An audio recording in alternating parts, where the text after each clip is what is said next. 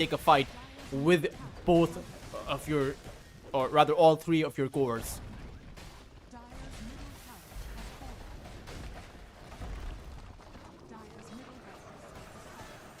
Wukong's command is also going to be activated to secure that second lane of barracks, and in the end they will just go back, having dealt a fatal blow to aim possible.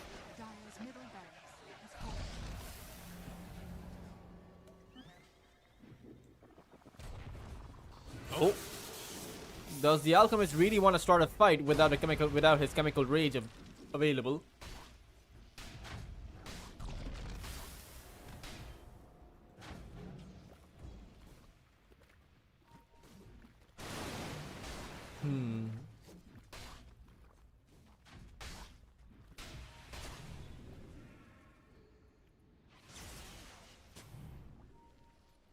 Dire's courier has been killed. Dire are scanning.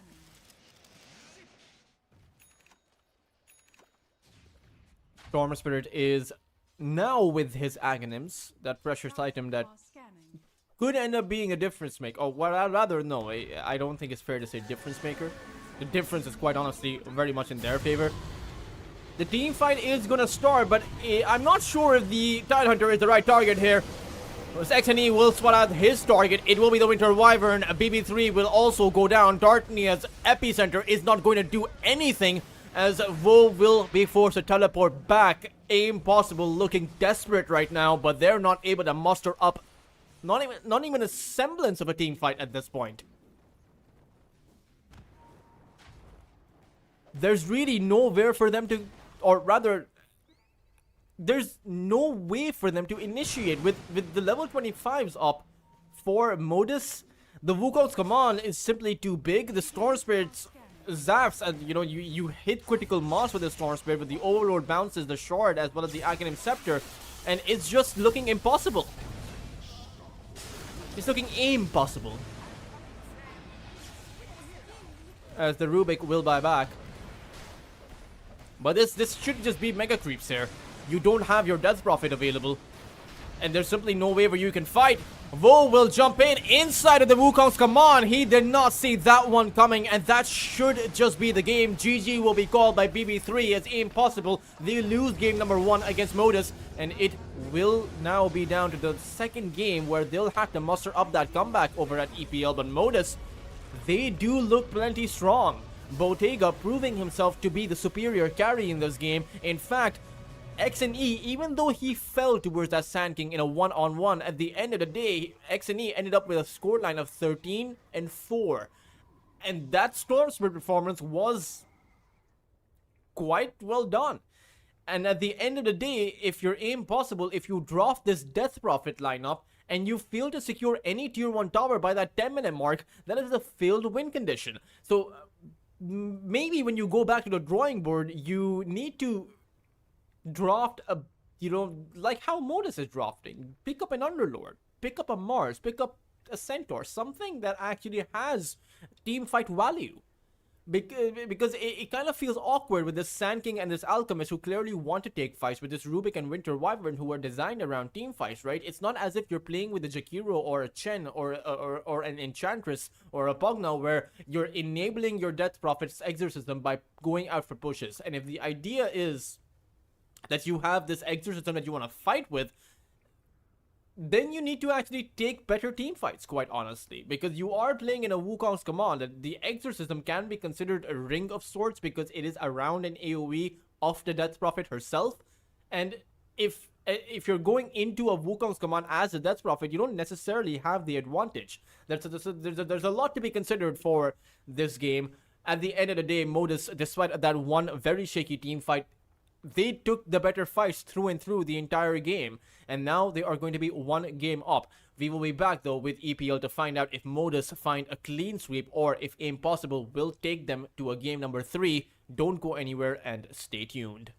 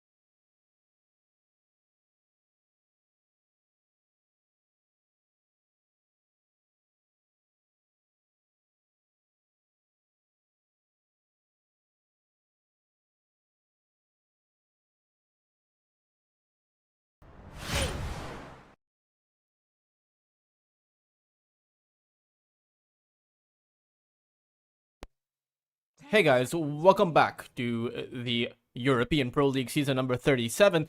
Impossible versus Modus going at it in a best of 3, with Impossible being one game down. Modus certainly are playing this, I would say, much better.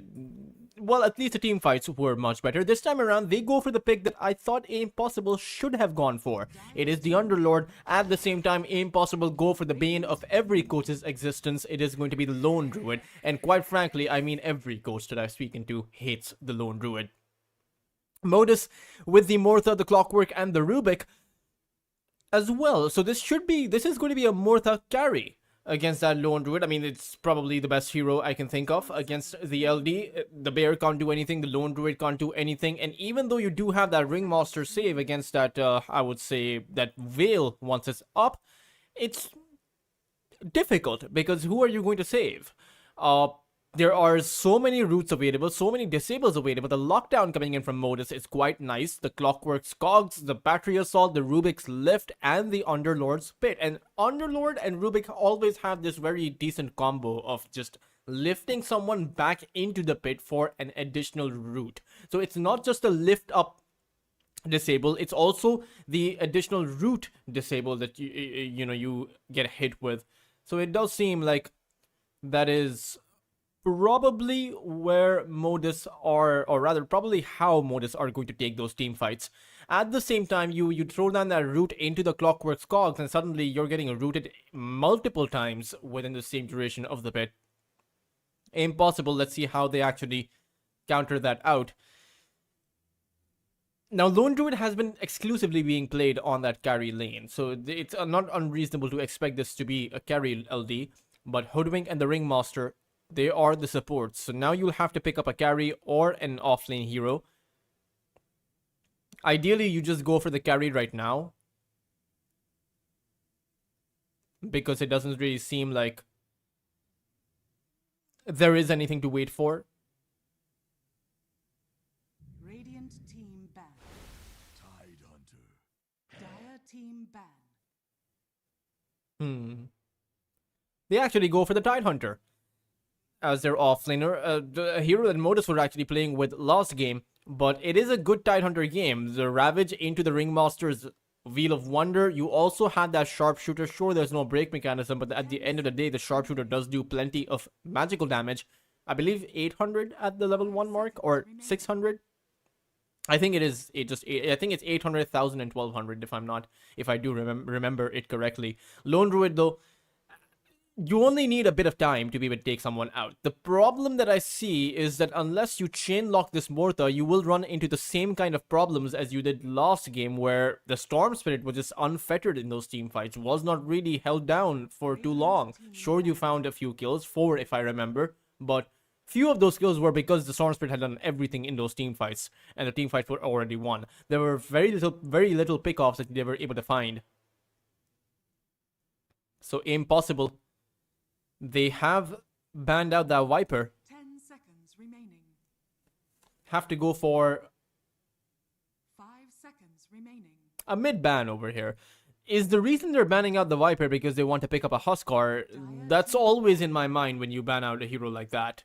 But Modus, it's their last ban that they have to be thinking of.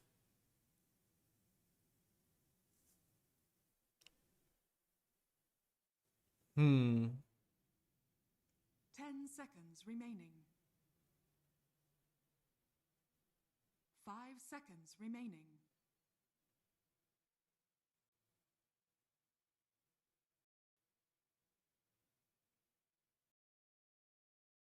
Radiant team pick. They ban out that Sand King. Dire team Okay, Impossible, they'll go for the Void Spirit.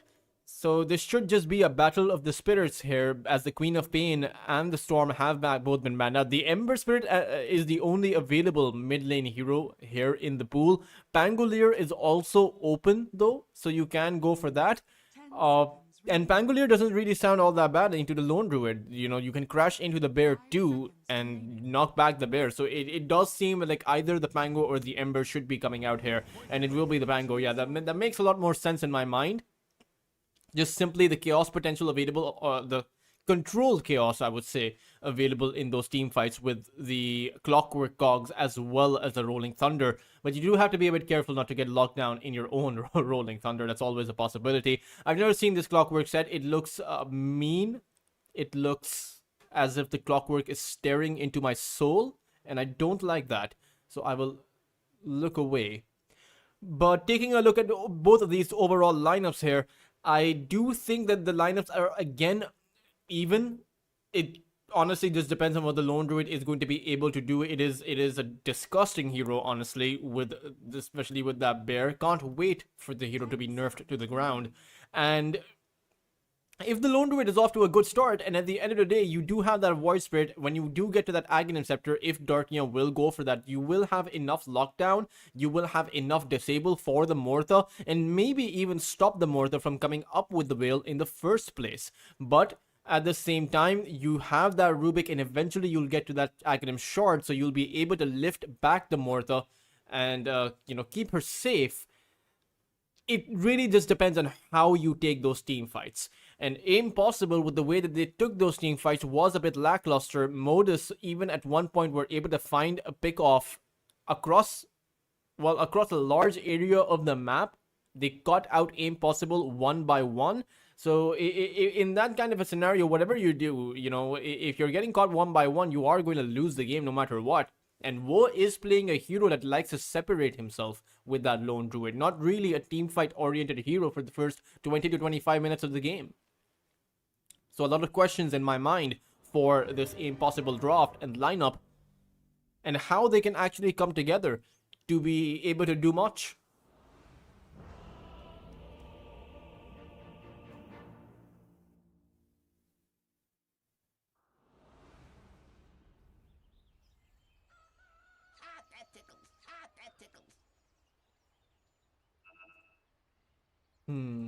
Prepare for battle.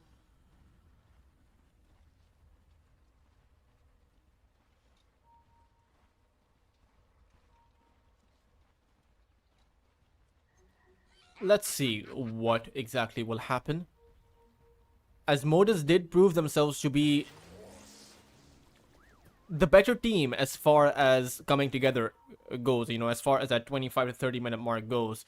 And the Mortha isn't exactly a slow farmer, or rather, I would say the Mortha doesn't really need that much farm to be able to hit big. So that's always going to be a factor. Of course, the 6-slotted Mortha is impossible to play against. I don't think I've ever seen a game where a 6-slotted carry Mortha actually loses. But it's always possible, I guess. Darknia is playing a Grandmaster Void Spirit.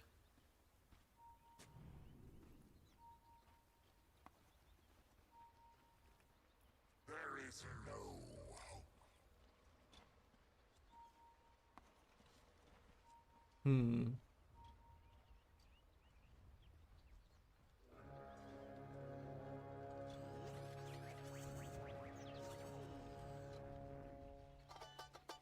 battle begins. Problems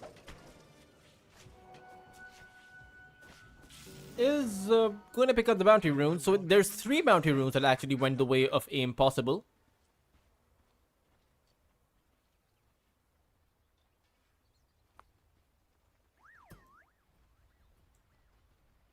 And a very deep observer ward planted down by Modus. So I think this means that they want to play aggressive with their Clockwork.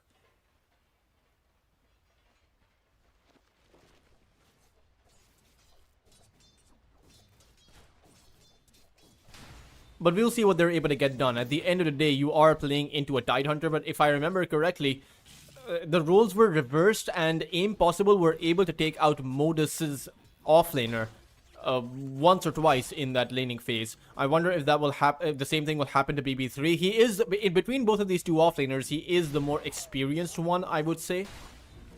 There's problems. There's the first Cogs, but not really going to do much here. In fact, the Cogs actually results in a Tidehunter just holding his position. So you want to play the Sniper Cogs. You want to plant down the Cogs and just send them out against the Tidehunter. Burn away all of his mana.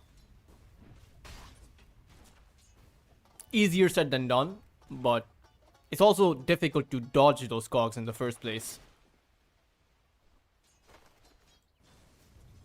Towards that mid side. Void Spirit versus the Pangolier, and again, it's I will increase the in-game volume at least a little bit. There we go. Pangolier does seem to be doing fine. 7 lost hits for both of these two mid laners as Darknia finds a deny. Nicely done by him. I would imagine that this is a very even lane across the two. There's not too much that Darknia can do. In fact, Darknia is going to get pushed slightly back. There's both of these two heroes, they create a barrier, right? So I would imagine that neither of these heroes should be falling. At the same time, XNE did die in that previous game solo. And doesn't have the same kind of recoverability as a Storm Spirit. Storm Spirit can flash farm with your static remnants. As Vo ends up drawing first blood once more, Elmo goes down. This time around, it's not the support from Modus that falls, it's actually the offlaner. An offlaner who, well, did have very few CS when he started the game, but now he does have a decent recovery. At the same time, you really should not be falling as the Underlord, but I would imagine he doesn't have the pit, yeah. As long as you have the Pit of Malice, you can't die because both Wo as well as his Spirit Bear will be getting caught.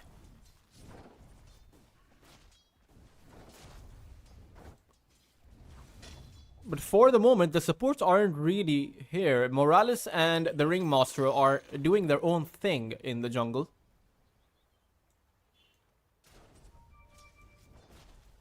Dire are scanning.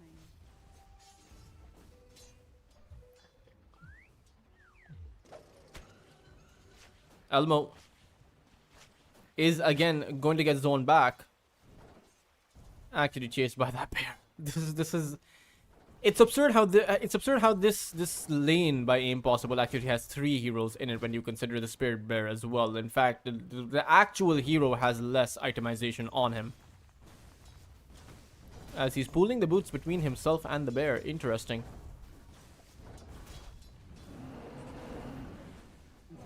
Can't believe they actually got this in the draft.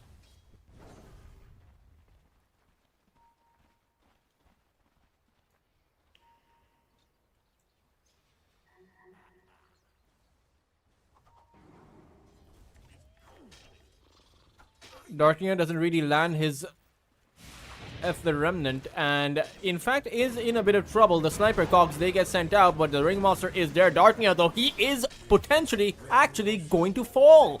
Queasy is here as well with the Hoodwink, but even he will fall down. X and E will end up with a double kill.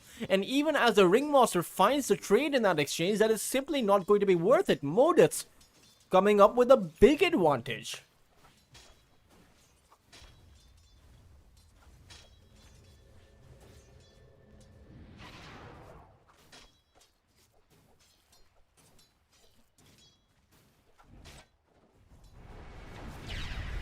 There's our pit coming about, but I don't think Morales will be able to get much done. In the end, they will just have to go back. Pushing back Wo. The real trouble comes when Wo has some items on his lone druid. You know, the Maelstrom, maybe even that Silver Edge. Man, that root does a lot of damage. Morales, he just lost about 300 HP there, just simply by one single entanglement. 90 damage, 180 damage. If you find a root, okay. I don't really know what to say to that. Considering it costs no mana, considering it costs nothing to actually find that root. It's a very high HP hero too. The Clockwork is here as they look for a kill, but what they don't realize is that Impossible have positioned both of their supports behind Wo. So this may be a lot harder, and Modus may end up getting punished for this if they decide to go in. Dire are scanning. The pings are coming out as Morales, they see the Spirit Bear. He's in the position where they want him. If they decide to go for him, the pit is going to be planted down as Vo is going to end up in trouble. There should be another root coming in. Vo only needs about a few more hits to go down. The cog is going to miss and Vo stays alive. It's in fact Problems who goes down, and Vo, he might actually end up making it out of here. The root is found by the Lone Druid's Bear, but the Firestorm from Elmo will finally take out the Lone Druid in the end. An overall 1-for-1 as the Rubik stays alive. So they got what they came for. Modus will find that execution. and are pretty much going to be happy with that result. You'd sacrifice your clockwork 1,000 times over if it means taking out the opposing carry.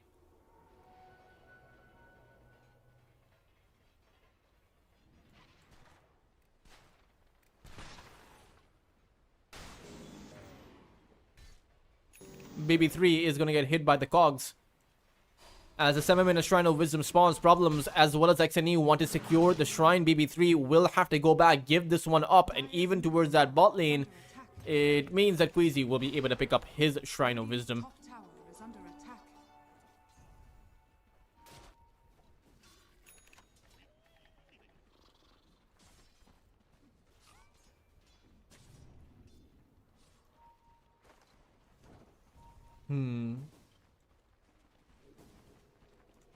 XNE Dire's doesn't have his Rolling Thunder.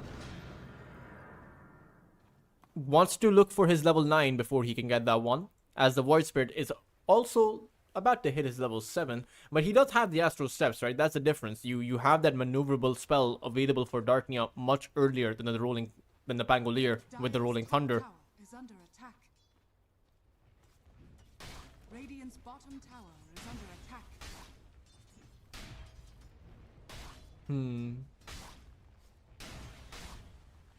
Radiant's middle tower is under attack.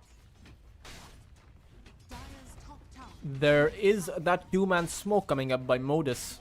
Okay, I give them a heads.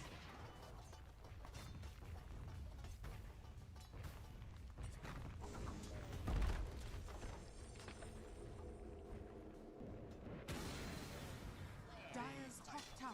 Tidehunter is going to be getting caught. XNE is there. BB3 has that rabbit, so they can't really push in too deep for him. And in the end, they'll have to go back. XNE will teleport back towards that mid lane. As Vo continues to farm, he will be able to get to his Maelstrom at about the 11-minute mark.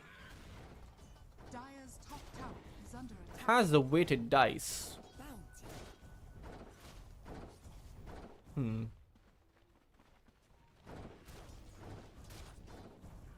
mean, I suppose the weighted dice is pretty good on the Lone Druid if you can, because it's both on the Lone Druid as well as the Spirit Bear.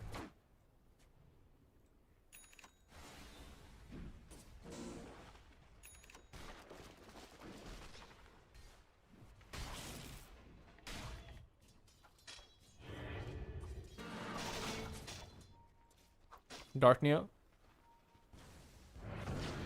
Dire's structures are fortified. Oh, Morales, he is a goner. Radiant's middle The Ringmaster to be able to pick up the kill. Dire's As they apply pressure towards that tier 1 tower and should be able to find it with that Spirit Bear. Easily done by them. They find a kill, they find a tower. has fallen. A 2000 lead now starting to stack up for Impossible. And when we take a look at the net worth chart, it is Under attack.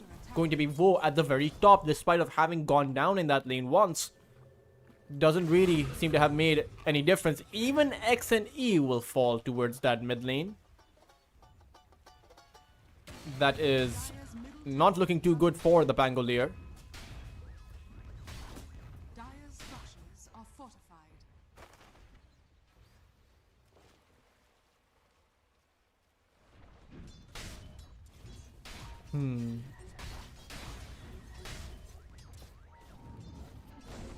Rubik will lift BB3 into the cogs. As BB3 does seem to be in a bit of trouble. He has no Ravage, but Darknia will come in from the side. And it's 5 heroes from Modus, but they're appearing to be a bit shaky. They don't really seem to want to commit here. Maybe it's because XNE doesn't have his Rolling Thunder, but at the same time, Impossible don't really know that. Radiant's middle tower is under attack. For all they know, they could be XNE could be keeping it in his pocket, ready to unleash it at a moment's notice. Dire's bottom tower has fallen.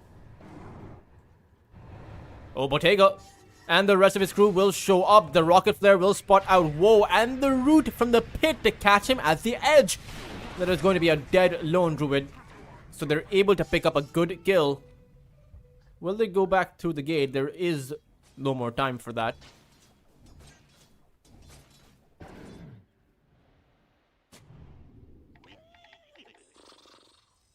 a 3,000 net worth advantage up for impossible right now. So even as they're finding the kill on the lone druid, it's not really budging the net worth disadvantage. It's not even slowing it down. It just continues to swing in favor of the Radiant side. Radiant are scanning.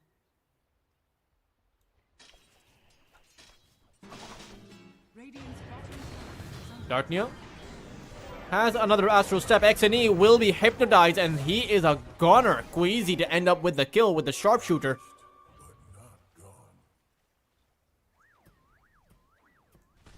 Radiant are scanning.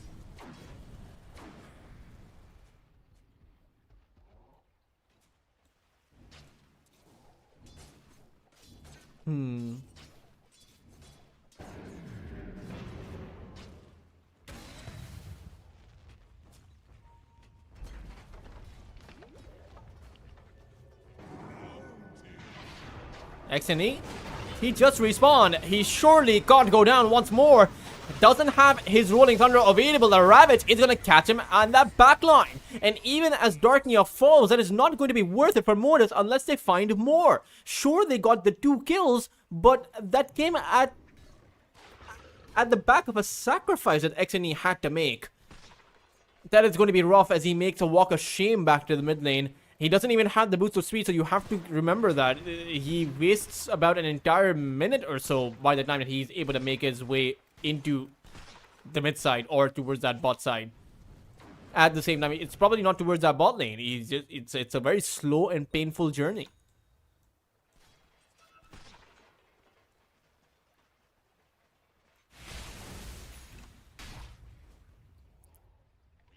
Tidehunter is going for the consecrated wraps, as there is a vessel almost built up by Darknia, or for Darknia.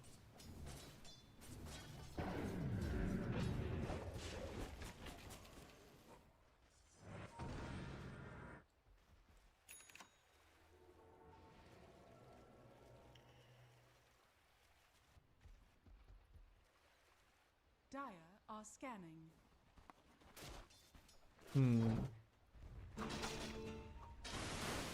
XNE again in trouble this time around. He's able to get off his Rolling Thunder, but doesn't really have a backup here, so he can't really do much. In fact, he's gonna get caught towards that cliff.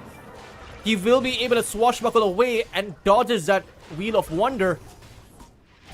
As the rest of his team does finally show up, Darknia is gonna go in for an Astral Step, but ends up getting rooted by that Telekinesis. Will be able to make it out, but only for a little while. In the end, he does go down. XNE fell as well, both mid laners being traded out, but the Ringmaster is going to be the difference, giving up his mega kill streak to Modus, as that is going to be a 2-for-1. Slight mitigation as they find Woe once more. Got out very far away from his tier 1 tower, and even though he does activate his spirit form, he will fall. In even Queasy is going to get caught, slowed down by the rocket flare. Sharpshooter is being channeled. Queasy is able to dodge it. Elmo though is hot on his tail. But the teleports, they are coming in. They need to be very careful. It's just problems as well as Elmo isolated very far in, overextended, overplayed their hand, and they will go down. The bushwhack to catch out Queasy, or rather problems, as he'll be the last casualty. Darknia to end up with a double kill, and what was supposed to be a very worth it exchange when you take out the lone druid, them getting too greedy is going to cost them whatever lead they built up at the back of that kill.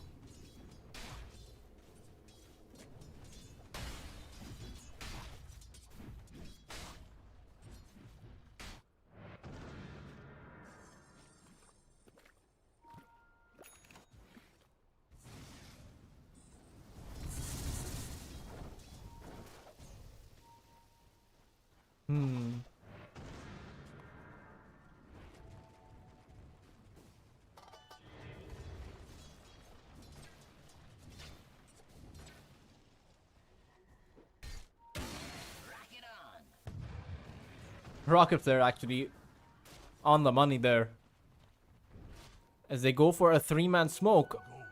It's the Tidehunter they'll run into. I wonder if they'll actually initiate on him or let him slip by. Does seem to be the case as he makes his way out.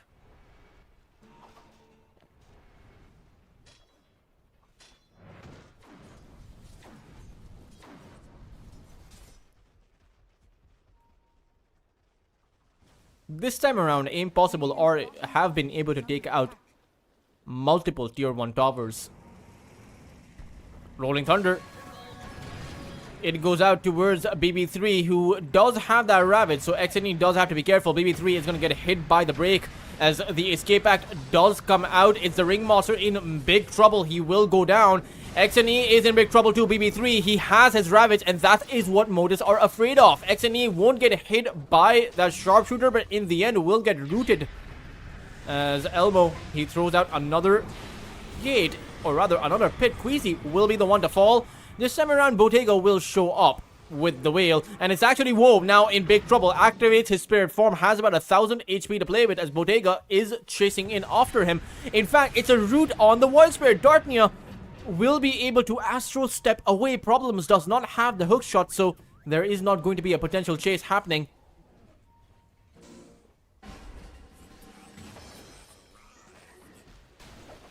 That should be the end of that team fight with a 1 for 2. But it is, at the end of the day, X and E for 2 supports from the other side, from Impossible, so...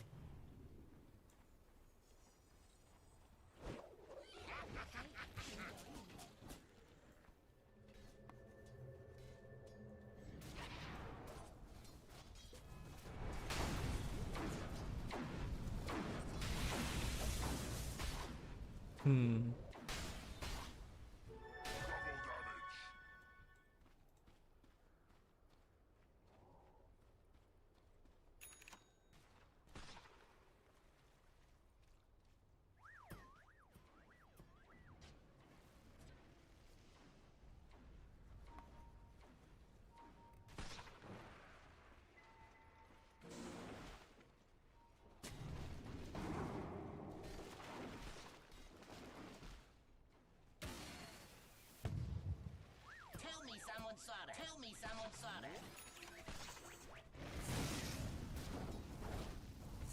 Woe going for the Aghanim Scepter, but what he doesn't realize is that he is going to get caught once more. Coming in through the gate is the entire lineup from Mode as the Wheel of Wonder gets sent out in a desperate attempt to protect their lone druid. Escape Act is there as well, but he's stuck inside of the cogs, and that will turn out to be his graveyard. As Elmo goes down, XNE is also in big trouble, has that barrier built up. Inside of that Ether Remnant though, they are huddled up together. Dartnia will be getting caught too, and the whale activated. Bottega will be able to take out Dartnia, and what was supposed to be a 3,000 lead is now just down to the 1,000. XNE buying time so that the rest of the team can catch up to both the remaining supports. BB3 may have the Ravage, but Modus are doing a phenomenal job at actually playing around it. There's BB3. He's frontlining. I'm not sure what he's frontlining for. The rest of Modus will just walk away.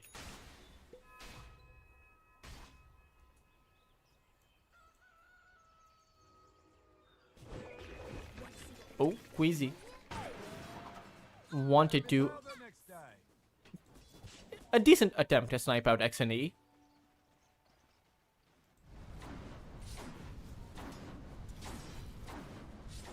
Atos is going to be there for Elmo. So again, it's just several routes available for Modus.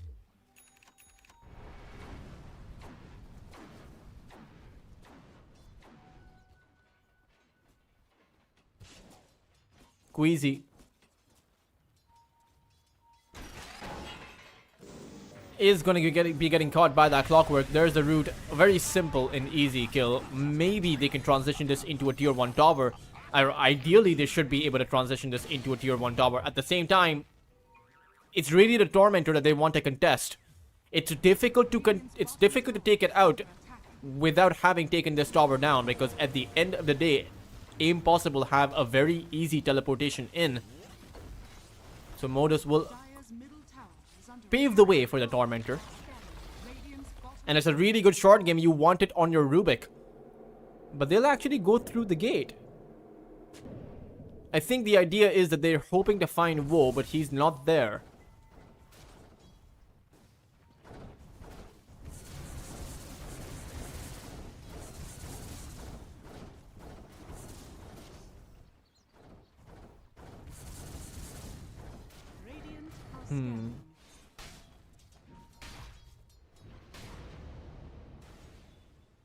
Modus.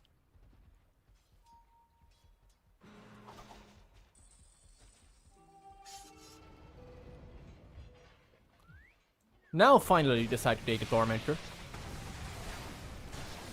I mean, Jetpack, upgraded Telekinesis, both of those two abilities are pretty good. In fact, it's a gate play once more.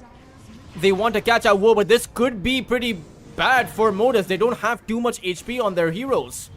Or rather, they're not at 100%. And this time around, BB3, as soon as he's there on that front line, it becomes immediately incredibly difficult to go for that lone druid. And that is... It seems to be the perfect frontline mechanism for your carry. As Bottega and the rest of Modus' supports, they group up together for a Smoke of Deceit, but there's really nowhere for them to go, or rather, no one for them to find here. Unless they wrap around all the way towards the left part of the map. It's mass teleportations that have to come in because X and E has been caught out. Tower also going to take significant amount of damage. Radiant's middle tower is under attack. Dire's top tower has fallen. Radiant's courier has been killed. Oh no. Bull just falls so darn quick. And again, it's that damage output from Bottega. He doesn't really need too many items to be able to apply that much damage. Radiant's courier has been killed. Certainly some Glimmer Capes, a Pipe of Insight, that would be massive against Bottega's damage output because the Whale is, you know, it's... Oh, now it actually applies bonus damage. I didn't realize that. Rubik Morales is going to fall too. At the end of the day, a lone druid for a Rubik, that's a trade that Modus will be very happy with, as for the first time in the game, they have the net worth advantage in their hands. And as long as your Mortha is alive, you're going to be pretty happy with how the game is actually working out. Eventually, you can deal with the Tidehunter because you have that break now built in, that Silver Edge available for Bottega.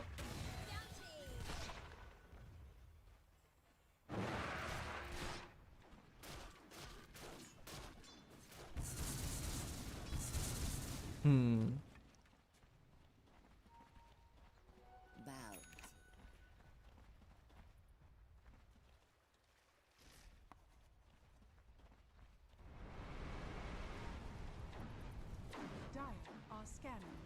Dire's bottom tower is under attack. As their tier 2 tower does appear to be in trouble, but Lexini, he is going to show up with that Rolling Thunder. There's a pit coming in as well. The Underlord having built up that Aghanim Scepter, the Whale is activated, and the Tidehunter BB3 is in massive trouble. Will actually fall before he can send out his Ravage. Ringmaster will be cleared up as well, as Vo's Spirit Bear is being chased by problems. He doesn't have the cogs though to hold the bear down. Has his 4 stuff available. As XNE dagger to also slow down the bear. There we go, 300 gold and a kill essentially, right? A support kill at the end of the day. It gives about as much gold. And with the Spirit Bear down, or I believe he can just resummon it. There we go. They do see the bear underneath their observer ward, and so they have perfect vision set up for Roshan. The scan comes out by the Radiant side. Impossible to realize this is happening. They throw out a Bushwhack too, as XNE almost went down. But maybe that's enough to actually distract or deter Modus away from Roshan. It is down to about half HP, as XNE will have to fall back to his fountain, teleport back to the outpost if they want to take this down. But as I say that, Bottega does not show any intent to actually contest Roshan. No, now he does. So they're moving in towards him, or towards it.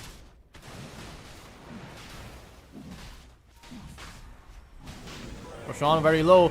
Wheel of Wonder does get sent out too, but problems, he stayed alive.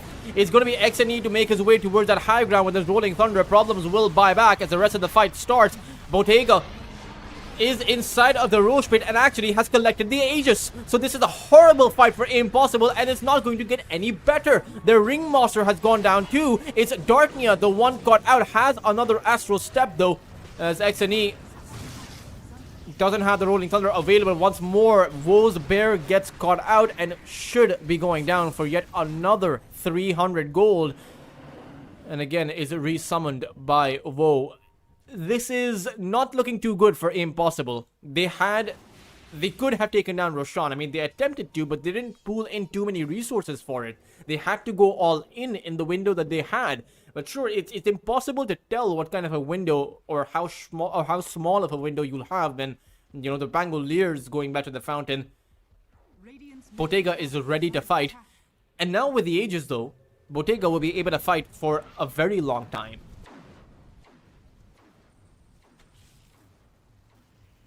Radiant's bottom tower is under attack.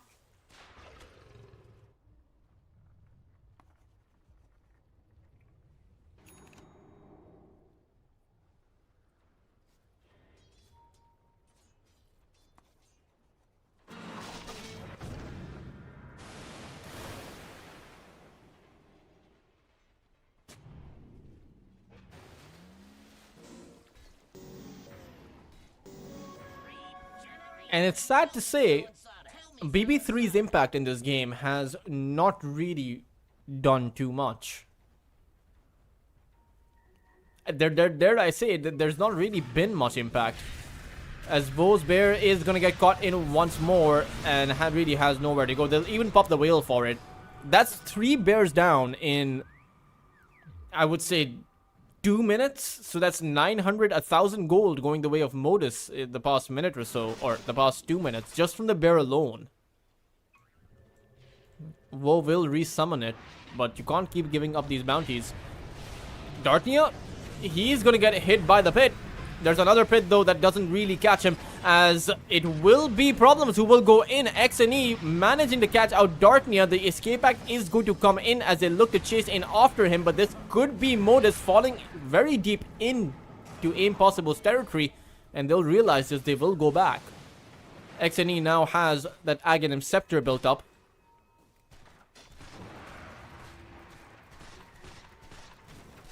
But a lot of the map control is in the hands of Modus.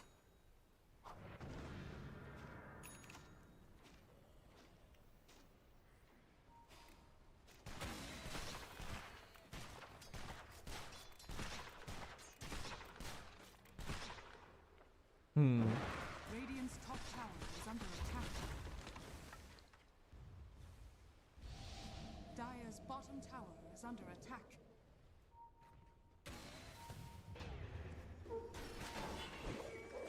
Morales sends out, or rather gets hit by the bushwhack and the sharpshooter. Queasy might just end up, or rather will get punished for it as XNE shows up. So a 1-for-1. Worth it though for Queasy as he finds essentially a solo kill. Dire's middle tower is There was the bear involved in that, of course.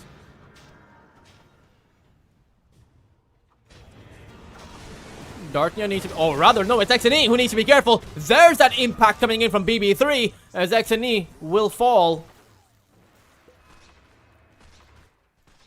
Suddenly, a 1-for-1 exchange turning out to be a 2-for.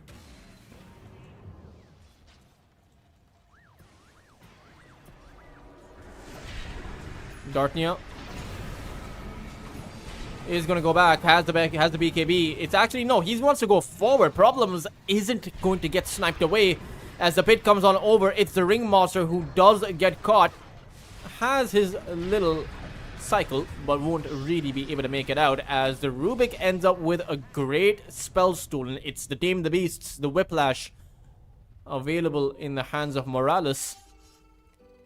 And this one spell is pretty darn good against... It's a disable at the end of the day. Radiant's middle tower is under You can send someone back into the pit with that one ability. Essentially 2 fear mechanisms available, right? One from Bottega's Deadshot and the other from Rubik's Whiplash.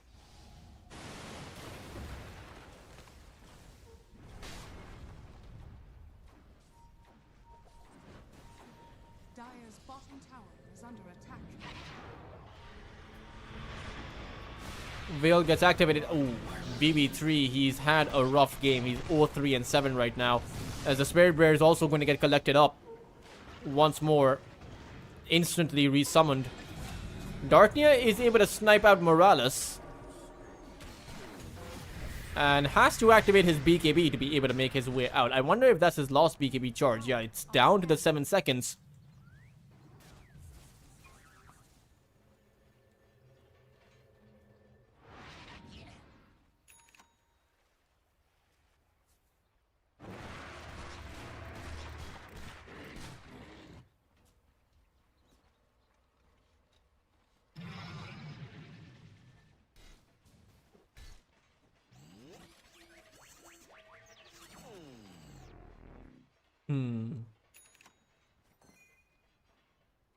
Precious bounty.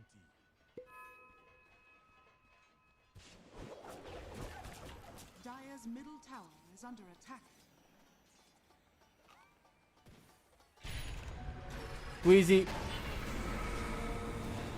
He's gonna get caught. Very simple kill. And I like how Modus are going all in for these small executions. Radiant are Everyone decides to show up to the party at the same time with Elmo.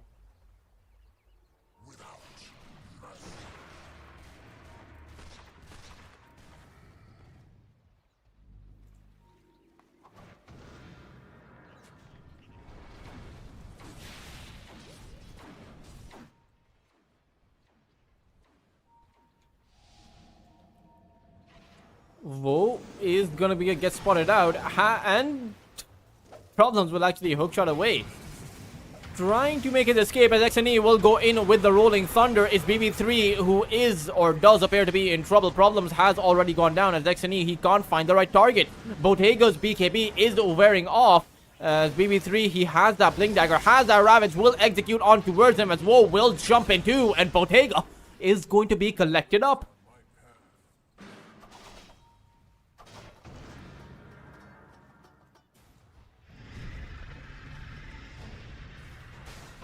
And without their Murtha, there's really not too much that Modus can actually do here. They will just have to give up their Rubik. XNE's damage output is not really relevant in these team fights. It's just the crash mechanisms they're playing with, but he needs some damage. He never went for the Diffusal Blade, which most Pangoliers do go for. And now he's actually going for that Nullifier.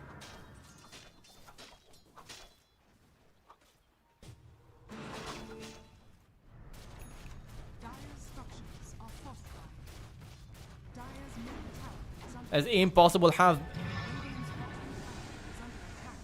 a good window to close out this game. Well, it's not really a big window as the Mortha will respawn, but at the very least they might be able to come up with an entire lane of barracks. The backdoor protection kicks in as the Underlord attempts to start this fight. BB3 will actually blink out as XNE, again, the Rolling Thunders, they haven't really found their mark. Haven't really caused that confusion that they need in the team fights.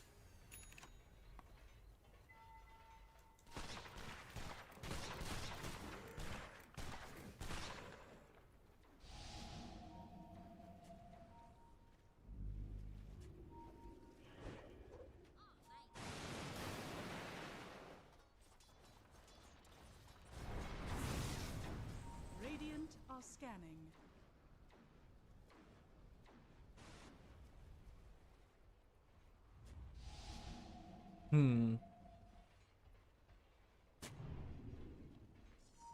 Dire are scanning.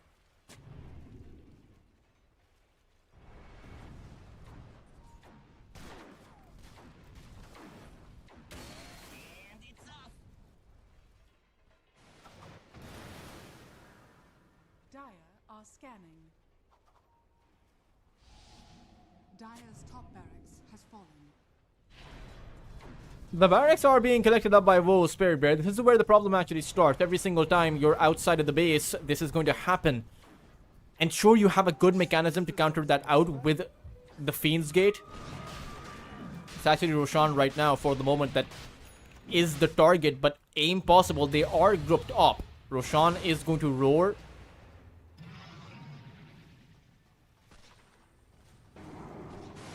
Dire's middle tower is under attack.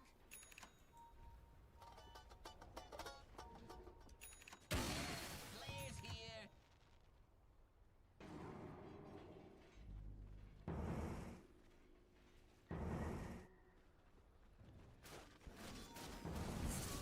Problems will spot out that Spirit Bear, lift it up into the air, and they'll be able to collect him. I mean, they've been doing this for quite a while, but this has not really been translating into anything. Cooldown not really that high for the respawn. I mean, it is decent enough time, but Woe's Spirit Bear is only going to play aggressive or, you know, that far out as long as he has that cooldown back up. Radiant are Right? Otherwise, Woe's Bear is just going to farm for the duration of that cooldown. XNE, he is going to make sure, or rather, no, BB3 is going to make sure that the Rolling Thunder can't get it gone. XNE will be a goner. Bottega is going to be able to activate the whale, but Modus have lost their entire lineup. As it will mean that Bottega has to just teleport away. A disaster for Modus, and BB3 was clutch on the trigger. And their prize will be Roshan once more. All they really found was that one hoodwink. Quite frankly, that is not going to be good enough.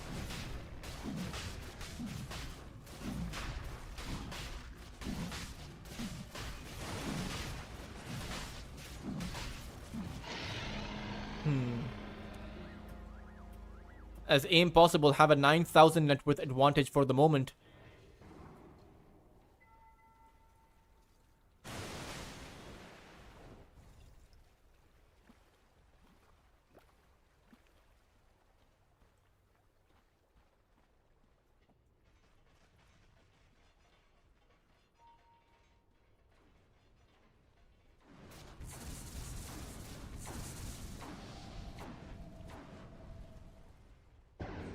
Dire's middle tower is under attack.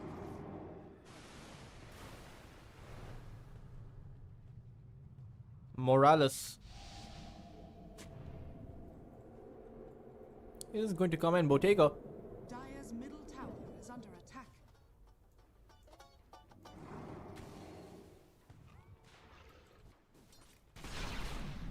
Dire's bottom tower is under attack. I mean, he has that Daedalus, but they don't have the necessary lockdown. Tower has fallen. Aim Possible are doing a great job of playing around that pit. It's not even as if the pits are off place. The gates are there. The pits are there. The BKBs, though. Dire's On the Tidehunter, on the Void Spirit. Even on Woe's Spirit Bear. You know, it just counters out that pit mechanism. And you need an extended team fight, but the amount of damage that Aim Possible bring in is just simply too much. Morales, well, he stole the spell before he went down, I suppose. I mean, I know he won't have that spell. Queasy is going to be in trouble. He's nullified down, so the escape act isn't really going to do much. They've actually left Queasy here. Queasy will go down towards that backline. Meanwhile, it's going to be the Ringmaster to get collected up to.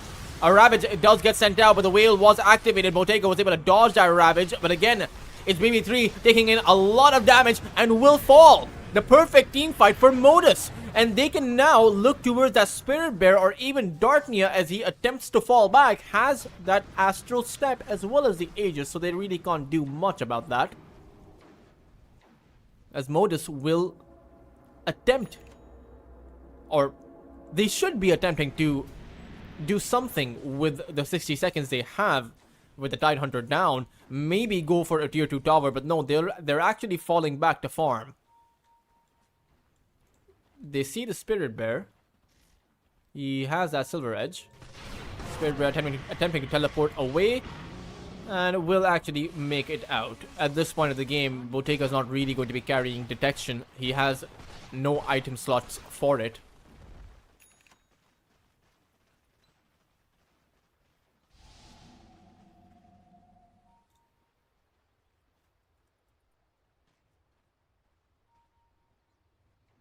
Bloody bounty! Jackpot!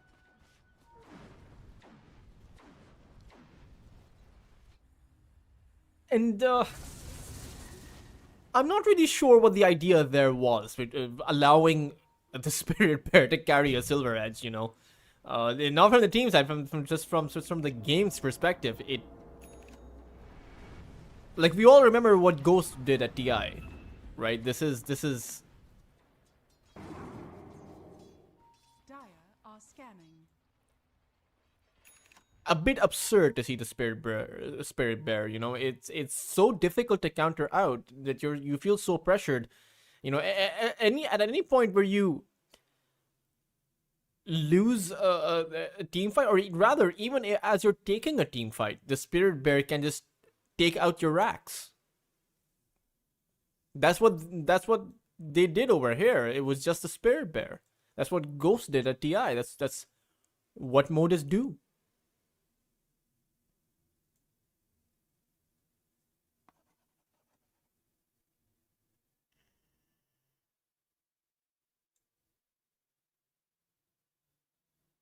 Hmm.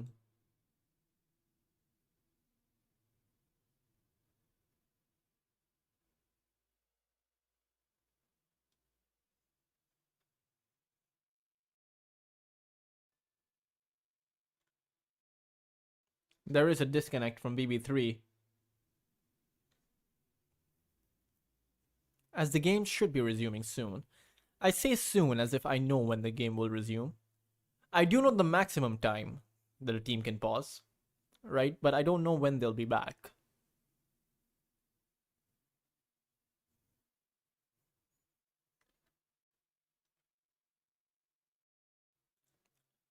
I just assume it'll be soon. The Prophet's Pendulum for the Void Spirit. The Conjurer's Catalyst. This appears to be quite a good item. I would say, it's an item that works with nearly every single hero in the game, right? Wheel of Wonder into the Conjurer's Catalyst. If you have multiple heroes, the more heroes got, the more that, you know, plus 80, plus 80, plus 80. So technically you can deal about 400 bonus damage to everyone around them. It's like a Queen of Pain landing a 5-man Shadow Strike with her Aghanim's.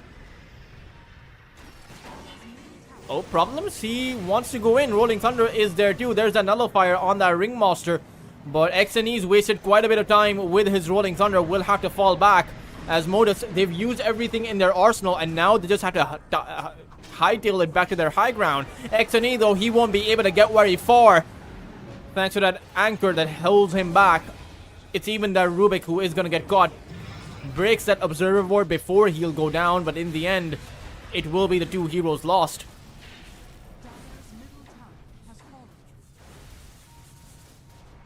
And BB3 still has that Ravage. So Modus, they are in big trouble. No, the Void for Darknia. He will lose his first life. Bottega holding his position with that wheel. Vo Spirit Bear is not budging though. He's still on that front line as the Void Spirit will be able to take apart Elmo as well as Morales. The wheel is only good to take out the one bear, but you have another one at the ready as soon as he teleports back in. Wheel down for about 40 seconds. In fact, even Bottega is going to end up getting caught. He does have a buyback available, but even if he does, the rest of his team is dead. And they don't have a buyback. Bottega will call GG as Impossible do the impossible by taking out Modus and taking them to a game number 3. It took a Spirit Bear or a Lone Druid to get it done. And that should be a wake-up call for Modus to just ban that one out completely. I don't know how it ends up making its way into the draft, but it's really, at this point, a broken hero that is very difficult to play against. And Impossible, very well done by them. BB3 didn't have much impact earlier on, but towards the later parts of the game was able to find the right Ravages, the right Disables, and quite frankly, XNE's impact was, even though he got off to a better start than he did last game, he didn't have much impact with his Rolling Thunders. I suppose it was just difficult for Bottega to be able to hold his position and knock some people down. At the end of the day, Morta is a glass cannon, and it's very easy to break through that glass. A lot of discussion, a lot of debate, though, on what could have happened for both sides, for what could have been done differently for Modus. At the end of the day, both of these two teams looking pretty much even-steven as far as their potential goes. Who will win the final game, though, as that is the decider for the series? Who really knows? We will be back with EPL season number 37 right after a short break.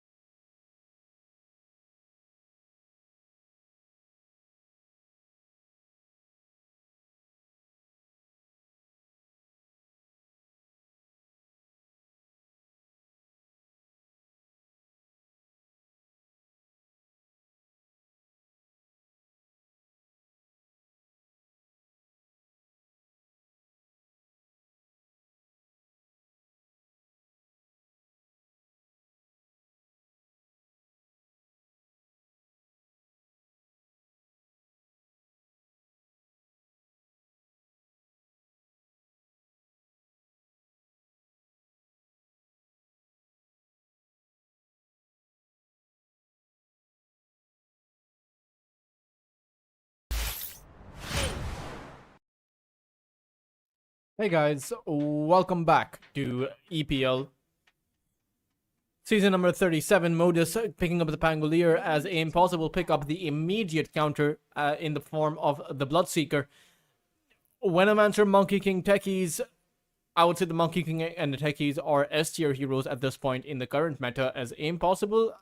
They go for the Void Spirit once more. Darknia certainly did have a wonderful game with the Void Spirit. He was a Grandmaster, so it was to be expected. 5 seconds As Modus, remaining. this time around, no Lone Druid available as they've banned it out. Certainly the right idea there. Let's see though what the rest of the lineup from Impossible will be able to do. It does seem that Dire team ban.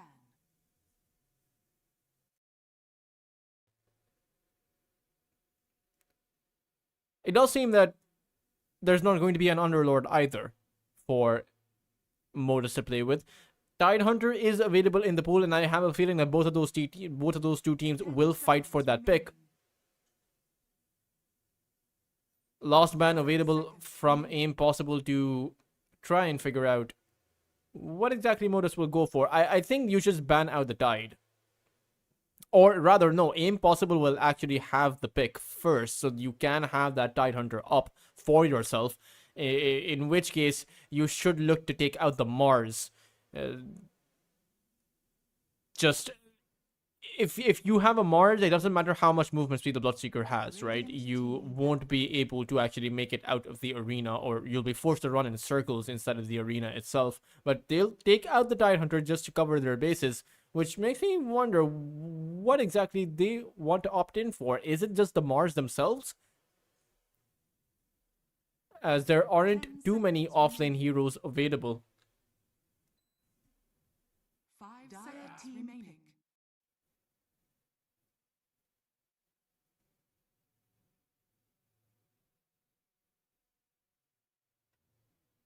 Brewmaster will also be taken out by Modus. As Impossible, 10 seconds remaining. thinking about their next pick.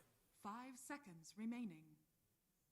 I mean, now you kind of have to go for the Mars. It's either the Mars or the Centaur. Those are the only two heroes in the drop. Oh, no, I actually I can't believe I forgot about the Doom.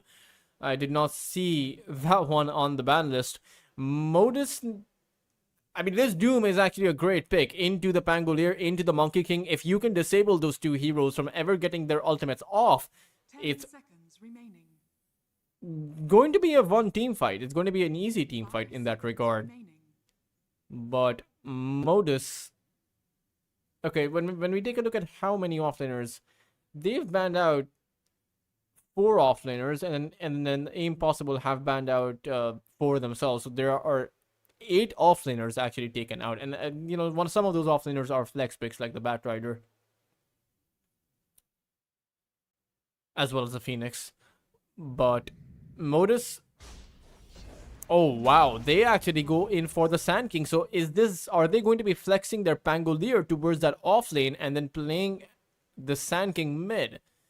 Is that the idea for X and E? Well, I mean, we'll find out once they actually pick their draft.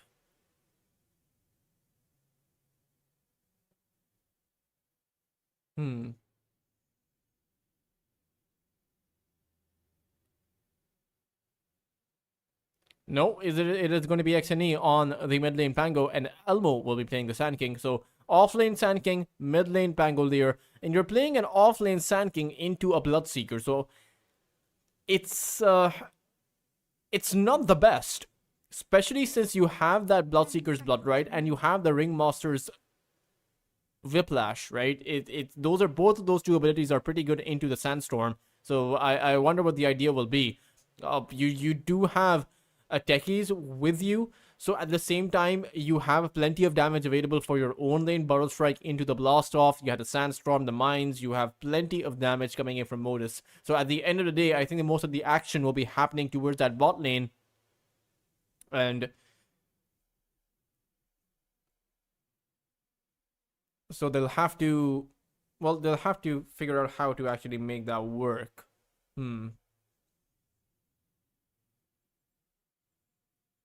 I do think that both of these two drops are again pretty much even. It is going to be a Monkey King versus a Bloodseeker. You can't 3-dance if you have the Rupture on yourself. I mean, you'll just take an absurd amount of damage. But the Rupture is mostly going to be saved for the Pangolier's Rolling Thunder once he gets us off. So you Rupture the Pangolier when he has the Rolling Thunder, and you send the Doom out on towards the Monkey King, ideally before he gets his Wukong's Command, or even on that Sand King before he gets off his Epicenter. Although that one will be hard because the Sand King is most likely going to be on the back line. And I think that Aim Possible's draft comes down to execution more than anything else. It's also the case for Modus, of course, with the... with the Epi and with the Rolling Thunder and Wukong's Command and whatnot. So both teams, whichever team comes out with the better execution, will be the team that most likely makes it out ahead. At least that's the perspective that I have in my mind.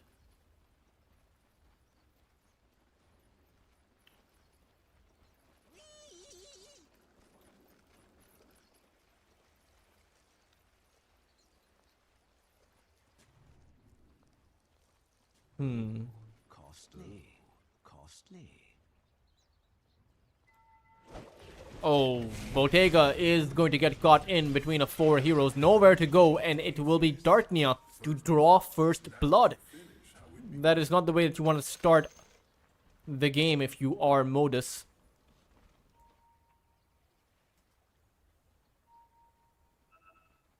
Seconds to battle.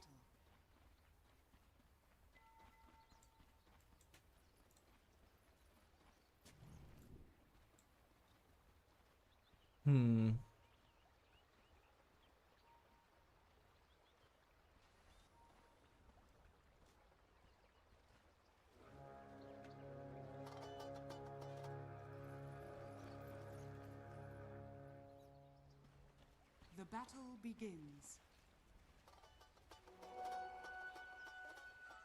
Morales Elmo to pick up the bounty rune. This time around, Aim Possible will not secure 3 bounty runes. It will just be the 2.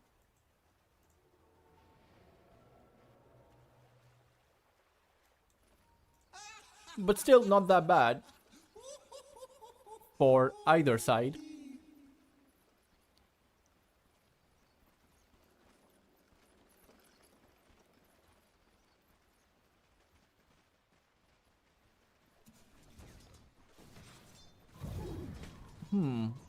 As I'm taking a look at this lane, I mean, the Techies is very good at actually trading. You have the Reactive Taser, and so the Ringmaster, I don't know who wins out on this trade exactly, considering you have many more daggers available because of this current patch. But it is hard for the Ringmaster, especially since Elmo is playing Neo against him, dodging out those daggers. And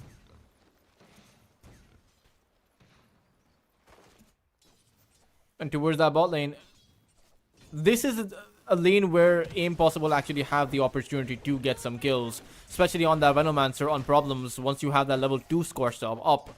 But for the moment, BP Bottega can trade very nice against the Doom, so I don't think it should be the Monkey King that Aim Possible will actually aim or target. It should just be problems.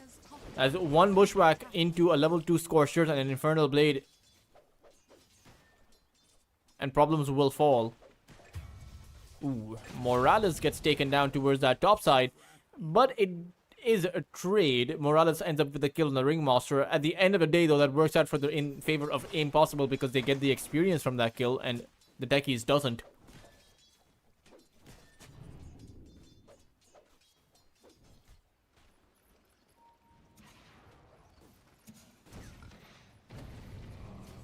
Morales.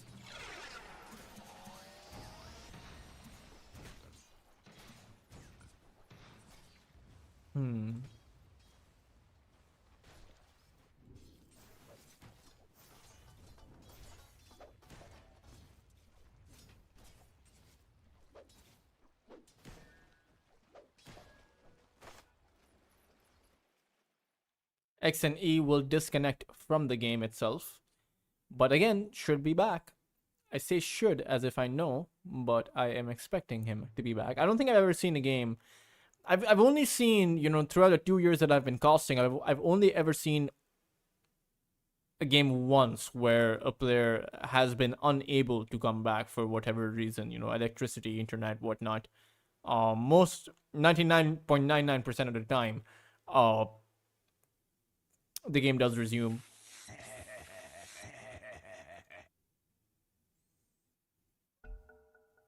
It'll be interesting to see how this matchup over on the mid lane plays out, considering that XNE is playing the exact same hero.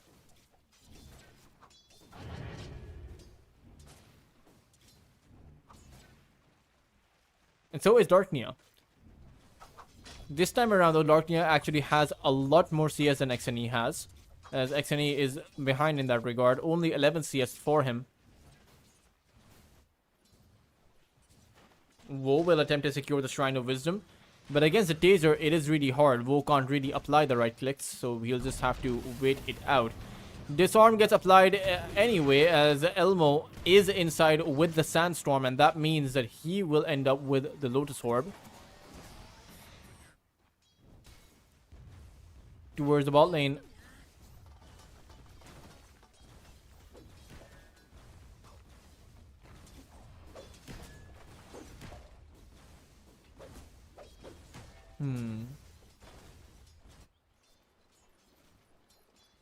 Radiant structures are fortified.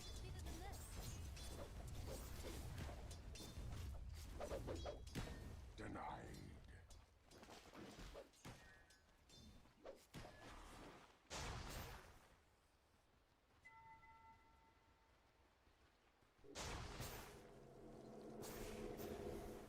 Wheezy.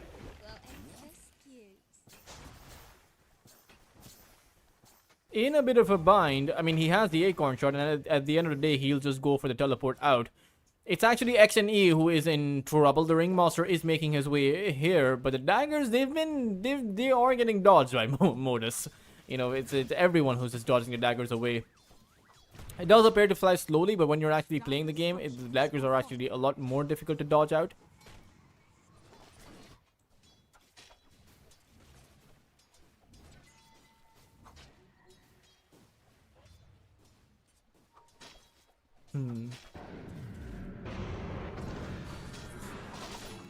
Darknia does get pressured a bit as XNE has equalized the last hit exchange. At the end of the day, as long you know you have the swashbuckles up, so your ability to recover in the lane is there. I wonder though what itemization Woe will go for. He does queue up the Maelstrom as opposed to the Radiance. I suppose the Radiance is a thing of the past, back when the Bloodseeker was in the meta.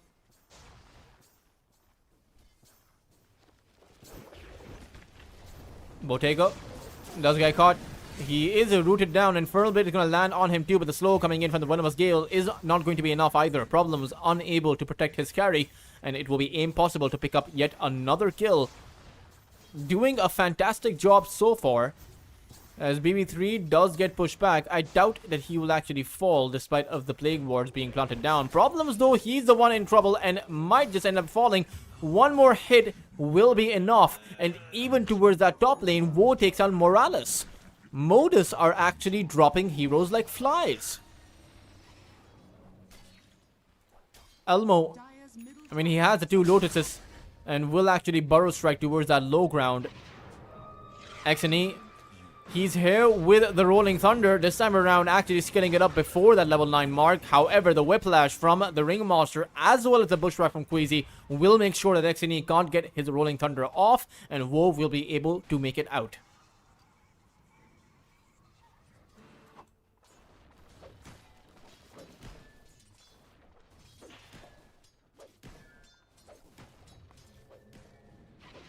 Seven-minute mark.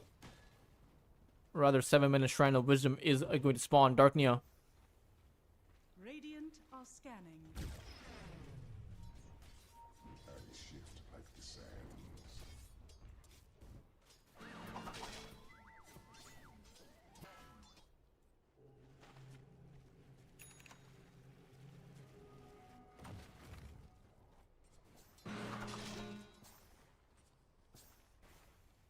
BB3 is going to pick up his Shrine of Wisdom. Oh, there is yet another attempt on towards Bottega. He is stuck in between 3 heroes. In fact, stuck in the bushwhack. And BB3 will be able to pick up the kill. Bottega to fall down thrice now in this early game. And this is not a good look for Modus. As even XNE is being punished or pressured towards that mid side. It really seems like Vo has a free lane, BB3 has a free lane, and Darknia is doing very well on the Void Spirit. So this is troublesome for Modus. Already 1,000 net worth advantage in Darknia's, or rather in Impossible's favor. XNE, he wants to mitigate a bit of that lead. Should be able to take down that Ringmaster with one more swipe.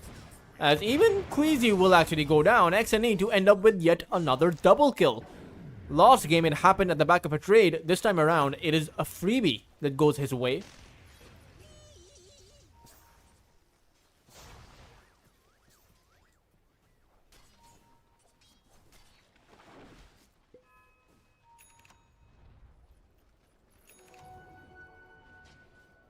They do see Darknia, but I doubt they'll make a move on him.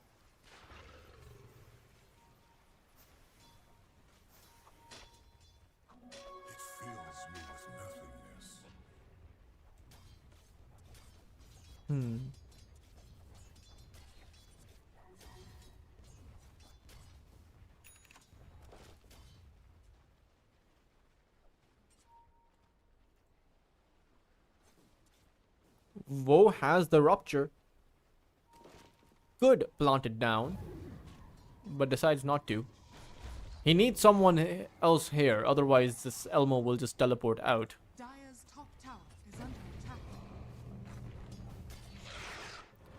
It's mass teleportation towards that bot lane as BB3, he's able to activate his Jingu, but no life steal coming about because of that Doom, and in the end, BB3 will take him out even after he dies.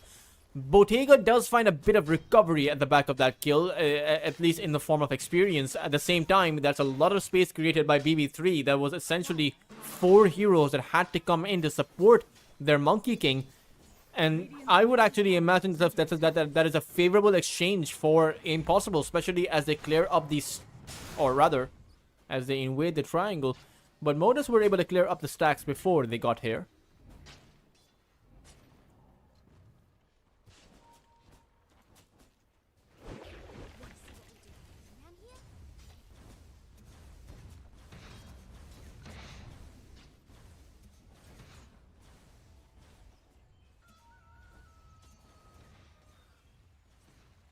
Radiant's middle tower is under attack.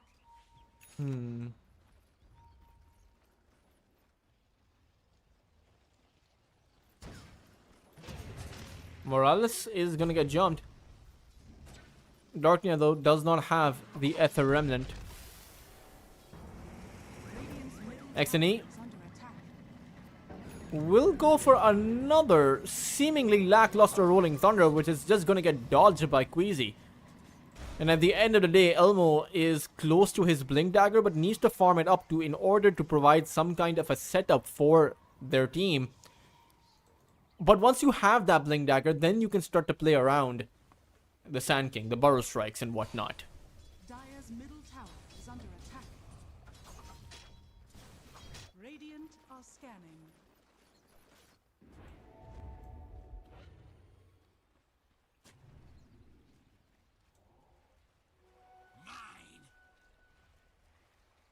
Dire's bottom tower. There's that rupture going on towards XNE. Bloodrite also gets sent out as XNE is trying to hold his position. Wheel of Wonder is going to get sent out as XNE gets hit by and taunted by it. Even Morales gets caught as the Ringmaster ends up with a double kill. Radiant's middle tower is under attack. Towards that mid lane, that's the reveal of the Blink Dagger. Queasy able to stick around for a little while longer. In fact, able to make it out. Impossible. Now no, there's the Blink Dagger up, so Elmo unable to reveal it. In fact, Elmo is in big trouble.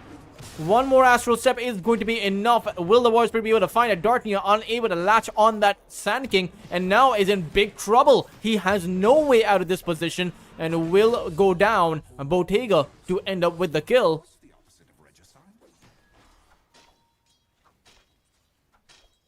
Radiant's top tower is under attack. as he's in the form of an unsuspecting lane creep.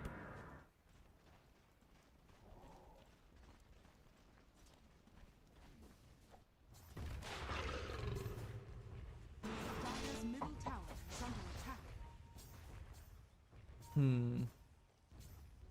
This will come in handy. Darknia sees problems and should be able to take him out. XNE is there, but he gets caught by the Ether Remnant, and Darknia will just Astro step back. At the same time, Vo goes down towards that top lane. There's a Doom on Morales as the techies will end up being the trade. At the same time, it's not worth losing your carry over this. In fact, it'll be Vo to actually pick up that kill, so a fair bit of gold going back his way. And to be fair, Vo is 2, 1, and 4 right now. When we take a look at the net worth, he is at the very top of the net worth chart, as opposed to the Monkey King Bottega, who has been struggling 2, 4, and 1 on his kill feed, and he's a full 1,000 net worth behind the Bloodseeker. Dire are scanning. Wheel of Wonder and another successful kill on Problems.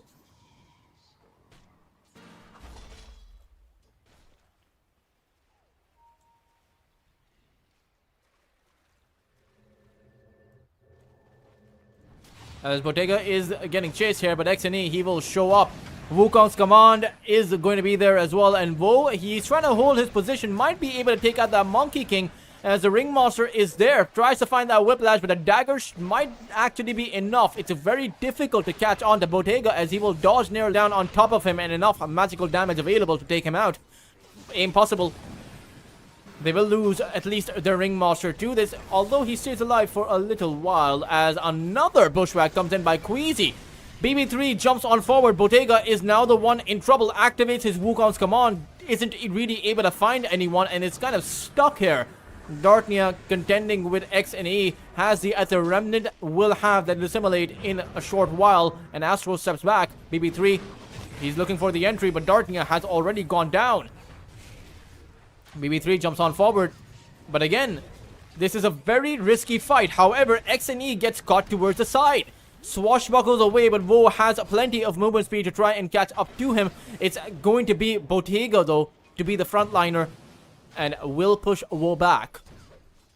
Ringmaster is a backup, so Morales has to be careful. So does Bottega. Is he thinking about jumping in? Gets caught by the Bushwhack, and will be getting hit by the silence, taking plenty of damage here. Dodges that lost dagger. Adelmo, he is also back. A very long and chaotic team fight, but Impossible aren't really able to get the jump. Sure, they found the one on X and E, but they weren't able to secure the kill. And at the end of the day, Modus get a very favorable team fight. Even if their cores are slightly behind the Bloodseeker and the Doom, it's still okay.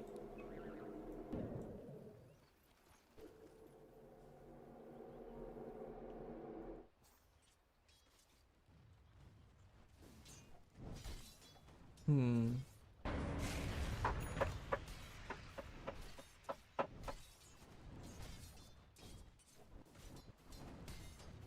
little something extra. Dire are scanning. Precious bounty.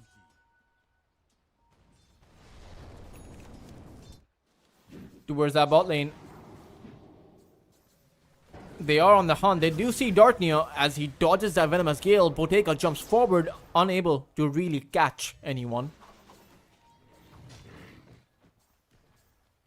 As XNE is going for a Lincoln Sphere against that Doom.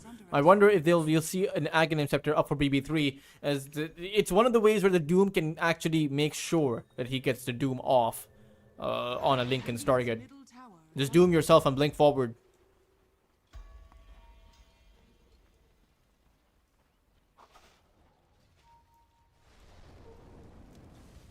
XNE. Radiant are scanning. He is being hunted. Queasy will be able to find that Bushwhack there. Those disables have been perfect by Queasy for the past few minutes.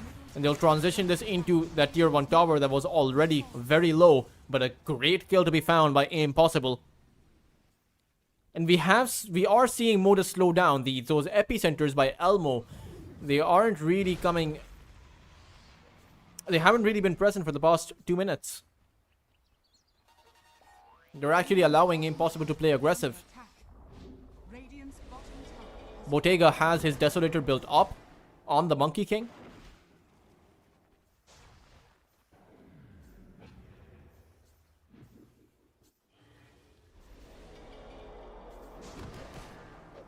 Go this way, and I'll go that.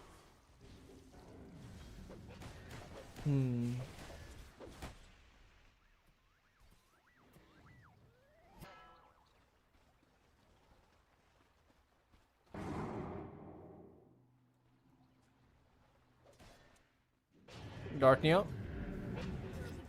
wants to look for Bottega, but the physical damage coming in from this Monkey King is simply too much. You need the Doom, you need the Bloodseeker to be able to take him down. WoW has the BKB up now. It's a full 9-second duration one. BB3's BKB is flying out towards him, so you do have the next necessary power spikes to be able to take a fight. The Epicenter's impact is going to be massively reduced, especially since Elmo doesn't even have an Aghanim Scepter and is not even close to one. Wants to be going for that Octarine core before he gets to that Aghanims. I would have preferred it the other way around. Aghanims into the Octarines. You know, I get the idea behind the Octarines. You want to, well, additional AoE, and you want to also be able to have more Borrow Strikes come out. But you want to infuse your Epicenter first. In my mind, at the very least.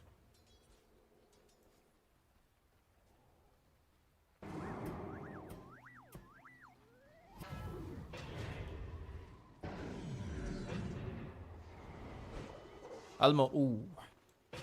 Will dodge out that bushwhack.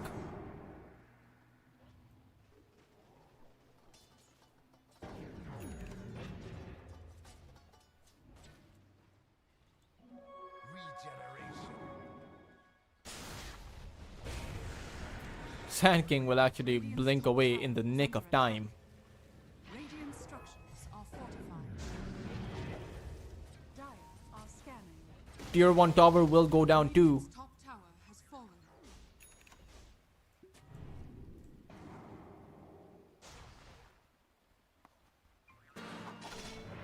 Radiant's middle tower is under attack.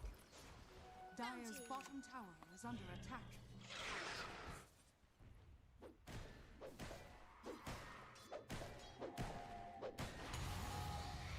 Okay. That was spotted out by Problems. BB3 using his BKB. And now it's down to the 8 seconds. Slight misclicks, I suppose they happen. But they know there's no BKB. XNE thought about going in with the Rolling Thunder. In fact, they will catch up to BB3. They know there's no Doom, but Wo, he is gonna jump in, and the Sand King is going to melt. Wo will now back away as Dartnia is caught in, but does have the Monkey King on very low over here. Can anyone take Bottega out and finish the job, as Bottega finds a great bushwhack, or rather a great boundless strike, but Queasy finds a great bushwhack. And overall 2 for 1, as they couldn't have their Monkey or their Void Thread disengage. And it does seem like Bottega has plenty of damage available.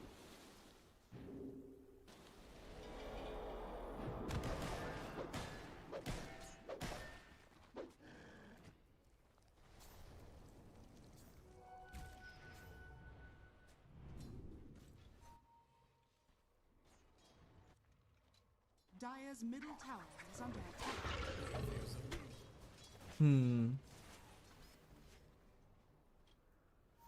Dire's courier has been killed. Dire's middle tower is under attack.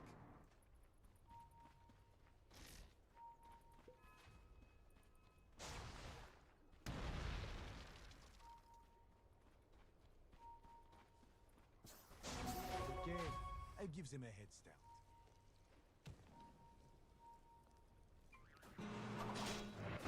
Morales, or rather the Ringmaster, will be able to break the Observer Ward. They want to open up the Steam fight. XNE, there's no Doom available from BB3, so XNE will be able to make his way out. Meanwhile, towards that backline, Wo attempting to snipe out that Venomancer with his BKB will be able to get it done. Bottega now the one in trouble. Or rather, is it Wo in trouble? A good bushwhack once again coming in by Queasy, but Wo stuck around for too long. and will actually go down here. Not a worth it exchange for just a Venomancer. Wheel of Wonder gets sent out too as Darknia goes back in. Xne is the one in danger, hypnotized, or rather dragged in by the Ether Remnant, and even Bottega fell towards the side. Darknia found the right target. Elmo, even with the epicenter just to shuffle around, won't really be able to do anything even when as Morales comes in with the blast off. It deals a fair bit of damage to actually take out BB3, but in the end, a clear win for AIM possible as they take out 4 entire heroes and the big bad monkey. 2,000 gold going in favor of AIM possible.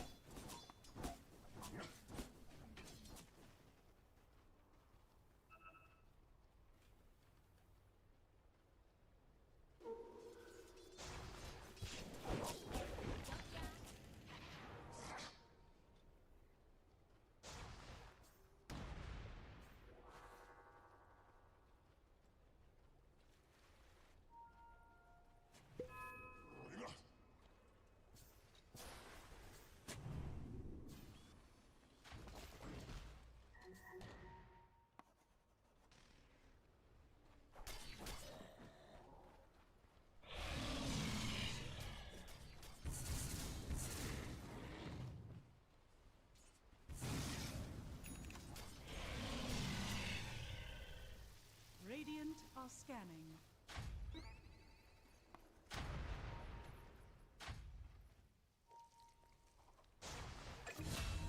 Ooh.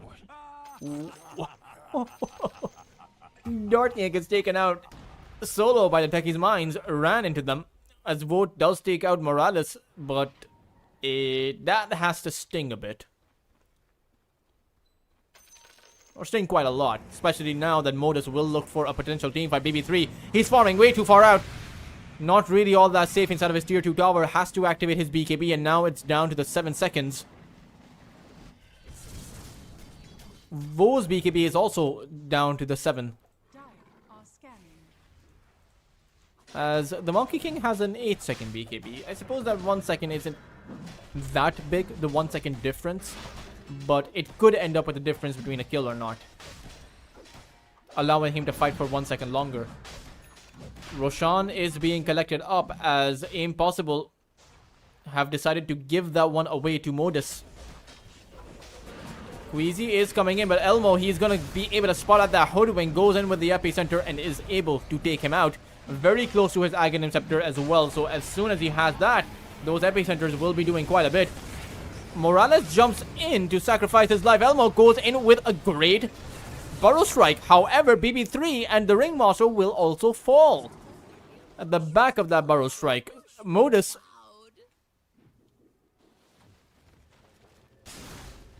just simply responding to AIM Possible, who were going in very aggressive.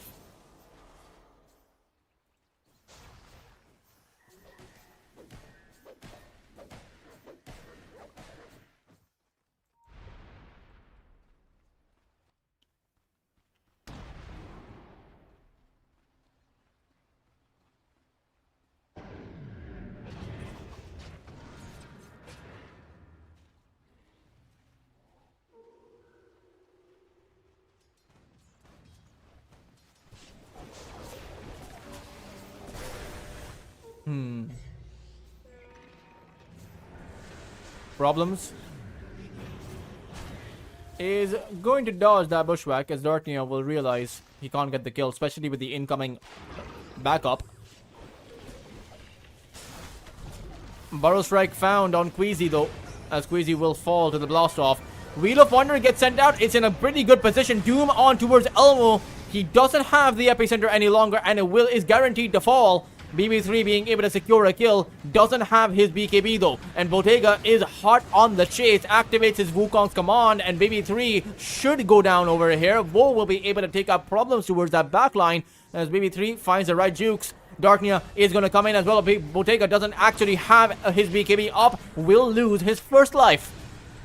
XNE trying to hold his position. Can he help out his Monkey King in this position? It's a 2 for 2 with Vo having plenty of damage available. Will be able to take up Bottega as Impossible find themselves with a teamfight win. Darknia with the amplified damage proving to just be a bit too much. And XNE, even he may actually fall. He doesn't have anywhere to go. Swashbuckles towards the side as Vo attempts to chase down that Pangolier.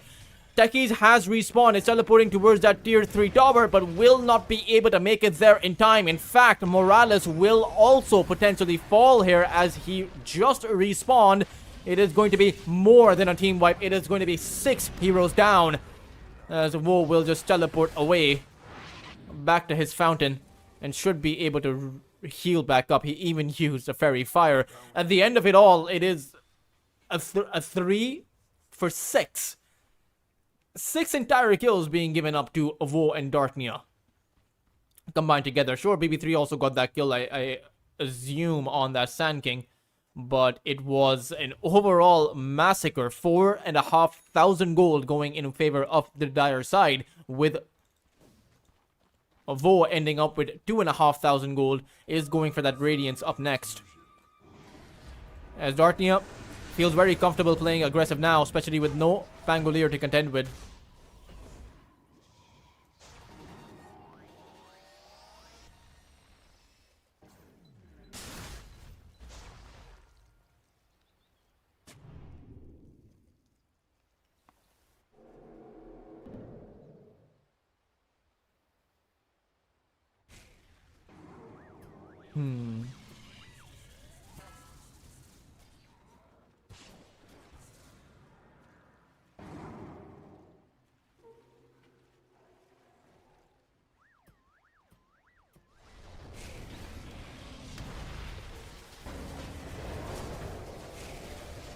Tormentor is going to go the way of Impossible. That is the first Tormentor of the game. It's going to go towards that Ringmaster. The spotlight is pretty good to catch out that Sand King instead of his Sandstorm. Also to catch out that Monkey King if he's inside of those trees. So it's a great shot to actually have.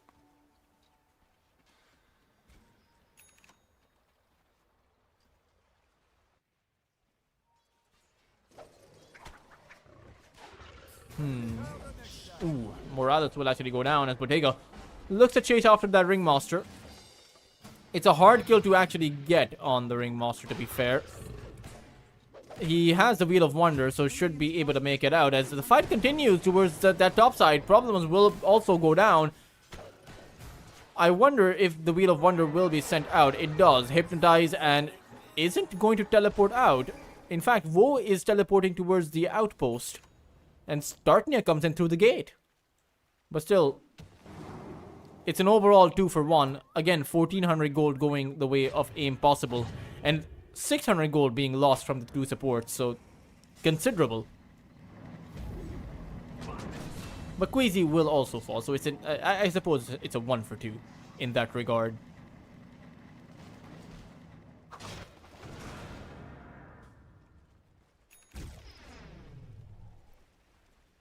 Shiva's Guard is up for the Doom.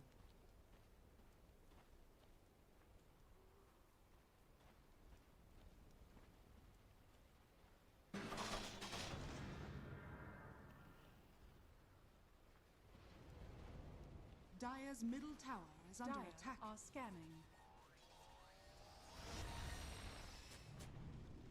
As Elmo will Burrow Strike away.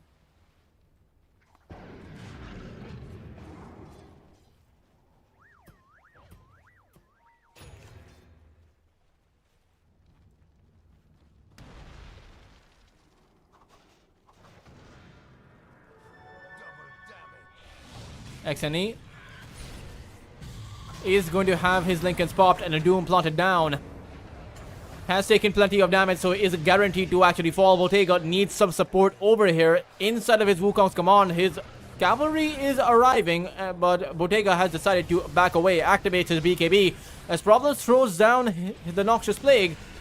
Bloodseeker goes in but has no BKB available. Wo is in big trouble, but so is Bottega. Who is going to go down first? It is going to be the Monkey King as Wo falls. However, Impossible have the better team fight. Darknia is going to be coming in as a difference maker to find yet another team wipe. A triple kill for the White Spirit.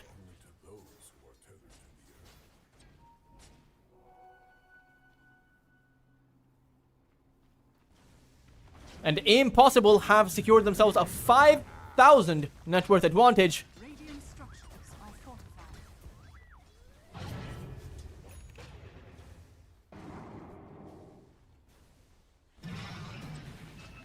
Should be able to take out that tier 2 tower. Radiant's Maybe push for more, but their lineup doesn't actually push all that well, especially without the Bloodseeker available.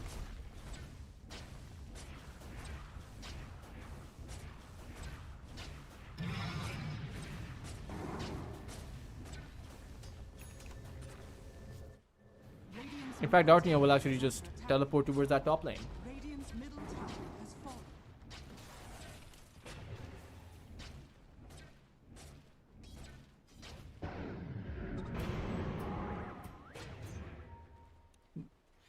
But it's quite the hefty advantage to now turn around if you're Modus. You get doomed up even if you have a double Lincolns from both Bottega as well as X and E. It still turns out to not really be enough. You now do have a Scythe of Vice available for problems. But the real problem is being able to support a very maneuverable lineup with heroes like the Venomancer. You need to already be in position to help them out. Otherwise, it won't be possible. Dartnia is going to get caught and is going to fall. Very aggressive in his positioning. Is going to get punished for it.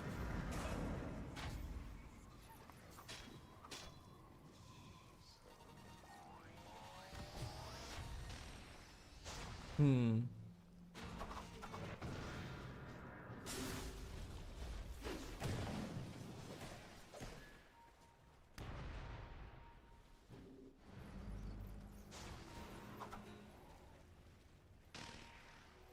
the twins.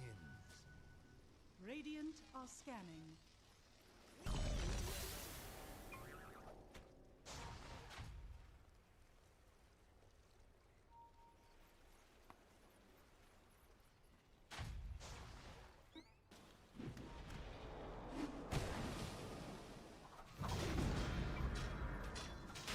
Roshan is going to be up for grabs, as Roshan will also roar. Impossible aren't in the position to actually contest this Roshan once more. In fact, they don't have the Void Spirit available, so it's very much impossible to contest this.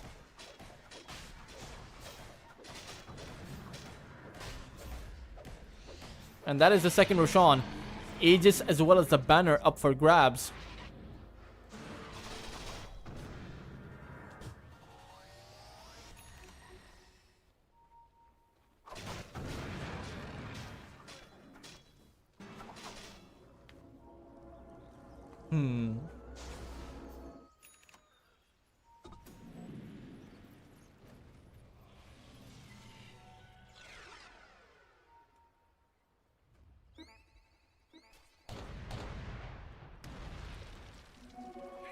Wo actually has created the consecrated wraps as well, interestingly.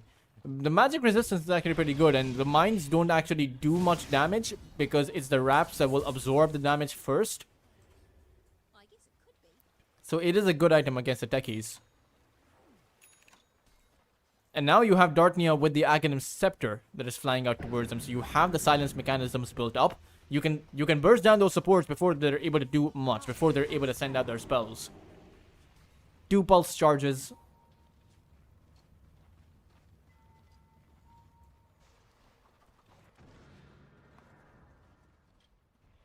Dire are scanning. Dire's middle tower is under attack.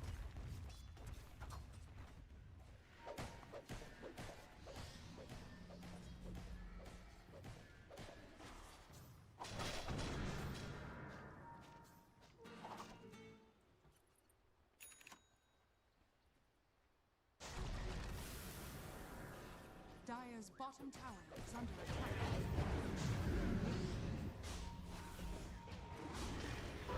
The team fight is being brewed up. However, Impossible are on the low ground. Elmo is going to be doomed and will actually go down before he's able to do anything. Impossible have yet again a good team fight on their hands. XNE, his Rolling Thunder will wear off eventually as Vo is plenty strong over here. Bottega forced to contend against the lineup and actually just teleport away. It will be 3 heroes collected up. Impossible, despite of being on the low ground, despite of Modus having the jump in on them, they're not able to do. They're able to take out Modus, and Modus, I feel like they've lost their stride. They've lost much of the energy they were coming in with in the early to mid game. And right now, they're just simply too far behind. XNE held in by that bushwhack and that sharpshooter. Will be able to pick up the kill. That is yet another Has been killed. tick on the tally.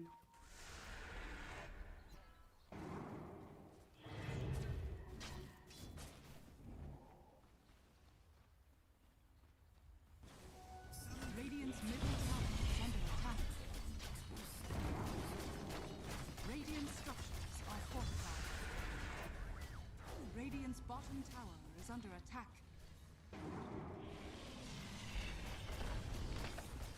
And this time around with the Bloodseeker up, they should be able to get away with at least 1 lane of barracks. In fact, there is no Pangolier available for 60 seconds. He doesn't have a buyback. So this should be maybe even 2 lanes. However, there are still the tier 2 towers that you have to get through. Radiant's top tower is under attack. So it's very difficult to be able to go further from this position. Radiant's bottom tower is under But there is no more Aegis for the Monkey King. I believe he lost it in that last team fight.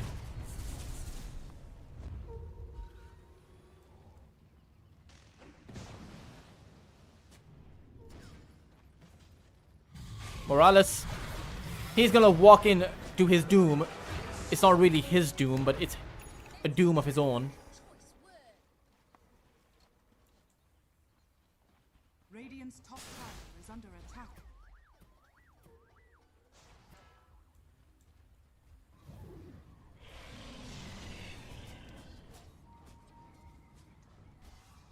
As Bo is looking for a target, he has an overwhelming blink, so this Bloodseeker can close that gap very easily. As he appears to do so, Rupture planted down towards X and E, but inside of his base, he can just Rolling Thunder back towards that fountain. All the meanwhile, Morales with his buyback isn't able to catch anyone. 20,000 of a lead right now, staring at Modus, and they're boxed into their high ground every single time they walk out. They're going to get hit by BB3's Infernal Blade. They're going to get hit by the Shiva's Guard. They're going to get hit by everyone from Impossible just jumping in on them. However, it's Modus who want to fight back. But the escape act from the Ringmaster is going to keep BB3 safe. There's that doom coming about. Elmo will lose his life. Bottega doomed up, nowhere to go. That should just be it. Modus, even if they don't call it right now, sooner or later they will have to realize this game is a lost cause. Impossible will quite handedly secure the mid game and just attempt to go for the throne. Buybacks to come out from whoever has it, both the Monkey King and the Venomancer. But Impossible know that there is no buyback for that Techies. He has bought out. Yet another escape act coming in from the Ringmaster, and this time around Bottega is going to get caught by the Wheel of Wonder. He's down for about 120 seconds. And Modus will have to do the impossible. It is just X and E that they have to play with. He is the lone wolf in this entire lineup to face off against the 5 of Impossible. And they realize that he doesn't have the brass. Modus will call GG, and it will be Impossible who will take the series despite of being a game down in this best of 3.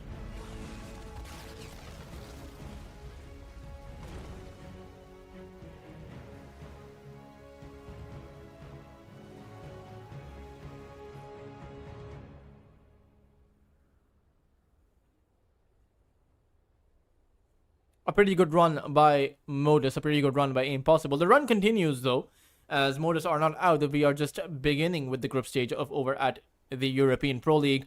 But we still have plenty of more series to play. We have 4 entire series lined up for you. Impossible will have one series win under their belt, and we will quickly move on to the next series as we are behind on schedule. Don't go anywhere, guys. Stay tuned, and we will be back with the European Pro League season number 37.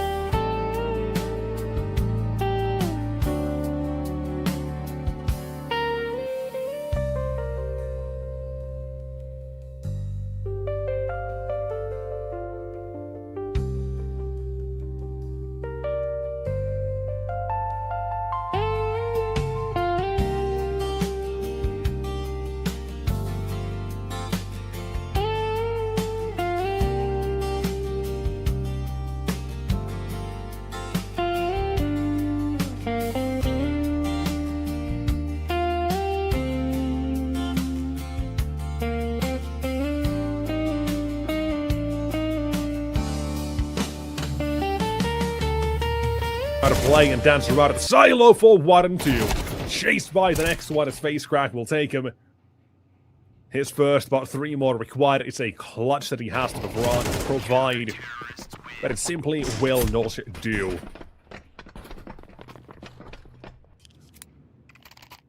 You bare their fangs at Ursa, they will not let go when they have a chance.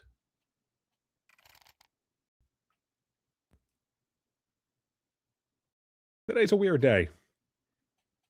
A really odd one, I'll say, and just not having a very solid back and forth. I don't know why. I feel like we've had a fair few different sort of opportunities for that and all, but no, doesn't matter. In the end, this is where we stand. To see what we can make happen, and Tech 9 rushed to 1A. It can only take you so far. If the first flashbang also isn't fantastic, if you can't get that opening, and even in this case when you could, not everybody's there to capitalize off it. Fast rotations instead, and Ursa will just shut that down.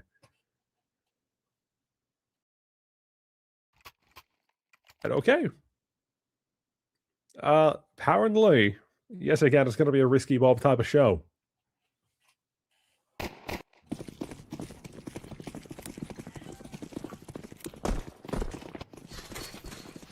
Now, I do need to actually check a little something.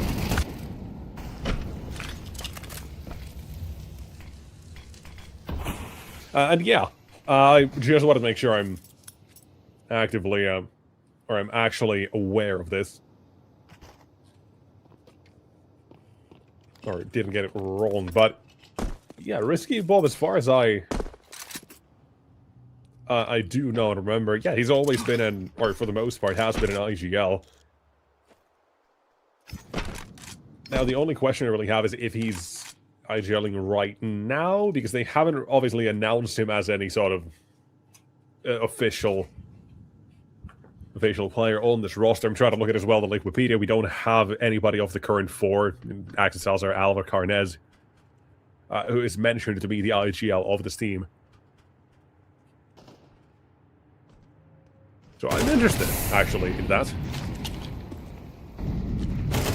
Not exactly what's happening, what's the case, but either way, here and now, you've got again another chance brought out of them this desperation of an A attempt, and it's gotten you at least something going here. But much more required, and that's not going to help. Just Psycho Doctor alone. And Alva's aware of the fact he could be here. Even if he guessed incorrectly, he'll have time to adjust. Another round in the pocket, a 92 first half. It is, yet again, going swimmingly for the Ursa side of things.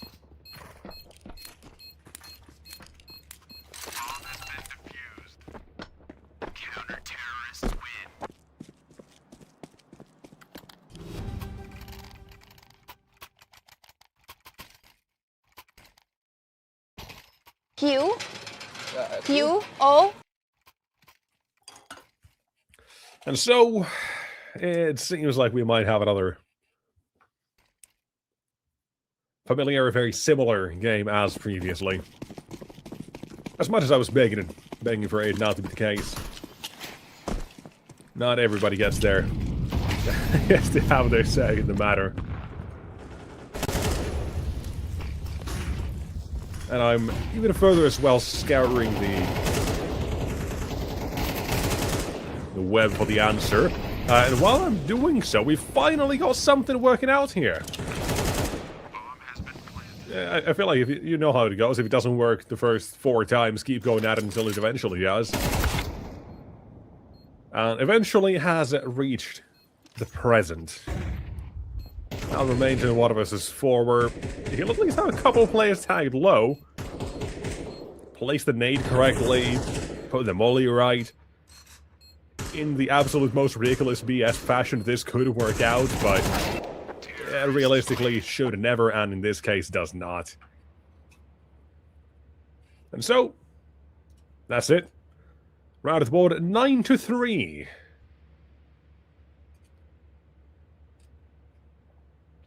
It's a half. It's not a good one, but it's a half. It's something, and again, similarly as well, I guess, I'll just fashion or hammer back the same points we've had even previously. If you win the pistol in the first gun run, you don't lose to a force by whatever in the process. You know what? Sure, right? Like there's got to be a chance as always.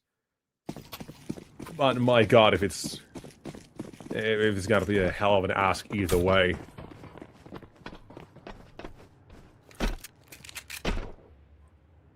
And again, I went very quickly as well checked. But yeah, not at least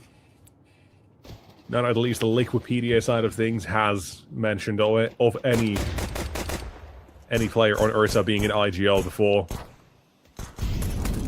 So I would be willing to believe that maybe Risky Bob is the one indeed calling as well. Which, if they have been trialing him as well, had a couple of practices before their last game against State as well. You know what? Sure, why not?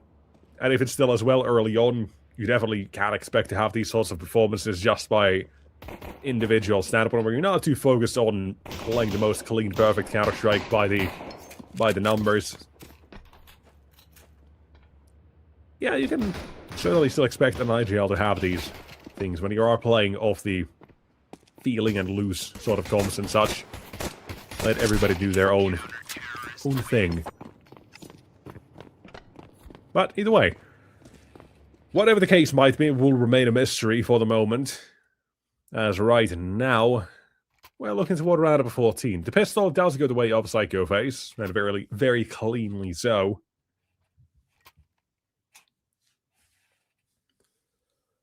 As we continue. Staring at an eco. Salzo spotted the eagle, which I'm not a huge fan of, but well, I suppose.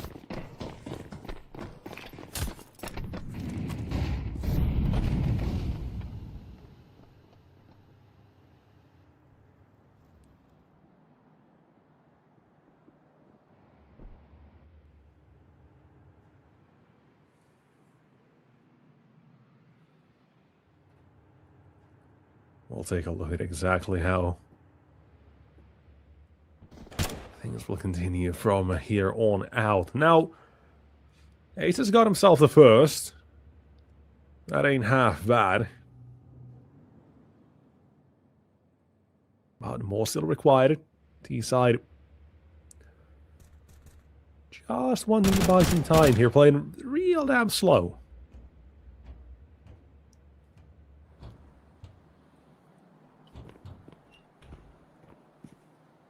If anybody takes a step too far, that's what they'll try to punish, but we've got a fairly smart sort of play at the moment. Nobody wants to fight. Nobody needs to on that CT side of things.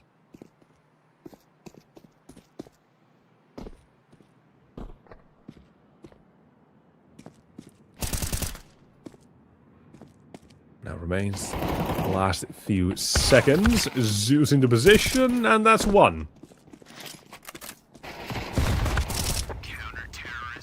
That's two, and that's the round. Okay. Full eco. A lot of utility baited out. 2 kills. You know what? On the upper end of how good can an eco go?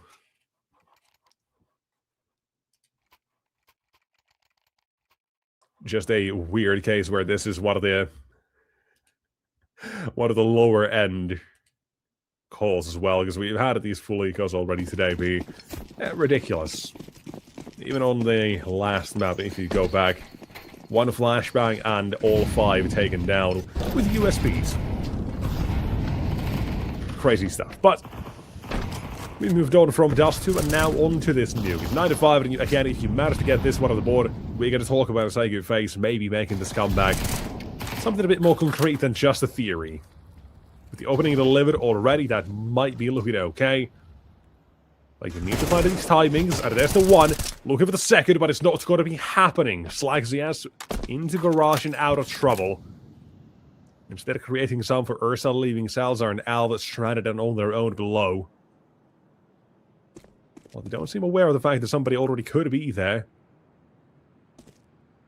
Magnets and stuff to Won't remember. be too far behind this either. There's tobacco? the noise there making now toward the B side and one man What the fuck all is that around. tobacco? Got to be Psycho Pedal used Doctor to go waiting fucking. for them. It used to make sound like. Up close and personal type of thing.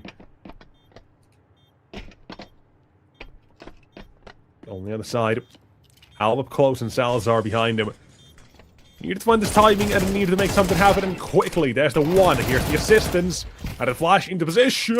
And now run away from trouble for a moment or two alone. But this smoke has ruined all of his plans and being hunted. If not even Slaxy Yaz to find him. Something sticks out of the smoke and down he goes. Second or two to spare, I believe, as well. Not even seconds, but milliseconds. Right in time. 96 gun round has been achieved. Like I said, it doesn't matter how, as long as you manage to win that round, you can try to clean things up eventually later on. Just get these rounds.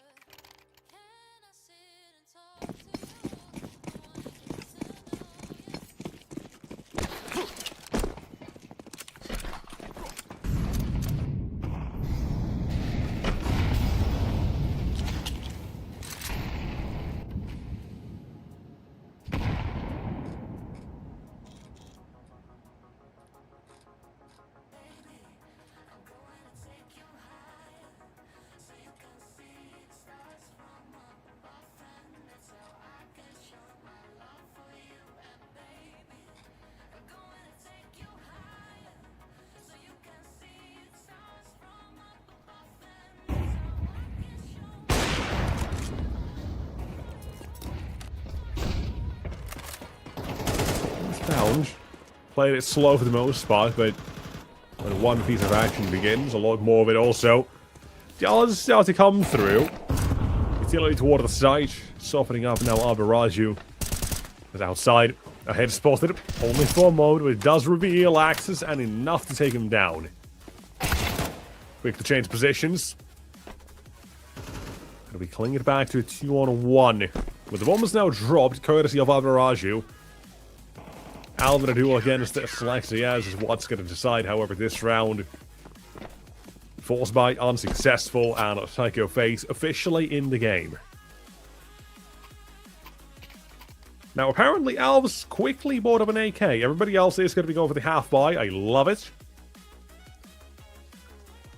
Hero rifles, as I've mentioned even earlier today as well, it's always such a no-brainer for me. I feel like always you should go for one. Obviously, it's a team-wise thing. Some people just don't want to. It's fine. But if you played correctly as well in the next round, not even correctly, but close enough, you should never necessarily be lacking more than one weapon. And then you can pick one up from a teammate or an enemy's corpse. It doesn't make a difference to me. A no-brainer hero AKs. And here they need to try to set up Alv early on. But it's going to be Karnes to get the opening. He's managed to get past Slaxiaz. How, I don't know, but into 8 next. His journey will end there. Alv wants to continue. I don't love the fact that he's a little bit isolated here, but so was Salazar. And gotten removed. 8 is painfully aware, apparently, that somebody's around. Just doesn't know exactly where. Now taking the fight. In trouble, but has heard the drop and Alv is gone. AK out of play and now leaves just the pistols remaining. One stood at the lower side, one still outside. With access removed, it's most certainly got to be the end of this round. Tech 9 against 4. No, it's not happening.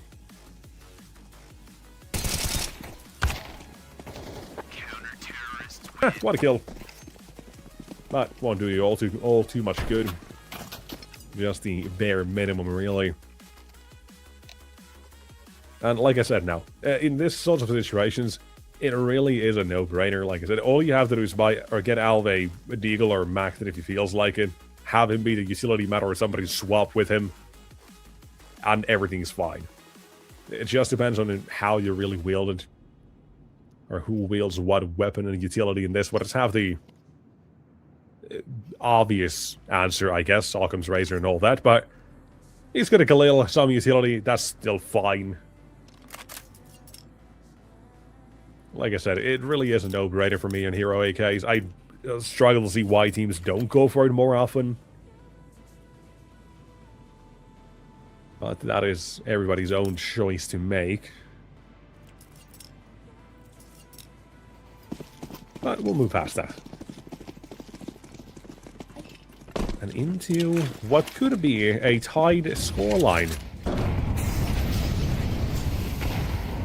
A lot of early attention towards A. Emilia's well called in the select is to watch for Mini and try to remove now risky Bob, and with the timing will do so. Smoke balloons a second late while we continue on toward a round. Apparently a worthwhile distraction either way, but here's more utility going on in as 8 is going to be in a position and now holding the line. They wouldn't necessarily the trade axes out immediately, but with more defense coming through, they still had plenty to fall back on. So even Face Crack gets a couple in this, what a totaling of 5 now. And the game is all tied up here. From 9-3 to this. Every comeback is possible. Every game doable. Never give up hope until it's over. And here we stand. Looking at round up at 19. And Ursa with the lead they once had. Mitigated and about to be stolen.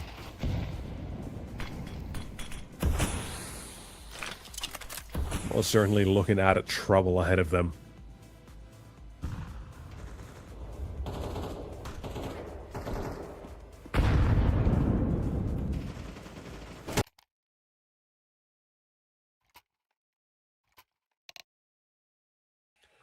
Okay.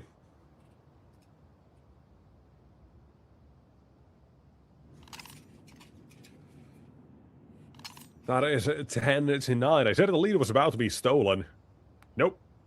It's stolen right back, maybe, but... that's the first round on the second half, and it's coming off the back of a half-by round like this. It's certainly not one that inspires a lot of confidence, but it is at least a moment of reprieve where you can say, okay, things are going somewhere. Getting better.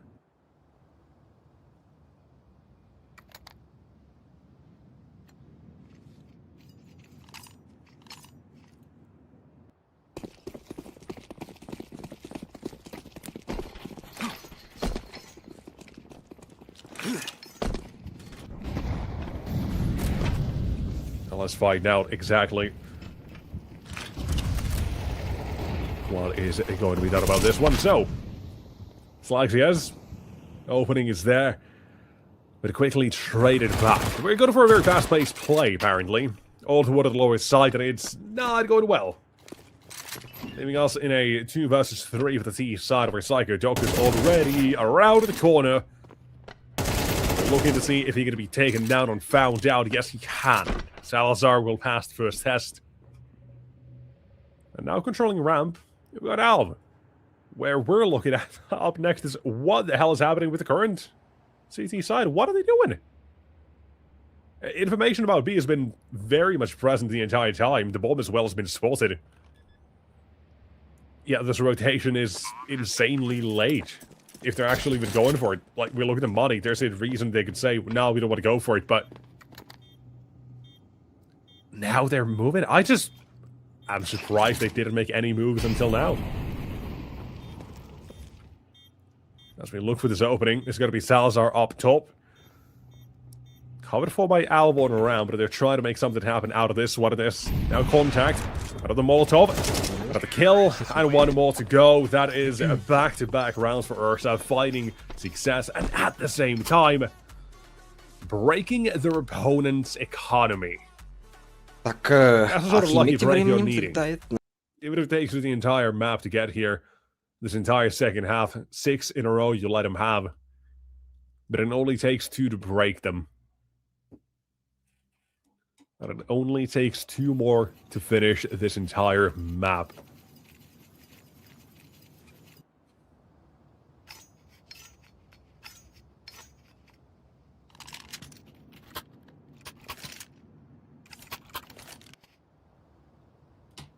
And so, with timeouts coming to an end,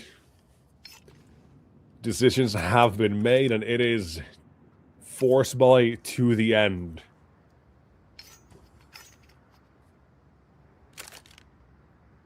An all-or-nothing approach.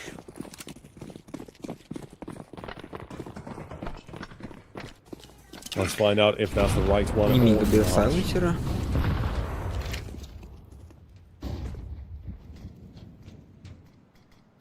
Умеет, не умеет сайленсером играть.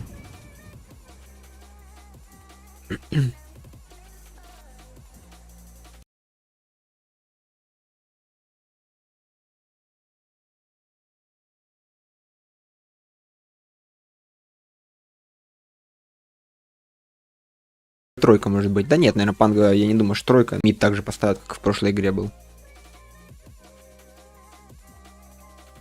Да, наверное, саппортов, я думаю, открою, да. И оффлейнер будет закрывающим у них.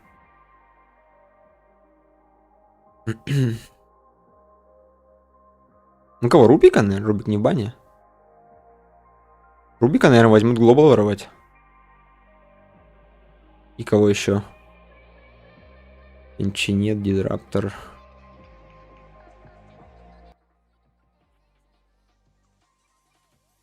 Посмотрим, посмотрим, что придумают. Может, что-то новенькое достанут из своих запасов. Может, тренировались с кем-то играть, наигрывали что-то. Oracle, да, тоже отличный саппорт, вообще прекрасный. Ну и чё, Рубик?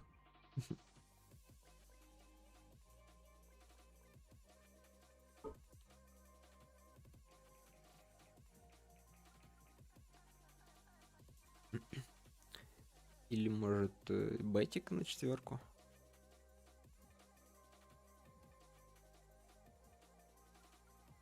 Ну, алхимика, кстати, сначала брали тоже с патча 7.41. Сначала его брали, но потом его вроде что-то резанули в буквенных патчах, и уже не так часто он стал появляться. Посмотрим, все так же он имба или нет. Муэрта 4. Или Муэрта Керри. А Химик 4? Да нет, Муэрта, наверное, 4. Как в старые добрые времена, когда Рю еще всех насиловал на этой Муэрте из спиритов. Ну, Муэрта как саппорт. Да хороший тоже саппорт. Уметь надо просто реализовать потенциал. Неплохой. И чем ответят у нас Немига?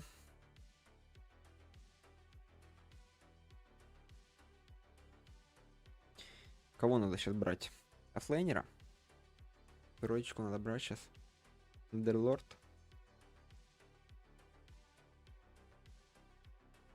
Тени хотят. Тени, наверное, теперь керри будет. Я так думаю. Попробовали тенемит, не получилось. Тени керри. Возможно, сейчас выстрелит. Так, баня Течиса. Видимо, заманал, короче. В прошлой игре этот Течис прыгает, постоянно мины свои ставит.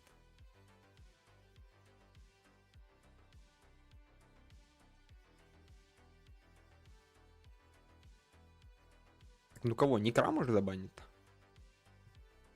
А, ну в принципе на флейн Некар, наверное, не так силен.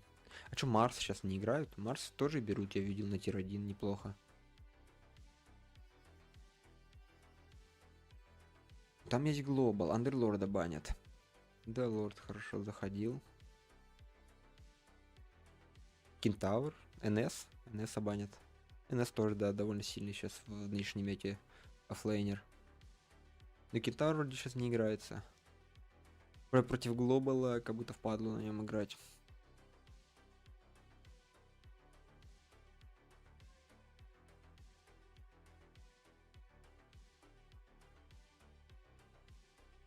Ну, посмотрим, что придумает команда. Эмбера.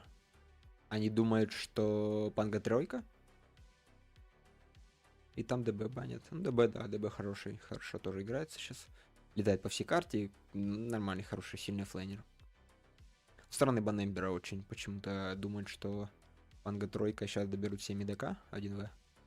Ну, как будто, мне кажется, нет. Просто Пангалер в прошлой игре зашел хорошо, они решили взять его себе и сейчас. И все.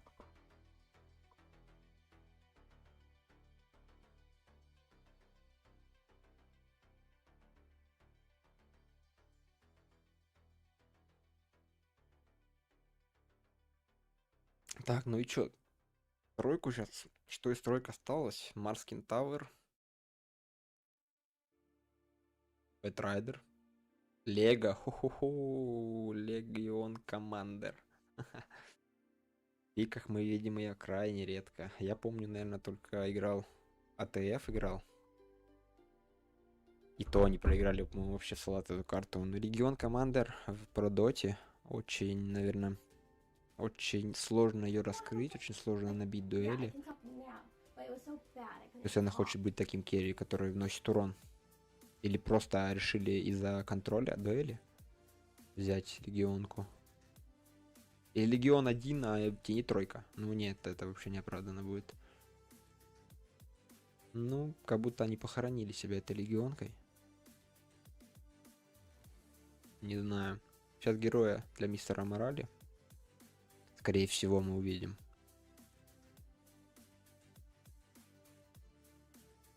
Или все-таки мидера, Панга тройка. Сейчас посмотрим. Кунка. Все равно опять непонятно же. Кунка может и мид пойти, и тройку. Ну, скорее всего, я думаю, Кунка тройка. Ну, Кунка... Да, Кунка тройка, Панга мид. Лего тройка. Тини 1. Папа 2. Ну, сверху сильно. Сильно сверху. Ну, тоже такой нестандартный, скажем, Кунка. Тройку ее редко берут. Алхимик керри тоже сейчас не очень часто залетает. И кому алхимик может раздать Аганим? Пангичу он раздаст 100%. Ораклу, наверное. Я думаю, он один. 1-2 может максимум раздаст. Мойерте и Кунке, наверное, не так важно. А тоже неплохие аганимы у них. Как бы вообще неплохо. Посмотрим, как Виолент будет играть на себя. Или сначала аганим сделает один, а потом будет фармить. Или сначала там, не знаю. Или сначала фармить будет, а потом уже аганим сделает в конце, там, в мидгейме. Посмотрим, как оно будет. Какая-то у нас пауза в начале игры. Какие-то неполадки, может, технические.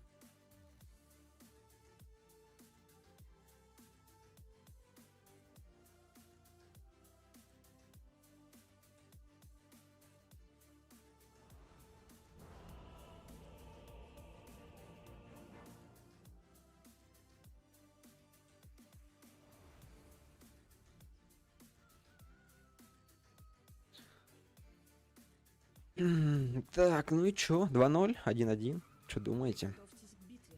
Да как будто 2-0, авантюрная лего не выиграет. Решили потестить легу. Не знаю.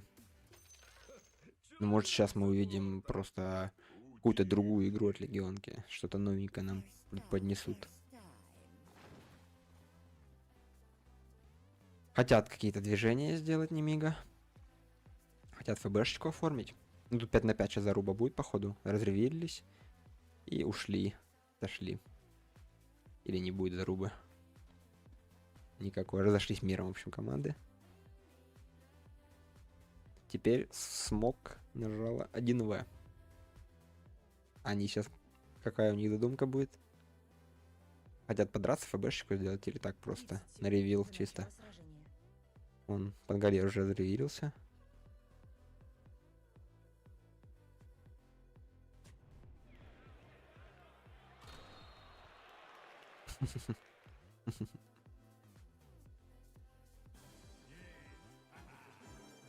Так, что там хотят? Кунка. Хочет украсть руну? Мистер Мораль хочет. А 2-2 по рунам будет? Ну, если тут легион... Нет, легионка не пошла. По 2 по рунам, да. Все ровненько пока. Так, крипов надо включить. Так, Сентряк поставил себе сайленсер сразу, чтобы, если заблочит спот маленький, чтобы сразу Сентряк снести.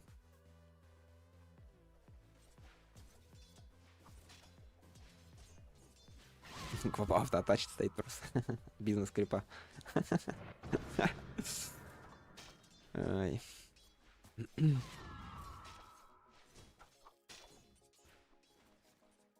Так.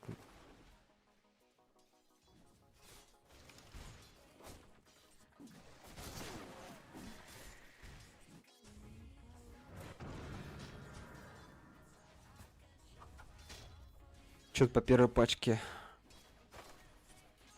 Ну, более-менее ровно пока стоят. Подгалер чуть получше 2 на 3 крипа. На 4 крипа, кстати, нет, он на пачку его обогнал уже. Поэтому Подгалер немного лучше стоит мид. Так, здесь Легионка просарывает Алхимика. Но Алхимик, он лейнер не особо сильный. Поэтому тут, понятно, Таска и Легионка посильнее, чем Оракл и Алхимик. Да, вторая карта.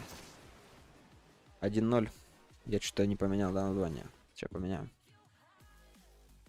1-0 ванвины выигрывает. В первой карте там просто Некор перефармил очень жестко. Там был Некор и Дум Керри. И просто Некор перефармил своего визави. И снес он там 16-3, когда у него было. Так, ну по крипам чуть-чуть получше ванвины стоят. Заряжает банку. Что, хотят убить Легионку? Будет? Да, скорее всего, ФБ оформляют. ФБ достается Ораклу. Рейн забирает себе ФБ. Хорошо сделали. Скомбинили скиллы, все нормально. Так, здесь мистер Мораль вообще страдает. 7 крипов у него. Все в топе не очень у команды 1В. Ну, потому что там Сайленсер и Тени. Сайленсер его постоянно харасит.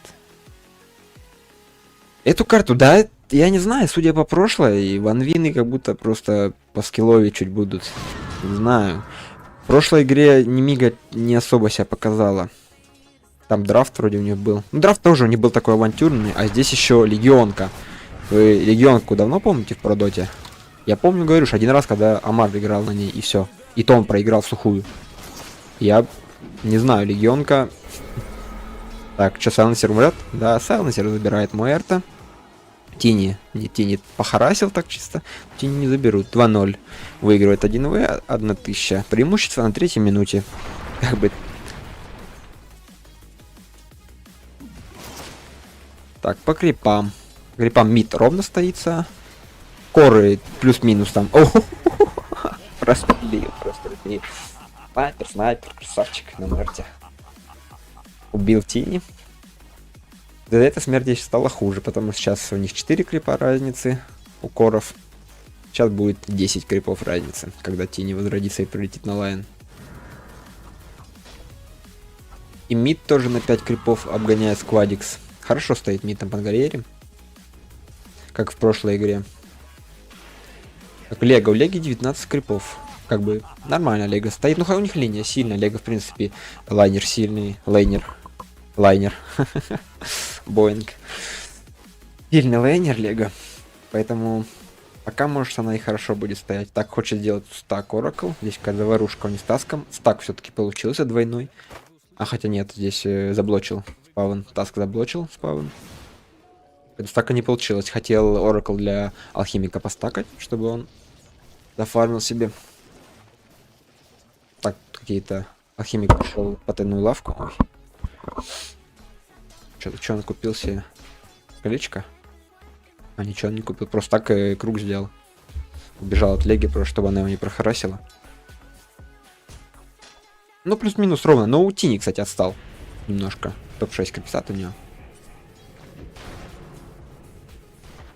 Тини здесь, наверное, не будет через Блинк Аганим играть. Наверное, будет играть через Сильвер. Я так думаю. Не знаю, посмотрим. Ну да, вот у него стоит ПТ. ПТ Сильвер сразу стоит. Так, Сайленсер тут что-то хочет. Нападение на алхимика. Заряжается колба. Колба стан по двоим дает. Сайленсер тпхнулся в гейт. Но бесполезно тпхнулся. А, или нет? Так, нападение на алхимика втроем, я не знаю. Ну тут трое команды 1В. 3 на 3, в общем, заварушка здесь. Так, Тускара, я думаю, оставят или нет? Как будто нет. Просто 3 на 3 подрались, решили на 5-й минуте. Просто, ну, тир 2 дота, братья. Такие вот дела. Че, 1000 преимущества, 6-я минута. 52 зрителя. Йо.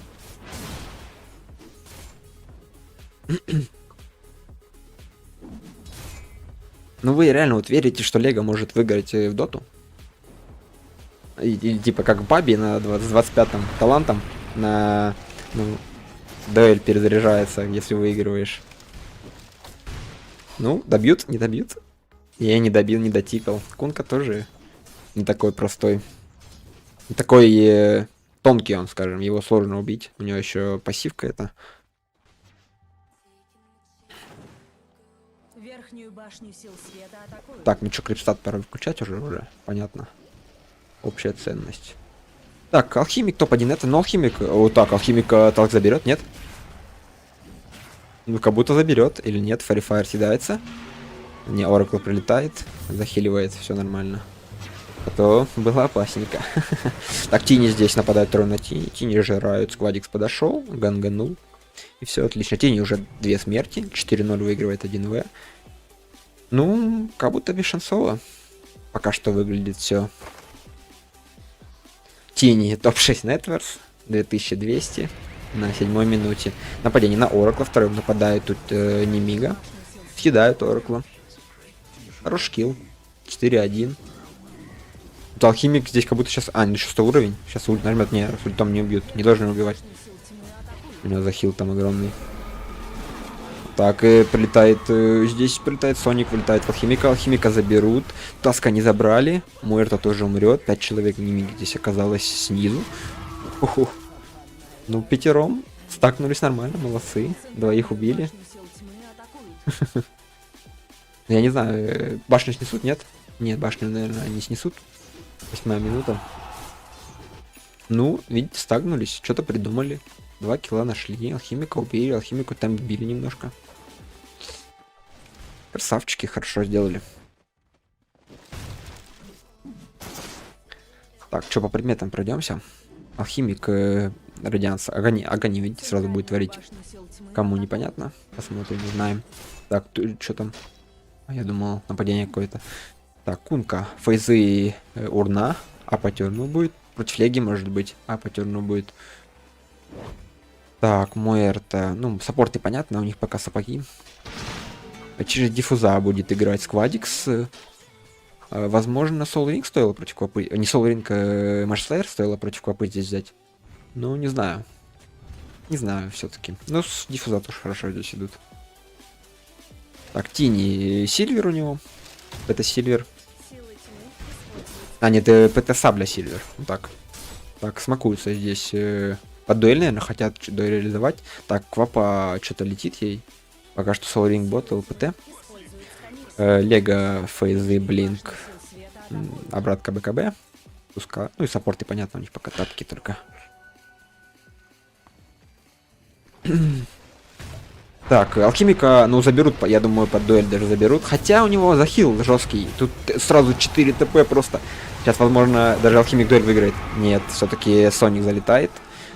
Здесь какая-то битва за респект опять на 9-й минуте. Просто в боте, я не знаю, 5 на 5 там, да? Не, 4 на 4. Так, Кунка Тускара забрал. 1 в 1 разменялись, но опять это плохо для команды 1В, потому что алхимик умер. Алхимику сбивают темп. Алхимик должен прям намного обгонять своего визави. Хотя у Тини 3500 на 1100 обгоняет на 10-й минуте. 4600 на 10-й. Алхимика должно быть 5 или 5500 уже. Дуэль первая выиграна на 9-й минуте. Может, и легионки все не так плохо еще? Легионка не такой плохой пик. Не, ну я, конечно, офигею, если она выиграет.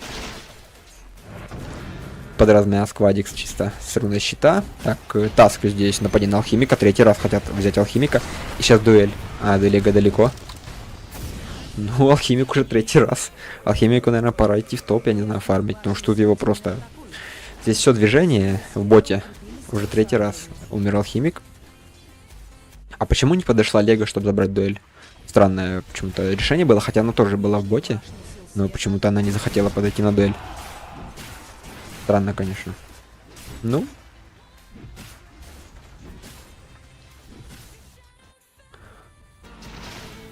Нормально, со 40 баков пробивает. Так, в топе Т1 забрали 1В. Но за это забрали и в боте тоже. Нимига. Нимига сейчас хорошо играет по карте. Правда, зеркали действия соперника своего. Но в миду Пангич забрал тоже вышку. Ну, у Нимиги есть шанс здесь. Но меня просто смущает Лего. Лего смущает. Как будто импакта в ней не будет сильно. Тем более, прошлую игру мы видели, там вроде не сильно много киллов было. А Леге нужно драться. Леге нужно как-то соблюдать баланс фарма и драк. Чтобы у нее и урона в дуэли было много. Но опять же, если она хочет быть таким керри, который вносит урон. А если она хочет просто держать в контроле алхимика, например. То как бы... Но алхимик себе купит линку по-любому. Так, радианса пока еще нет. Ну, сейчас уже через, я думаю, 1,5 минутки будет радианс. Алхимик и фарм пойдет получше. Так, кому первому за пультом нагоним? Оракла. Вообще не...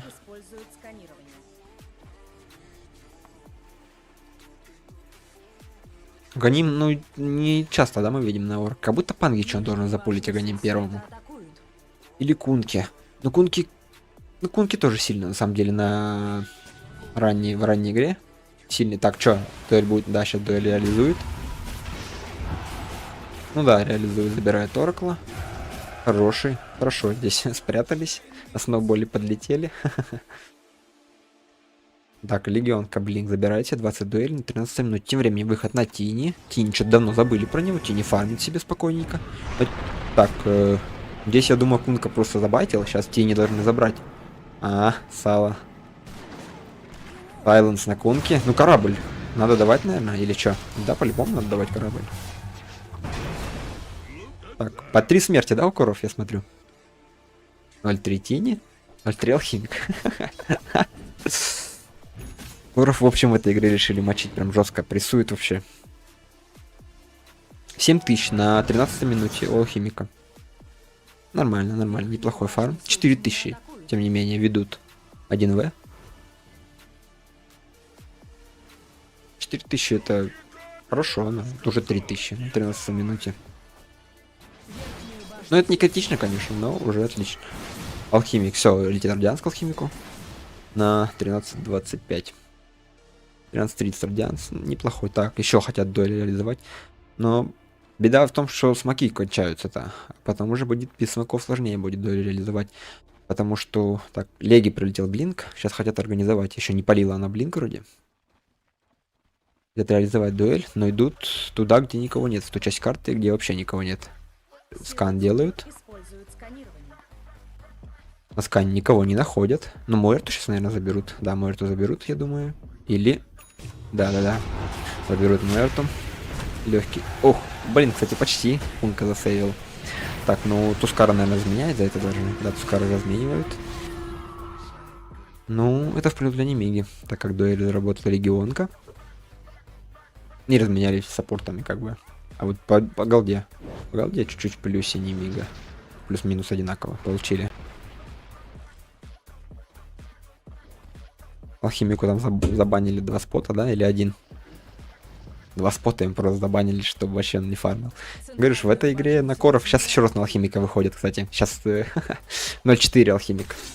Или нет, или не убьет. Не убьет дуэль, или нет. Или была дуэль. Да не, вроде не должна пока еще быть. Нет, 14 секунд еще, дуэли нет. Как-то не любят коров в этой игре вообще просто постоянно.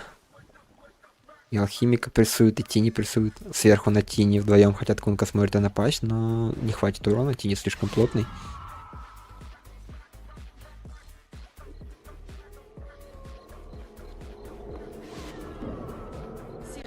8800 на 15.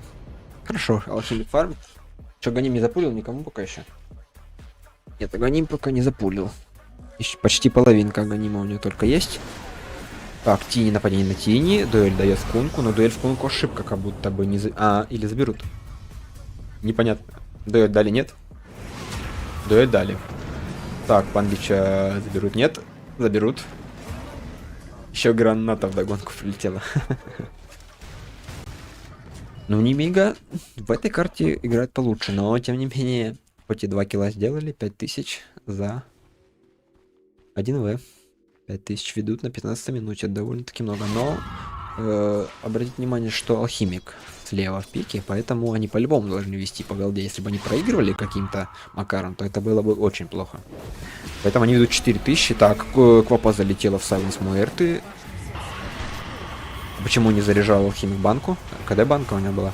А да, банка КД, так Сансер тоже убили. Теперь со стороны 1В 2 безответных убийства. 5000 возвращают все преимущества. Скоро Агани будет через 600 голды. Я думаю, Кунки запуль. Кунки или Пангальеру, я думаю так.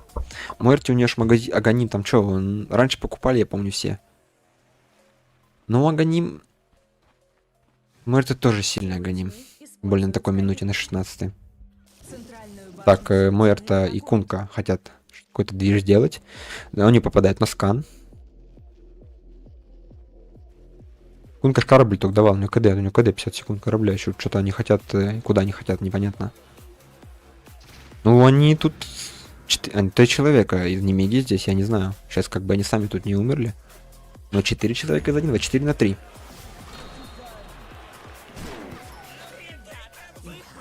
Ну, как будто не найдут никого. Нимига поняла, что что-то не здесь не так, и ретировались все быстренько. Мог было потрачен никуда. Так, Панга берет все-таки Мэшслеер себе. Хороший выбор против Купы. Мэшслеер отлично. Отлично заходит. Так, Аганим кому запулил? Ну, Пангальеру он сразу вырвался. Топ-1 Нетворс. Панги что, да, хороший выбор. Аганим Панга сильный. На ранней минуте, тем более, очень сильный.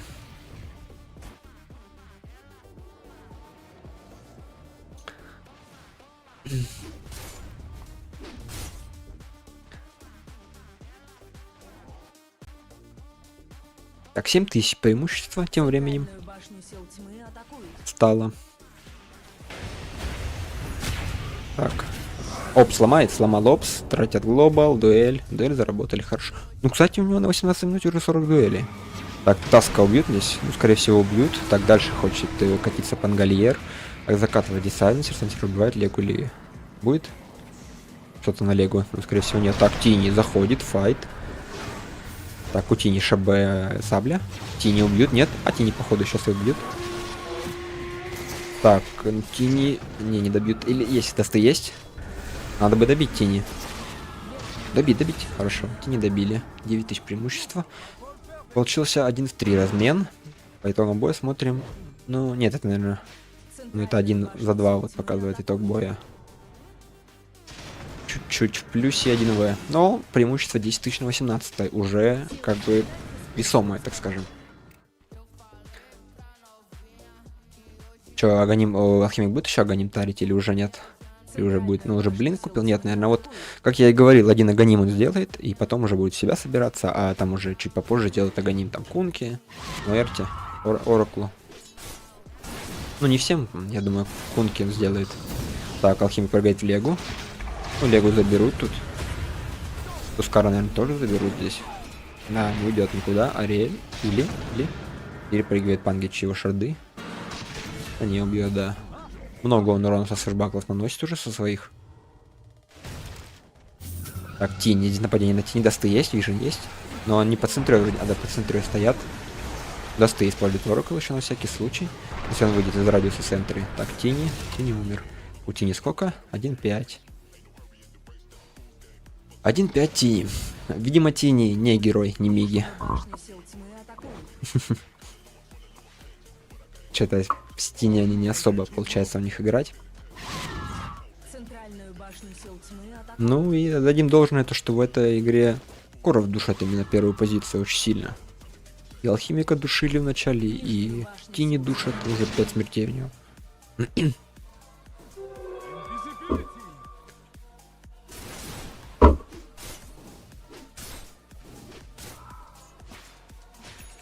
Так, 12 тысяч на 20 минуте. 4 дуэли у легионки есть. Так, есть у нее обратка летит ей. Ну, тем не менее, легионка топ-6 Networks. Last Pick легионка. Напомню вам, Last Pick.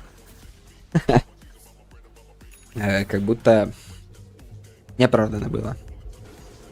Жмут смок 1В. Что-то хотят делать в топе. Торментора. А Торментора только что забрали. Что-то я пропустил. Просмотрел момент. Мойерта получила шард. Но они никого не найдут, здесь никого нет. Как-то они странную траекторию выбрали, они хотят идти к себе. Споты, они думают, у себя на спотах кто-то есть. Вот там на нижних, на верхних точнее. Ну, странный смог на самом деле. Подумали, может, кто-то прячется у них там в лесу, фармит.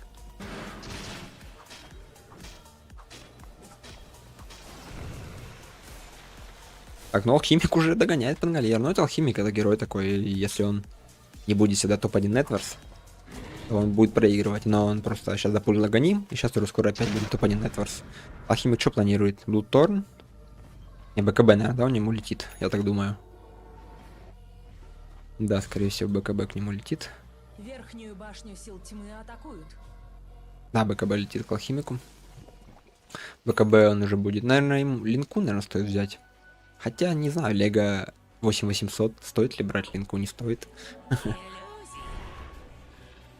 Так, Рошанчика. Тем временем, 1 в 1 пока размен, пойдут ли дальше 1В. Так, Пангич раскатывается, шардами просто закрывает. Ну, все равно убивает Сайленсера, 2 в 1 размен получился. Но дуэль не заработали, вот опять же, Легионка. Какой смысл, дуэль не зарабатывает. Там в алхимика давать дуэль, у него реген жесткий под ультой. Кунка очень плотный. Пангальер дуэль можно давать, но опять же, если он под шилдкрашем, не под шилдкрашем, так, тени нашли, тени в ШБ нашли, под вардом он прошелся, тени убьют. Соник чисто на сейф тени тратится, тени выжил. Тени выжил. Ну, смотрите, тут просто первые 2 места обгоняют по 5000 своих визави.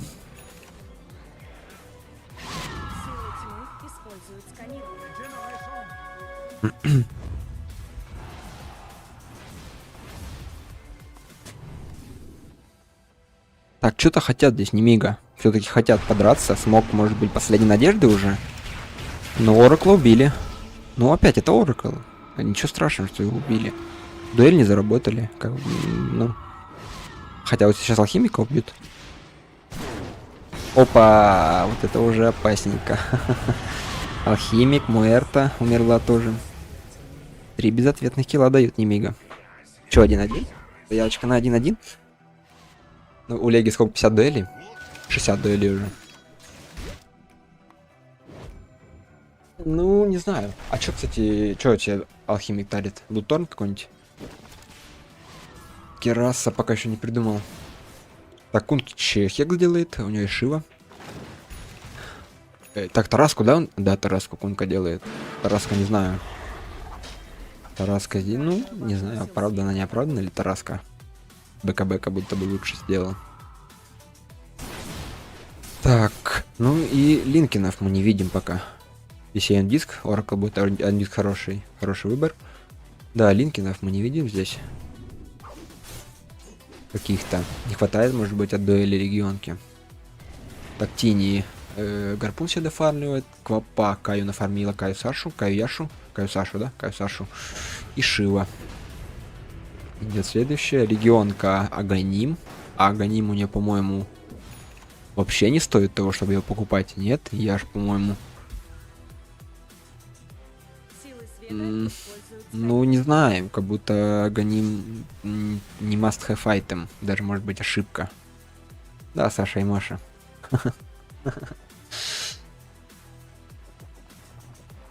Что-то там сейчас взорвется алхимик, да? Взорвался. Ё-моё. Что-то смог хотят 1В разбили, что-то хотят найти, никого не нашли, потому что их оппоненты в их лесу свапнулись зеркально противники. Так, Рошанчика нет пока еще. Рошанчик через минуту. Он только начал возвращаться через минуту. Так, ну что, это два хотят драться, походу, или что? Тут легионка одна тпхнулась, бьется БКБ. Так, хо-хо. Хорошо, Туск спас. Так, там жмется крест, но никого не убивают, но все равно не могут убить. Ё-моё. Автоматическая камера не до конца показывает. Так, жмется Глобал, забыл. Квапу хотят тут убить, но Квапа выживает. Корабль Квапу дают, Квапа все равно выживает. Тини жмет БКБ, Тини тосает Пангалера и тпхается. Тини подошел, нажал БКБ, тоснул Пангалера, тпхнулся. Вот и весь кор. Как будто бы просто не надо было принимать файт уже. Нет такого момента. Когда уже там кое-как с помощью глобала отсейвили Квапу, там уже никого не убили, вроде никого не потеряли, надо было выходить. Нет такого наития. А решили все-таки Тини просто пришел и БКБ тэп-аут нажал.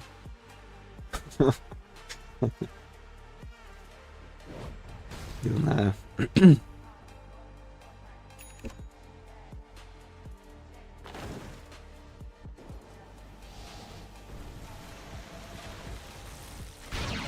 Тинича, гарпун и доедаус. Ну, как будто можно не было не дотаривать гарпуна, взять кристаллит себе, чтобы был урон. Потому что урона пока, ну, вообще нету Тини. Легионка 12 тысяч. Та самая, ласпик.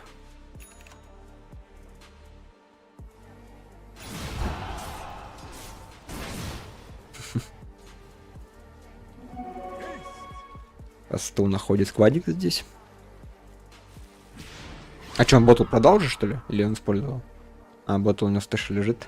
Да, у него некуда просто класть. Гем он себе взял. Так, смог от Нимиги, очередной. Посмотрим. Могут, не смогут что-то, смог. Последней надежды, номер 2. Ого, банка по двоим. Так, Квапу здесь пытаются забросить, быстро убить. Квапу быстро убивают.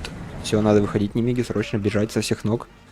Потому что иначе сейчас они просто все здесь останутся и напишут 2 заветные буквы в конце игры. Так, ну что, Рошанчик? Есть? Нет Рошанчика. Нет Рошанчика, пока нет. А Оракл, да? Рожденка теперь. Да, Оракл, рожденка. Как раз сейчас Рошан. Сейчас алхимик чекает Рошана. И они забирают Рошанчика спокойно, без Квапы. Наверное, соло. Ну нет, подходит команда. Сейчас заберу Тини, что там. Тини фармит сверху, скипает пачки.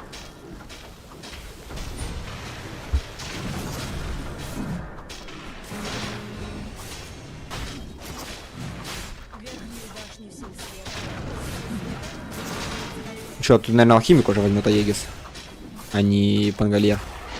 Да, алхимик уже возьмет, потому что алхимик уже нафармил. 23 тысячи, вышел снова на топ-1. Плюс у него Аганим дропленный.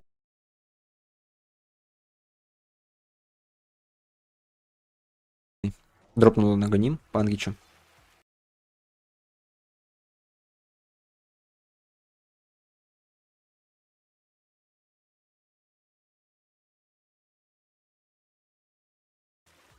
Так, чё, Абиссал уже есть практически.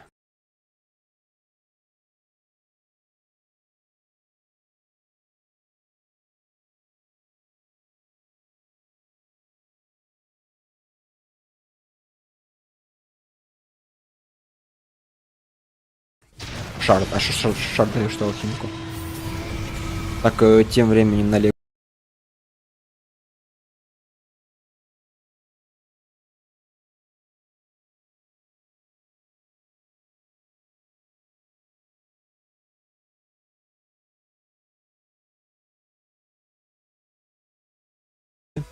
Да, далее Оракл Шард, смог очередной от Нимиги. Нимига молодцы, хоть я понимаю, что они проигрывают, но не отчаиваются, как-то что-то пытаются, выходы делать, смакуются. Опять же, у вас легионка 14 тысяч торсами. Это, ну... Опа, ага. Это чё, блинканулся, да? Пангале, красавчик на реакции. Красавчик. Так, алхимик здесь напрыгивает на Тускара и просто загрызает его за секунду. Красавчик. Надо идти как будто на ХГ уже. Силы света укрепили свои сооружения.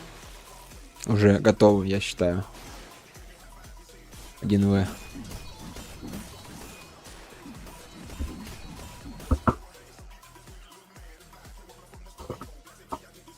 Верхнюю башню сил света. Тини забирает Т1 на 36-й минуте. Все, это камбэк. От легионку тут опять, наверное, БКБ будет нажимать тэп-аут. Фармит крипов. Не дофармила. Видели, что не дофармил он катапульту, потому что Оракл кинул свой шард и отхилил катапульту. Сил тьмы атакуют. Да, типчик прилетел за это. По легионке, да? Да, по легионке типчик прилетел. Силы тьмы укрепили свои сооружения. Да, весело живем. Нижнюю башню сил Алхимик заходит на ХГ, пока без ульты. Начинает демонтировать строение. Лего дает дуэль в Оракла. Хорошая цель. Отличная цель, я бы сказал. Оракла убивают. Так, что, 1В решает принимать файт или нет? Так, ну, просто Пангарьер вкатывается, стирает сайленсера. Глобала уже нет. Так, байбэк сайленсер. Камера у меня ушла куда-то. Квапу заберут, нет? Так, Квапу сейвит сноуболом. Таск. Квапа блинковывается. Тускара убивают. Нет, не убивают. Да ё-моё. О, все, вообще. Все ливнули из команды 1В. Видимо, они играют на буткемпе где-то, и все, дедос. Интернет отключили, походу. Так, ну чё тут, байбэк сайленсера? Туск выживает. Ну, Тини нет, Тини убили без бая. Все, что тут писать, наверное, можно. Квапа, одна не отдефает с легионка, который КДДЛ. —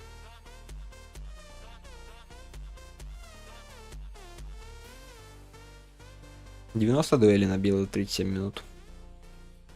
И агоним почти будет.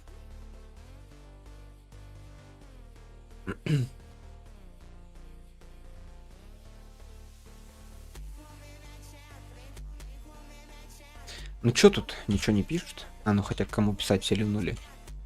Да просто интернет, видимо, трубило. Да, интернет, походу, в комп-клубе на буткемпе отрубило.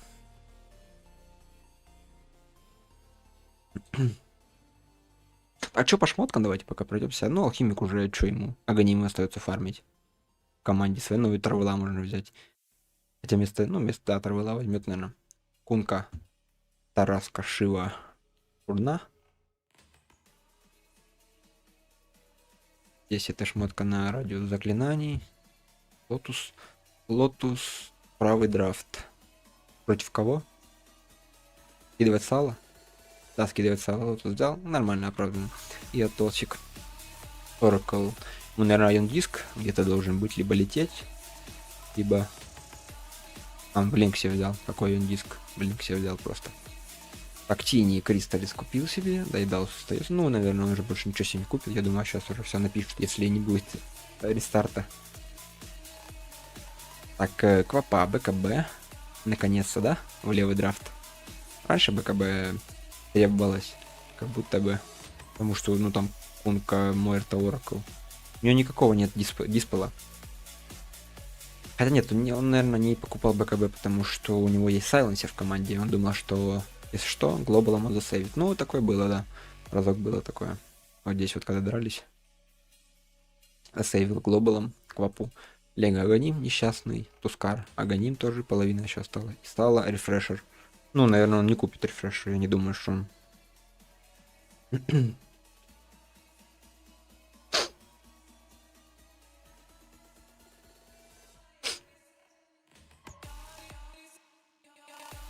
Ну чё, непонятно, и админы ничего не пишут.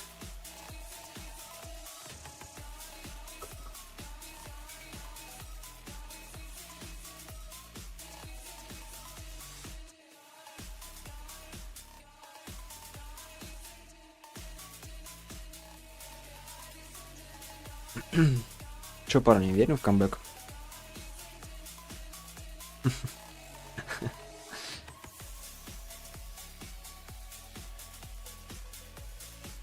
We don't know, brother.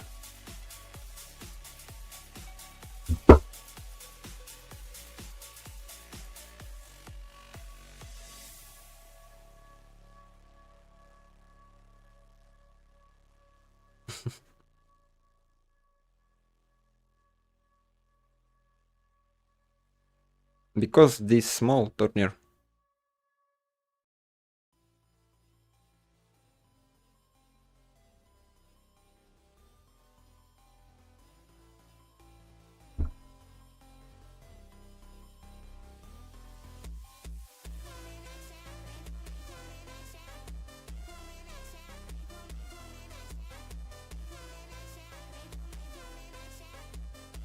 Так, ну чё тут происходит? Какой-то дос произошел.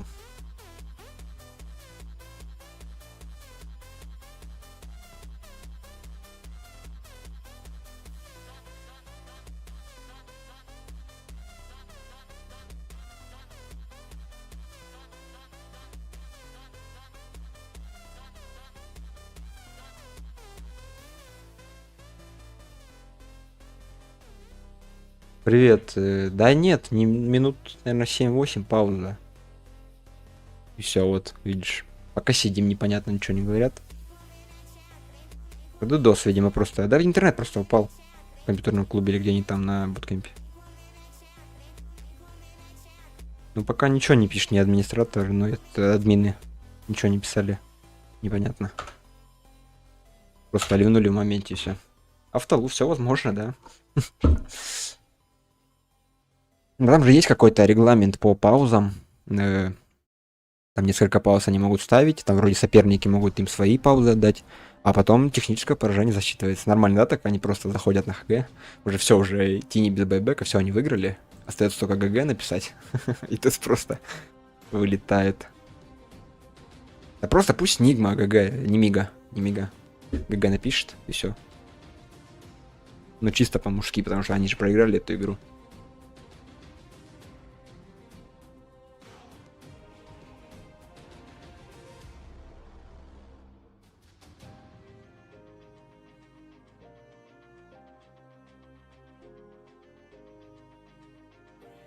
Что, братик, что за вопросик? Ждем, пауза, все повылетали. Интернет рубануло, видимо.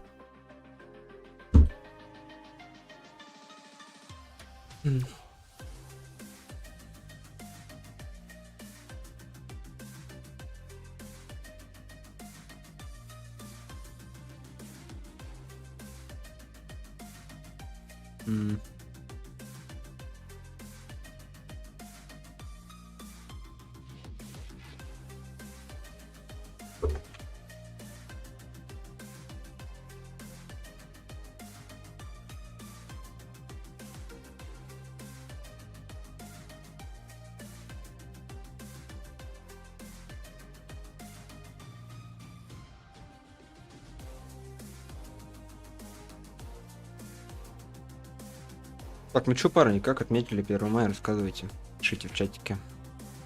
Чем занимаешь, на шашлыки ходили? Или все трудились? Или 1 мая же, все-таки.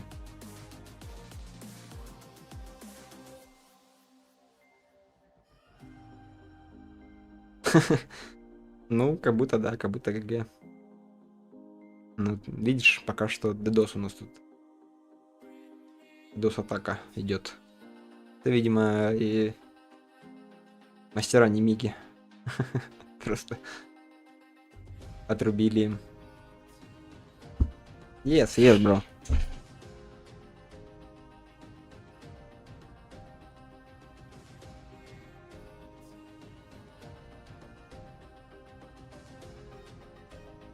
«13 фрагов». Да нет, братик, отпускай.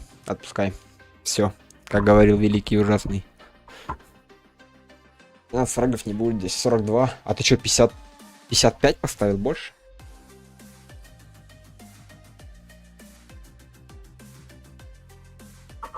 Не, 55 ты, конечно, слишком, ну, я так думаю. Ну я не знаю, но сейчас они все ГГ сейчас напишут. Сейчас вот Silencer байбека сдохнет, и все, они ГГ напишут. Oracle байбекнется, прилетит. И все. 51,5? А, ну да, 42 же. 42. А зачем тебе 13? 10 фрагов тебе еще надо. Че, математика, братик, не было математики у тебя в школе? Да, 42. Тенда 51,5 больше, тенда 52 фрага. Тенда 10 фрагов. А, я походу, да? Все, ладно. Ладно, да. 22. 26, я что-то подумал, 26. Да-да, 38. 13 нет, я думаю, что не будет.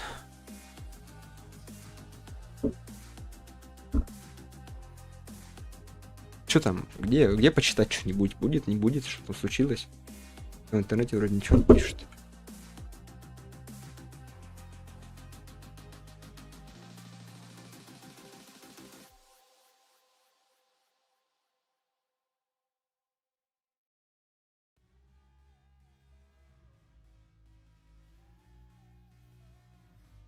По этим... По турниру? А вроде ничего сегодня. А, ну нет, вот еще Yellow Submarine, SA играют. А по этой? По этой непонятно. 2-0, ГГ, все, не знаю.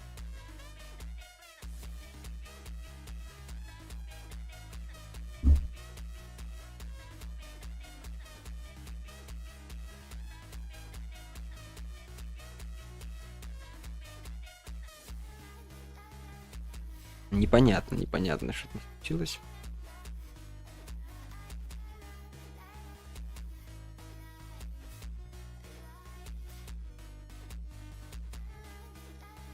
Угу. Хорош, братик.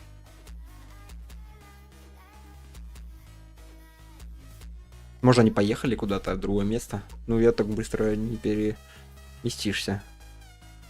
1В это СНГшная же тема?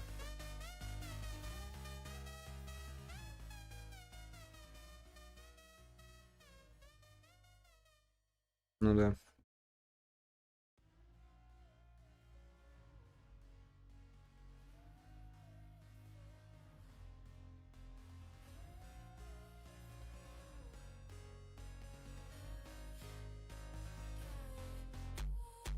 Че, не Мига, я думаю, отлетит, наверное, вообще в группе. Сейчас посмотрю, что у них там за группы. Телефон сел.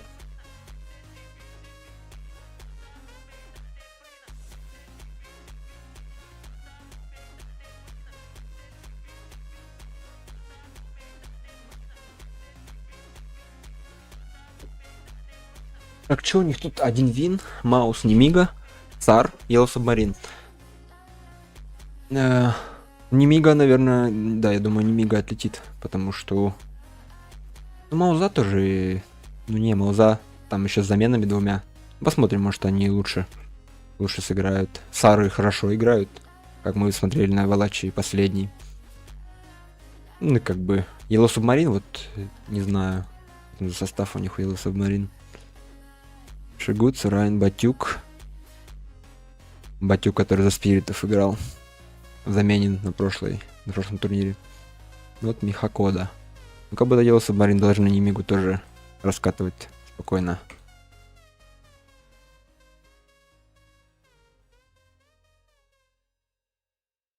Что, зайдут, говоришь, да? Алоха сказал, зайдут. Отлично. Наверное.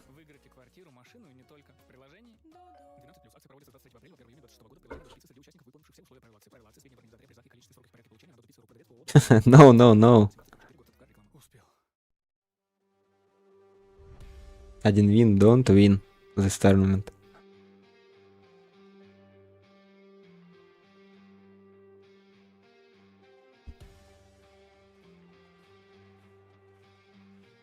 Грузите. Думаешь, они сейчас камбэкнуть могут? Да, ну, братик, что-то ты перегнул. Как они? Все, у них они ГГ, но у них все, они проиграли игру. Тини без бая. Сайленсер сейчас умирает, все. ГГ. Думаешь, техлут будет? А за техлус тебя не рассчитают же? Или что, или рассчитают? Хотя нет, я, кстати, не знаю, за техлус рассчитают бабки, нет?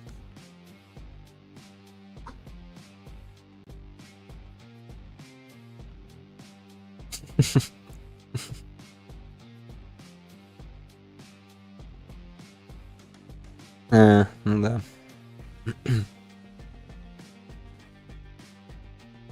Ну да, у тебя бы и так, наверное, не зашло, я так думаю, потому что...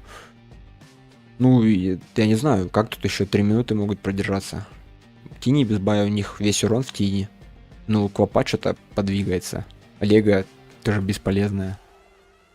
Дуэль КД у нее. Не знаю. Как будто не могут подвигаться они уже.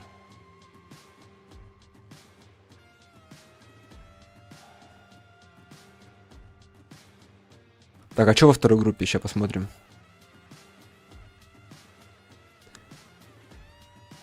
Так, во второй группе Лига Тим, Нигма, Реконикс, Тим Немезис, Zero Tenacity.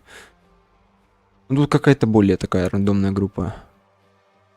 Лига уже выиграла Zero. Там непонятно кто. Рекониксы я не знаю, как они играют даже. Рано хоронить, ты думаешь, в этом матче или в этой группе?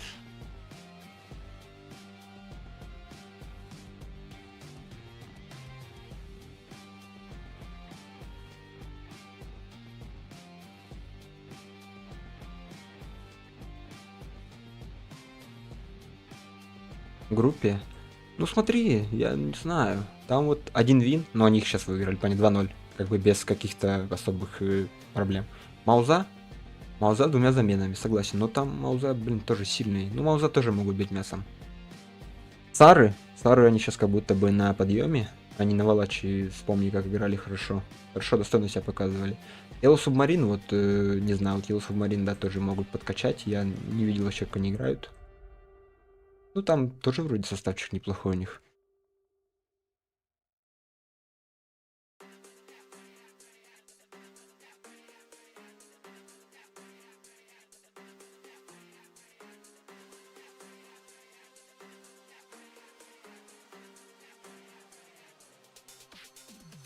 Ну что тут будет, что нет, парни?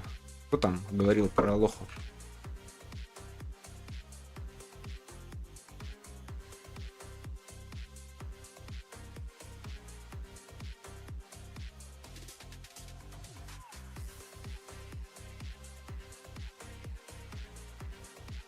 Да, ну, пауза, братан, пауза. Видишь, левые все. Я не знаю. Возможно, у Алохи, у него же и без задержки. Я же чередос смотрю. Тут задержка какая-то еще присутствует. У него меньше она. Хоть и онлайн турик.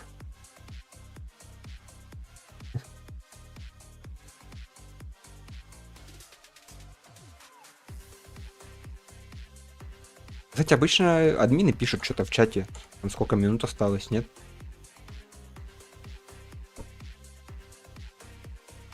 Но я так помню, на Дримлиге вроде было. Ничего не пишут.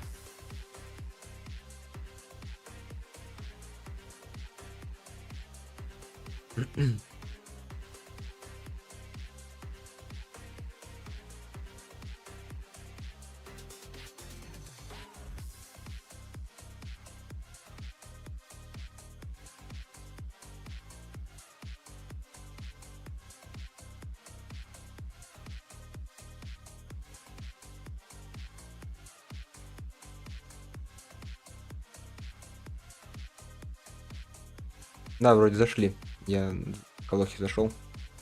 У него там идет. Должны сейчас зайти. Пару минут еще, значит, подождем.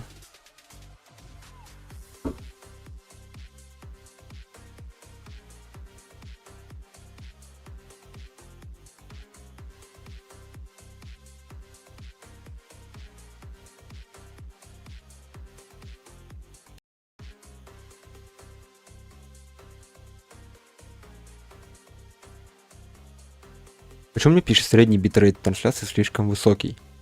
Что, плохо? Наоборот же хорошо, когда высокий.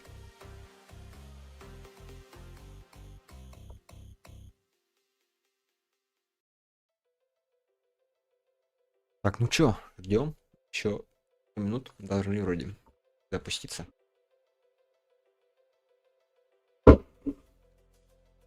Кстати, у кого там больше 39 было? Я так одним глазом посмотрел. Вроде зашло.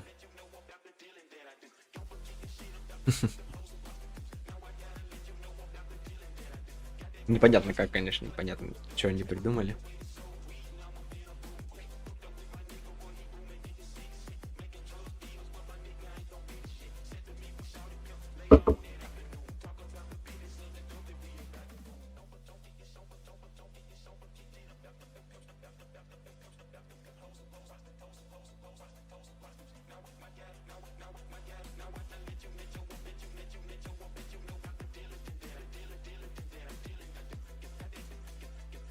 Что-то алхимику сейчас Аеги собьют или нет?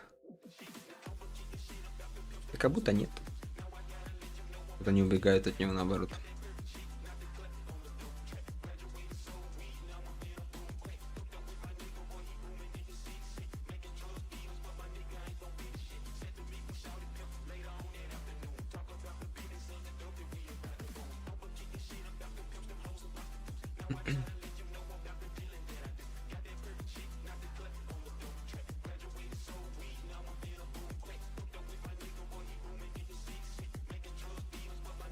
Ну чё там?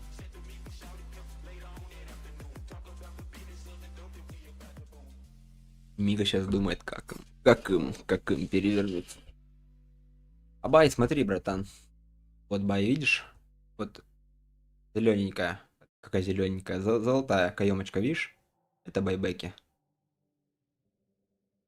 Могу и так показать, в принципе.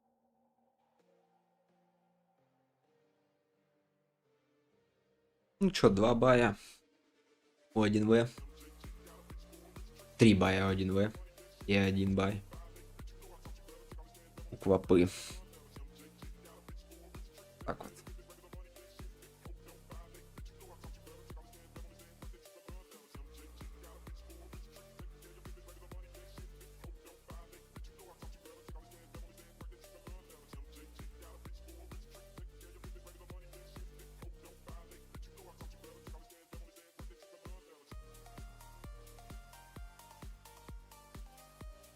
У меня что-то этот... Как будто уже должны начать играть сейчас. На лобби не найдено пишет.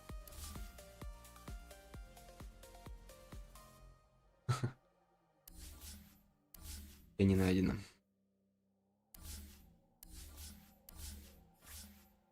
Перезапустили походу лобби, да?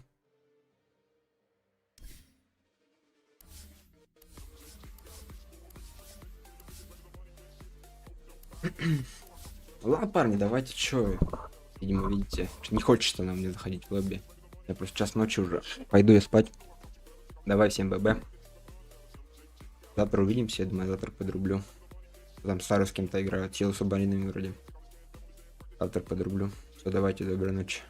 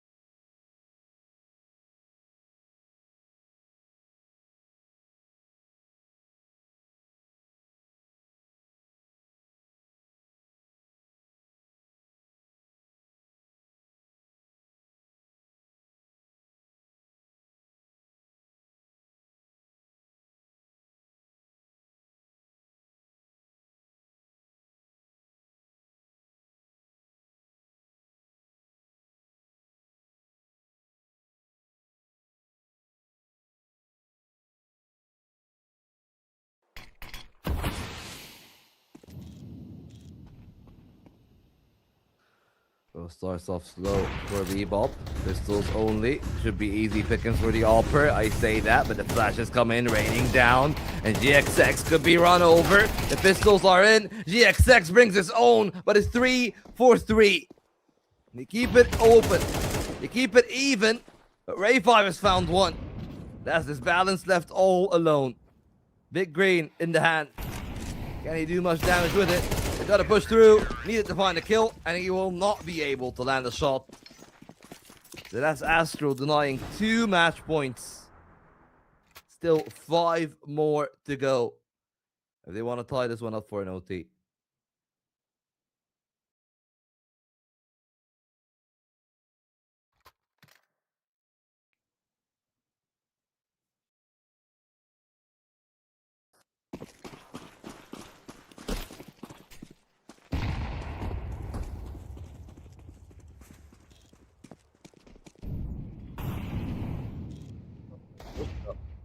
There you go.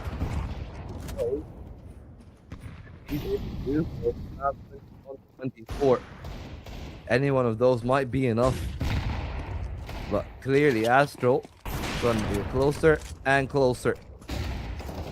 This round, not really much of a contest, not even Kevlar brought up by the members of Bebop. That means that they're easily chopped apart.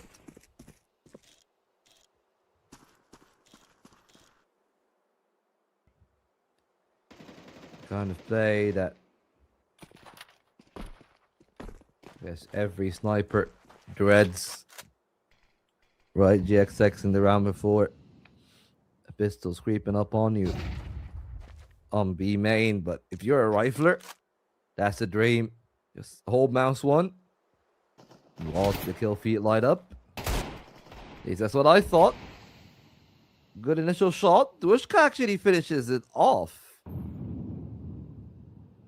Suddenly, that heavy mid presence makes a lot more sense. With Dushka around, who knows what kind of damage he can do. Hyken and Lovicus. For a little bit more. Dushka swinging in. Shut down. And Hyken, gonna be much the same.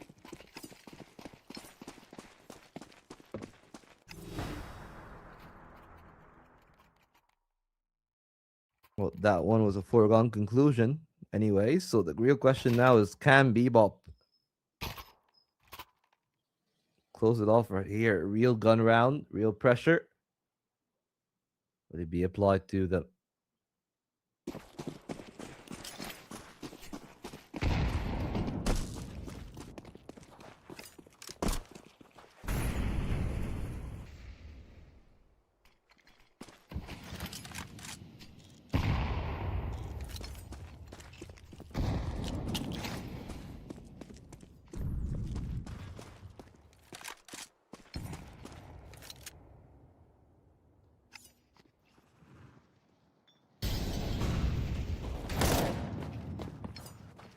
Good start from Astro.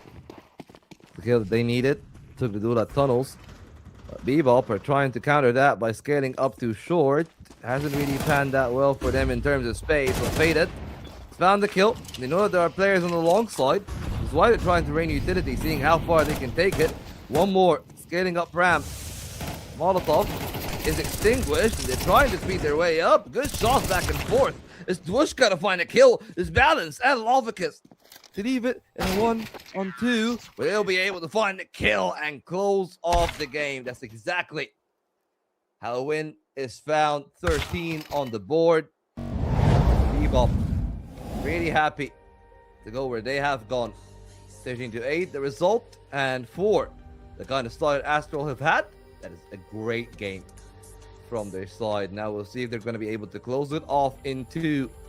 As stated, there's still another map that is coming up on the chopping block, and it is going to be a really interesting one at hand. So this is where things can get a little bit dicey. As we've seen, it's Dust 2 for 1. Inferno is up next. Can they close it off in 2, or does Astro do a bit better on their opponent's map pick than their own? We'll figure all that out after the break.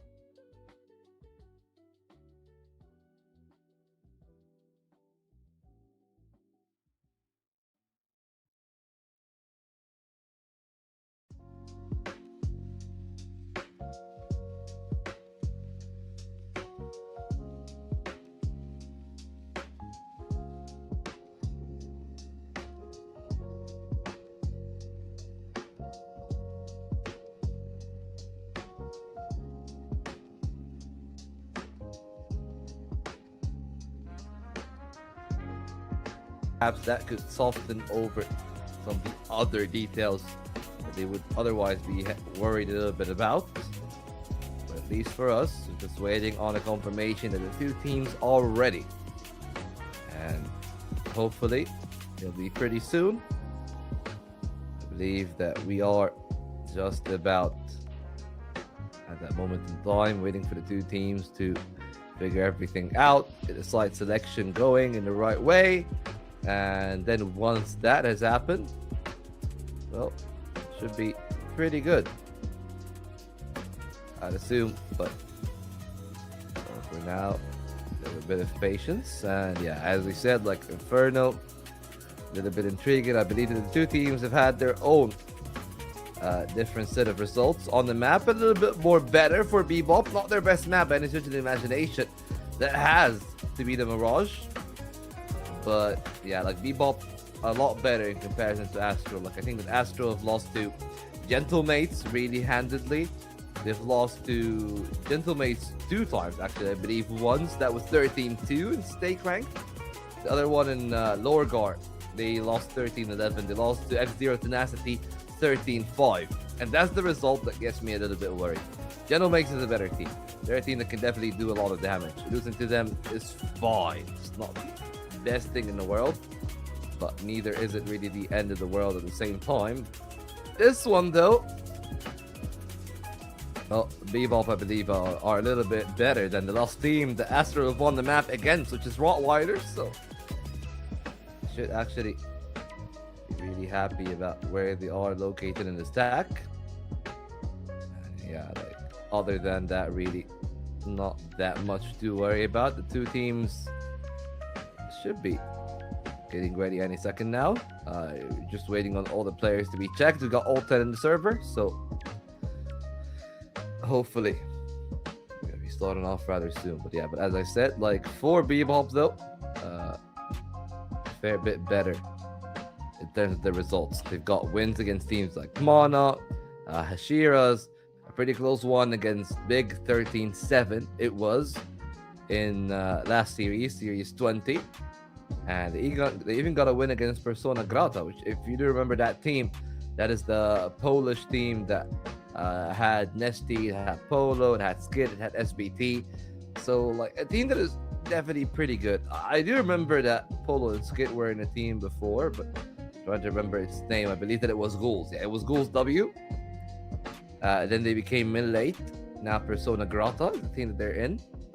Yeah, I mean, a couple of good players definitely there in that lineup, but not really as successful, of course, nor are they as consistently playing in the circuit as much as the other teams that we have here. Well, I feel like I've talked for too much, and thankfully, the teams are going to bail me out. We are finally in the server, ready to give this one a go.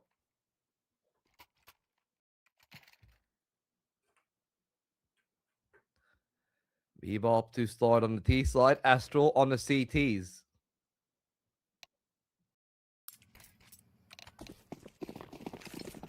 I have to see how this one is going to go.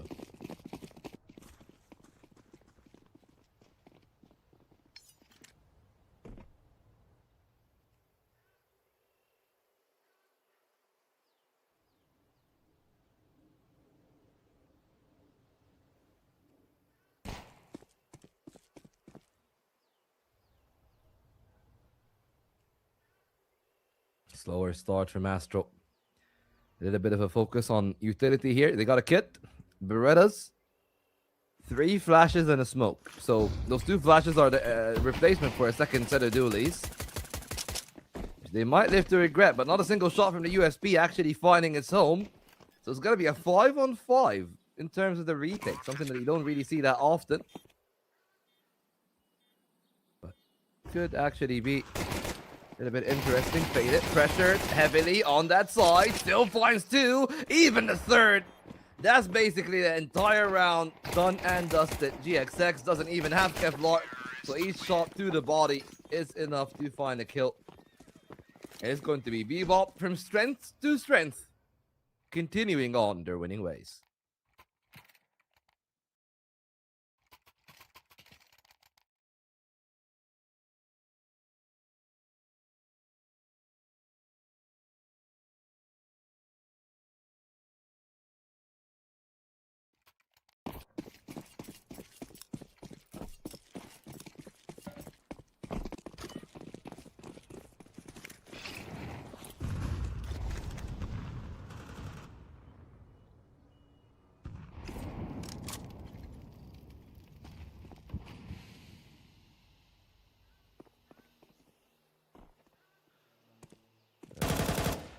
far.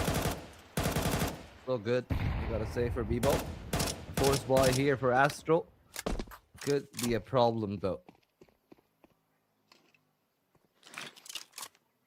And that is where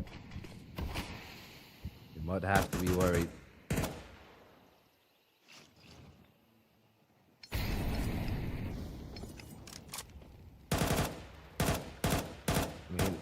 I really expect both games, both this one and the next one, to be 2-0s. If Astro gets to win, I'll be a little bit surprised. I believe that both Bebop and Inox Division are on a bit of a good run of form at the current moment in time. Perhaps Inox Division even a little bit more. They 2-0 Bebop last time that they played against each other here in the group stage. And they are looking good. Oh no, the volley actually failed. Thankfully, this balance still good enough for a kill. Make sure that there aren't too many of those worries behind them. Dwushka, happy enough to pick up the MP7, continue farming. That force buy will kind of keep him there. No helmet on either Neki or Ray 5. An HE and a flash. Could do a fair bit of damage, but faded up on the box. Doesn't really eat the brunt of it. That means that now they're holding on for dear life, fishing for the save. The two rifles thrown as far away as possible, but a lot of damage taken by Faded means that he can't even save in the pit anymore. Dwushka thinks about going for the hunt. Might catch Neki in transition, needs to find the kill, and that's the second. So even if he goes down, I'm pretty happy about that. 3 kills from the MP7. Another round where he can probably pick up a Mac 10 and still do good.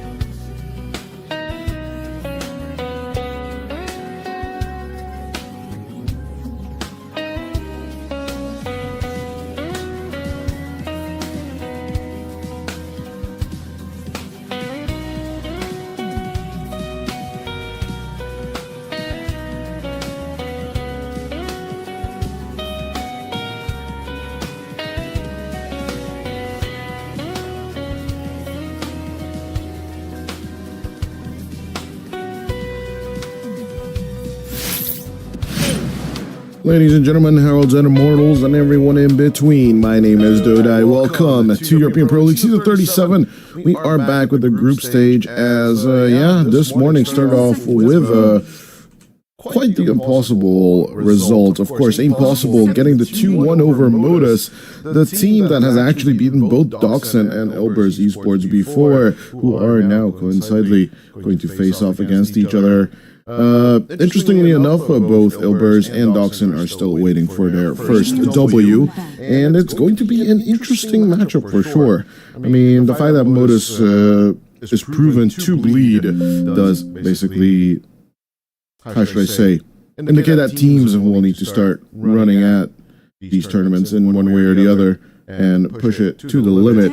As of course, the big one everyone's been waiting for is Team Nemesis and their debut. We'll need to be a bit more patient on that. That will happen on May the 4th on a beautiful Monday.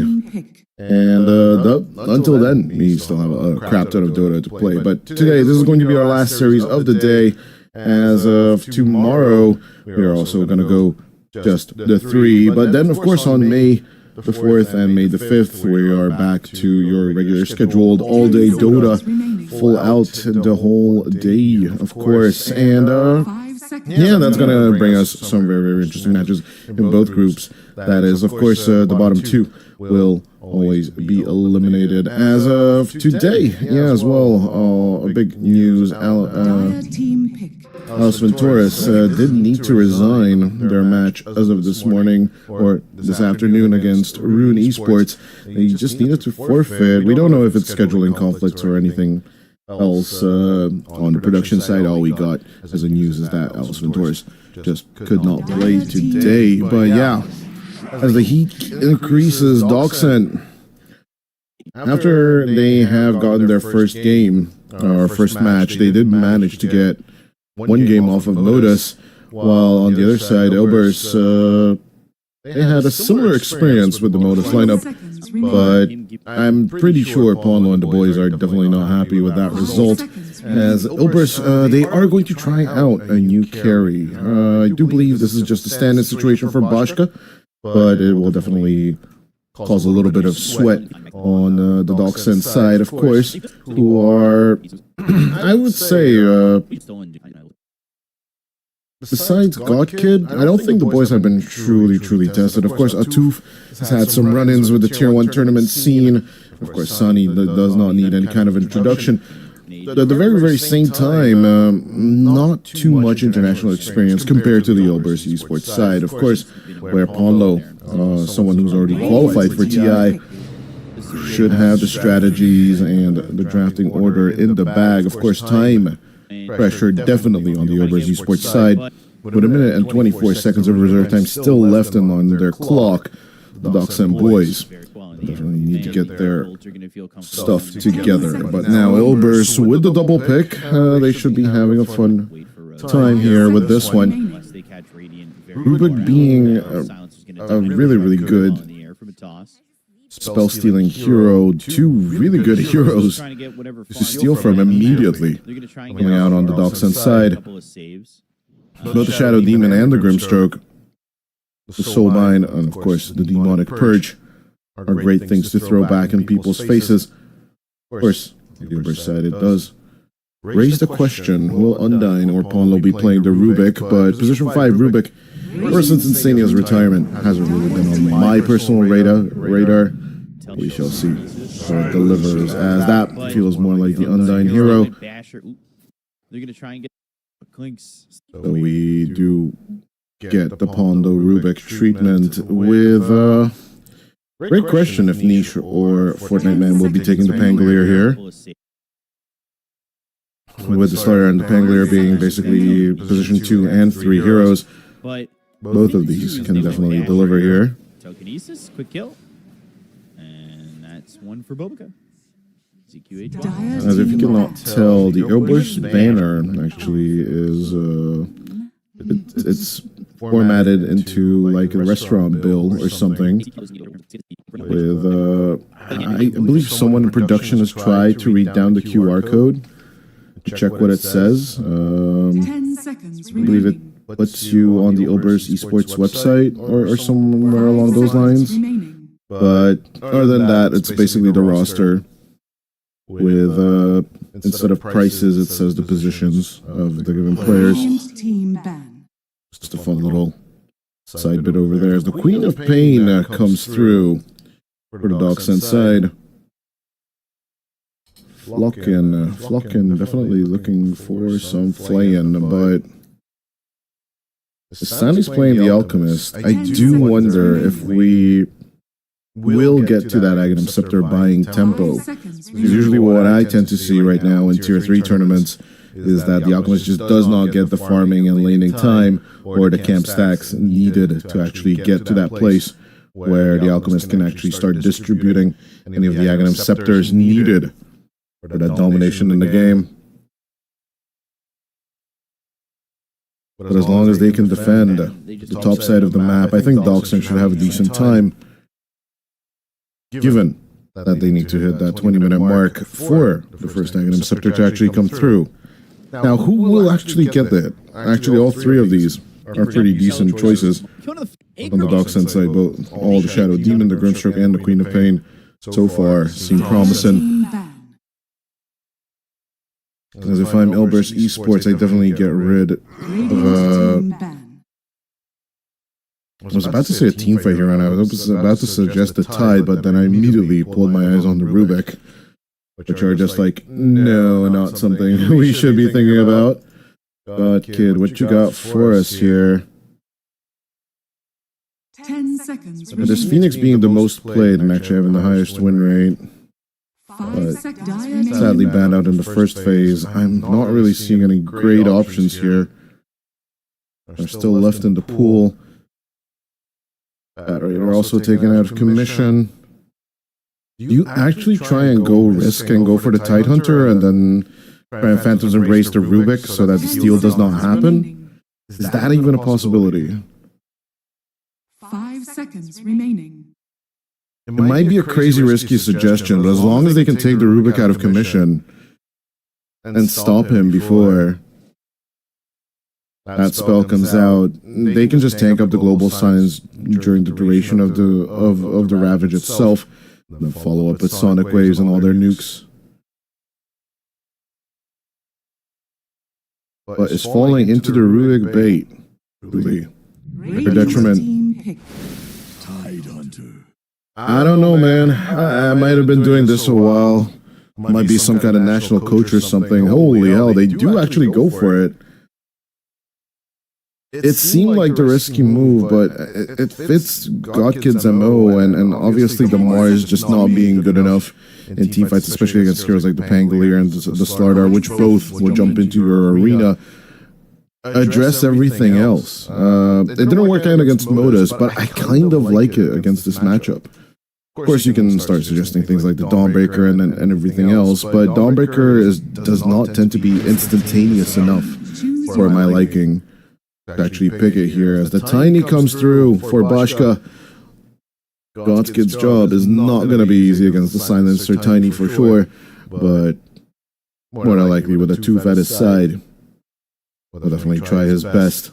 It's not an easy draft to execute on the Dark Sense side, but if they can take out the supports and then move on with leading with the Ravage, of course, and then relying on the fact that the Bashka's Tiny is just not going to join fights until like Blink Echo, possibly. That can be the chance that Doxen can look for as a window here, but Elber's Esports line up with the meta picks, the Silencer and the Tiny just seem a tad bit more convincing for me, I'm not gonna lie. Undyne on the Silencer, all he's got to do to actually have impact in this game is press DR when the team needs it, and then of course miss the niche and definitely wrap around the game. This also knows for 9-man. Just another FYI one more time.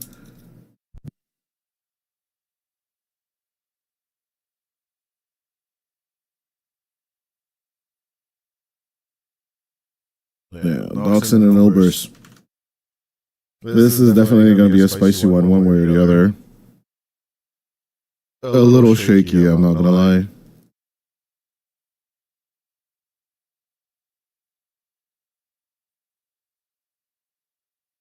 Some would even say suicidal, but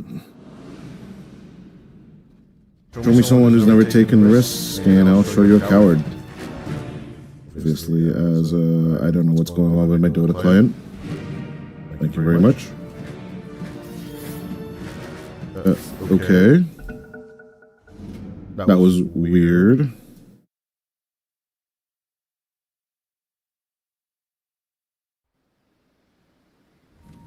Talk about strange.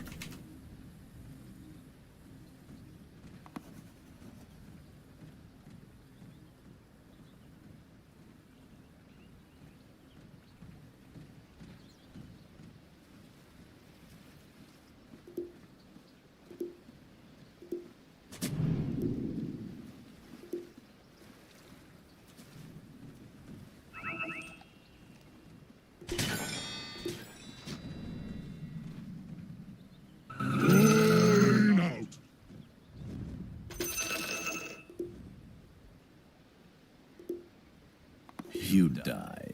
Yet your failure. I go smoke. I can disrupt. That was 30 seconds. Okay, Paulo. I know for a fact that you don't smoke. Or at least, I believe. I have not seen you do it before. Ever. In your life.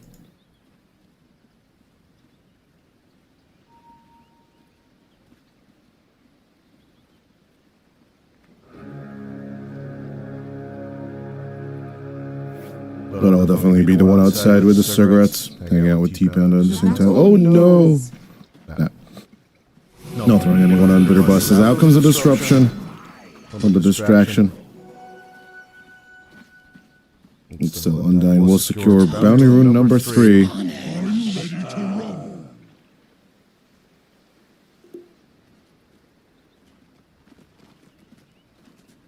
Oh no, just now looking at the lineup. Realizes that the French protege is on the enemy side.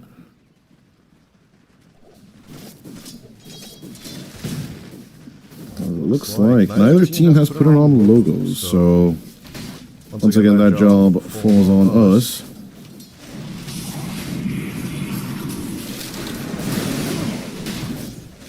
There's a little bit of burst down, Undyne not looking too healthy, but going off the silencer. Not going to be as easy as he initially thought. The try is definitely valiant.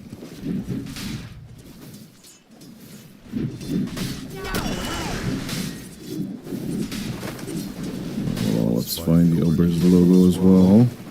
Just somewhere. Got it. Got it.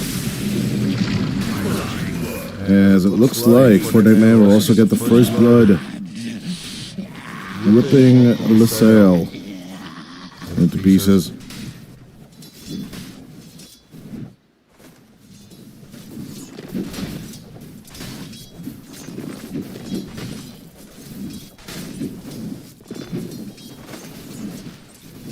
It's actually interesting. On my list, I have discarding him as the position 5, playing on the Dachshund side.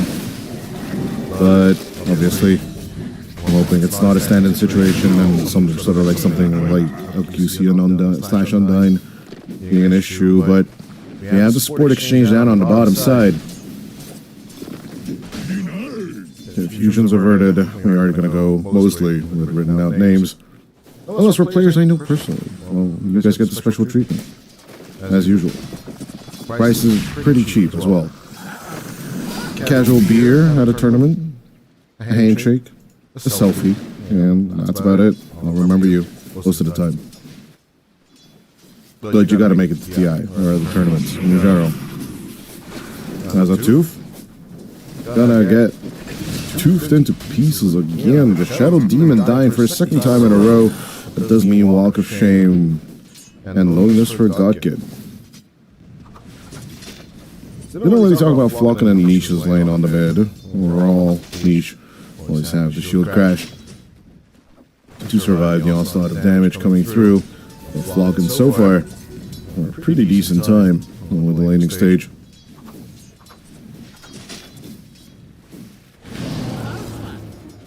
Up top, once again, LaSalle, I guess. Really having the bestest of times. He's going in, shield crash, and a little bit of swashbuckling. The Flocken, the bottle. He'll be absolutely fine here.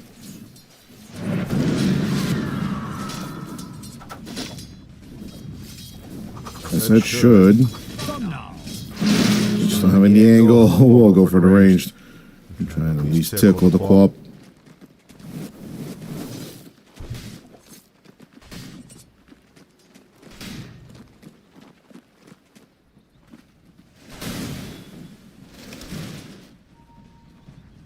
I cut a path. A bit of a block, a tooth. And then did ping. Please allude to the fact. I make my move. And we're gonna lose out the camp for this move, but at least no regen for Flocken. A tooth. Once again, gonna go down for the third time in a row. The Shadow Demon just not having a great start. brings it to question how many times you gotta die before you start moving over to the camps and making a few stacks that then, of course, the Tidehunter with ease can just farm off. Possibly with the help of the Queen of Pain if necessary. This Godki gets rather low for my liking. Down falls the Tide, but can they get the counter kill onto Bashka?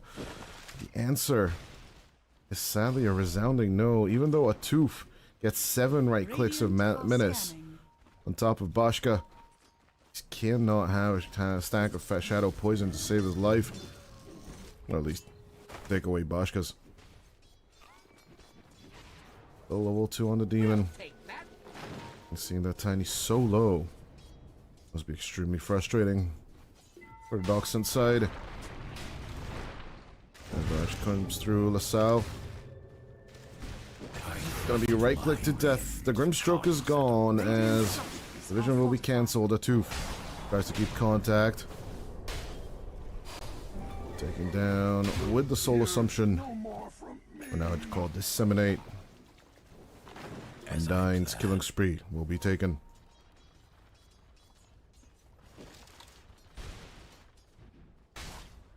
It has to be said though, as long as this shenanigans is going on, of course, the enemy tier 1, or pause 1, is at least not going to be farming. It is something, a mitigator in terms of last hits, but not a convincer in any shape or form. The Power Rune is going to be a shield, and up on the top side of the river, Niche will get it as Flocken. Not lucky enough. Pawn low. Going for the wraparound. Undyne is just good with the contact. As soon as they see the Queen, they will execute her. There's a Tooth. Trying to delay things. This time, it won't cost him his life. Dire's middle tower is under attack. Dire's structures are fortified. God Kid, mono with Bashka. And there's Undyne and Niche actually find out that there's no stacks to actually farm here. Let's see if up top, Fortnite Man can be duped into any kind of a trap. Sani, level 3 against the level 6 Fortnite Man. This is not exactly how they wanted things to go, but out comes the Sonic Wave. If they can kill the Stardar, that would be a massive tone shift here. As the right click connects, 30 HP is all Fortnite Man's got, and Flocken with the execution. Will grant a little bit of extra assist gold. A little of help for the Alchemist. Rise of Wisdom was secured on the Dire side. On the Radiant team, not so much. Not really any kind of heroes that can actually make it there. Cause some pain.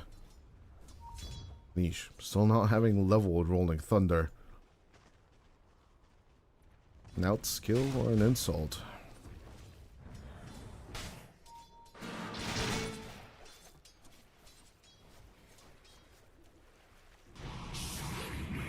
Dire's middle tower is under attack. The Tube setting up the regen rune. Second power rune of the game. As it has to be said. Sani is so damn behind. Radiant are scanning. And that first power treads is causing some issues here. As a tier 1 up top will be sacked. I'm not sure how much time it will buy them. Dire's middle tower has fallen. Burst continuing to chug on with the easier execution. I still don't know what happened on that top lane. 0 deaths on Sani as well. But he hasn't been like level 0 jungling at all. So that level 3 just genuinely is confusing me. How they outzoned him that hard with Pawn low and Fortnite Man. I'm guessing it's just not the start they were expecting in general. As the Alk is already level 5. Things could turn on the up and up.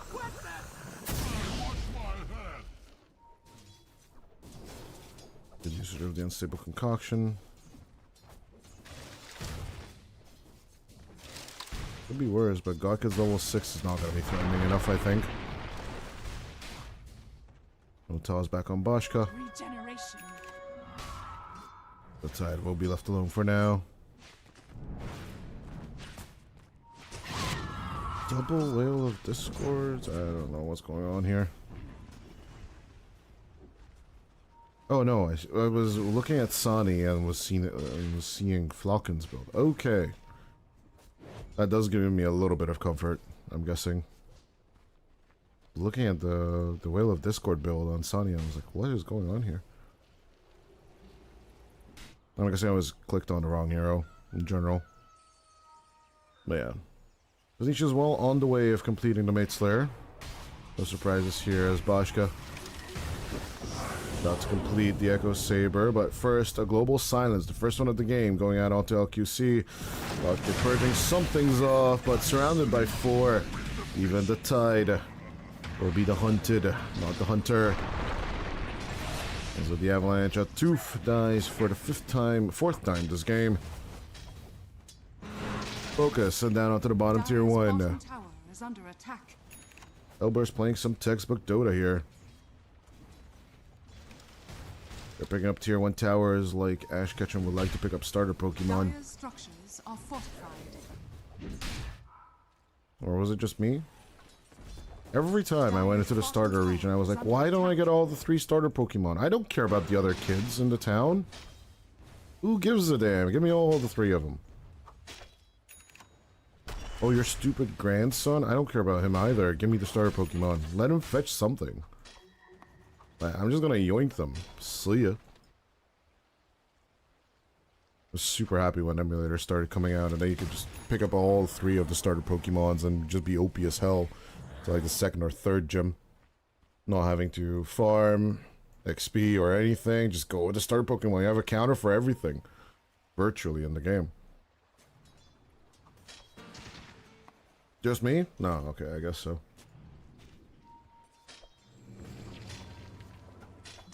Yes, you guys are just don't have the ambition.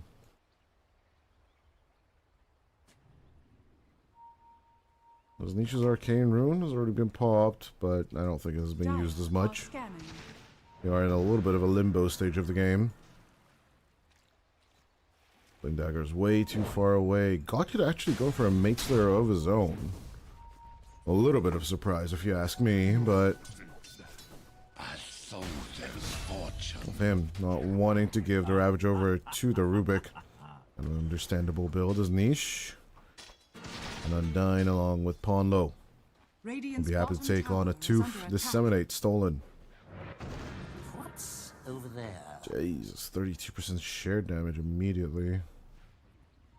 Not something Dire's top tower is under attack. I want to give over to my enemies. I still think if you build the Aghanim Scepter, you should get the double cast ability of Demonic Purge and Demonic Cleanse, personally. It's just such an expensive item, but niche. Once again, Disseminate stolen. Out comes the global silence. No sonic waves for a while, but Flocken looking to disengage. God Kid. Ready to Ravage, but is not looking to commit it, even though global silence and the steal was taken him. Will rather be on the other side of the mid lane before that man just picks up LaSalle. LaSalle? I truly don't know how to pronounce that name. I do apologize in advance as LQC. Still with the contact. Going on to Disruption. Undyne. Will not manage. Will actually manage to escape as Ponlo just stole the Ravage. On with the 1-2. The Tentacles will be fired back. The risky choice immediately backfiring on Docksend's side. 14 kills in 14 minutes. Elburst Esports are cooking with gas. Dire's middle tower is under attack. Radiant are scanning.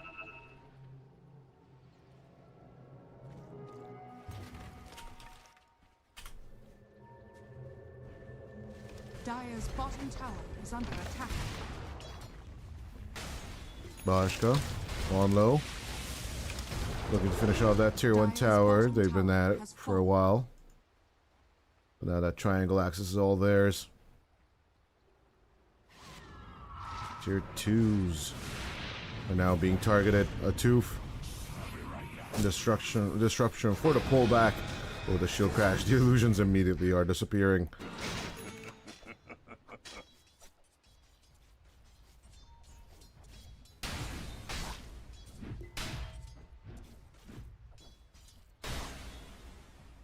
It's God Kid.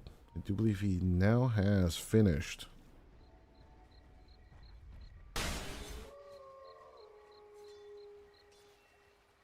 Mage Slayer overall. I'm still a little bit scared.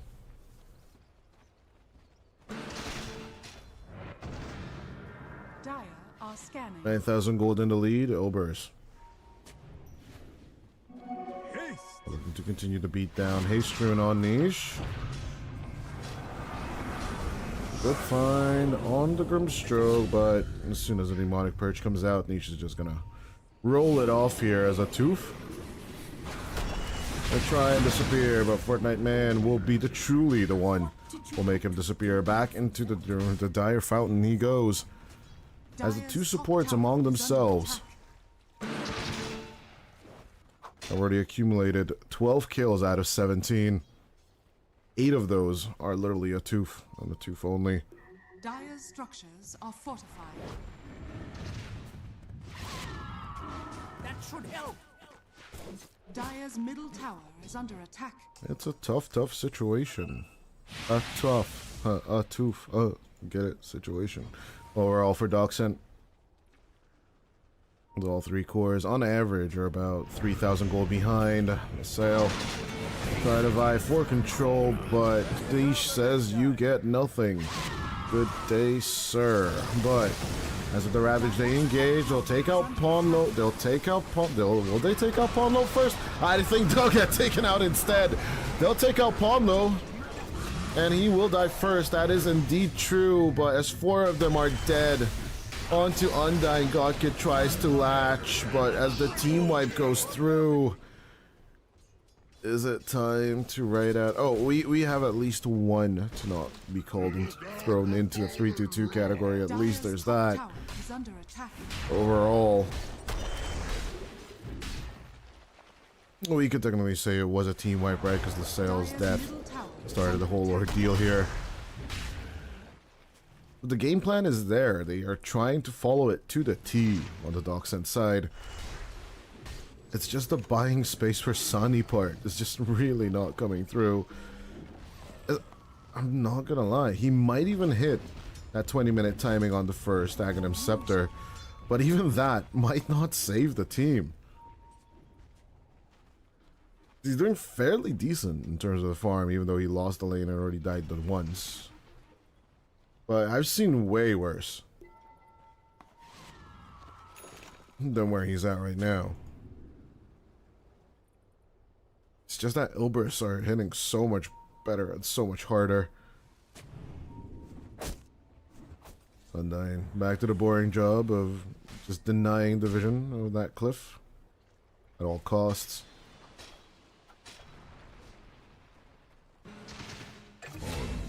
There's Bashka. Casual find off Flocken. Leaves the cell, manages to escape.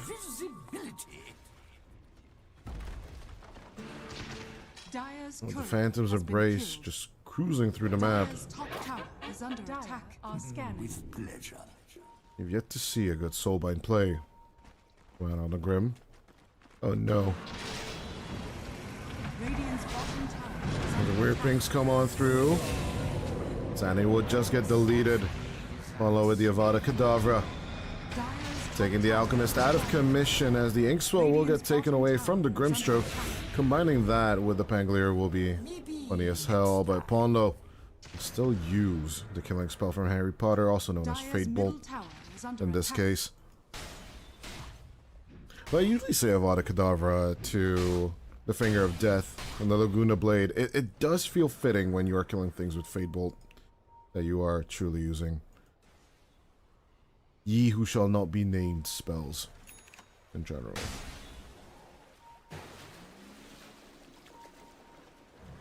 God could Radiant are scanning. does need to be like a shark just a little bit, but as he gets surrounded by 3, Radiant's bottom tower and Boschka with a clearly finished Silver Edge at minute 20, under attack. which is giving you the back rub, it does feel a little bit hopeless. Blocking. Now comes the global silence. Escape attempts are kind of futile on the co-op. As the silence will be chained, Flocken to be gone. He is in that status. Dire's middle tower is under Trying to attack. finish that Lincoln Sphere after the Veil of Discord. Well, all of this just seems impossible. Move for the Radiant's courier snipe. has been killed. That was the finished BKB for Fortnite Man. Will delay things at least by 2 minutes. The least. And the Tormentor gets picked up. Dire's Sonny. top tower is under attack.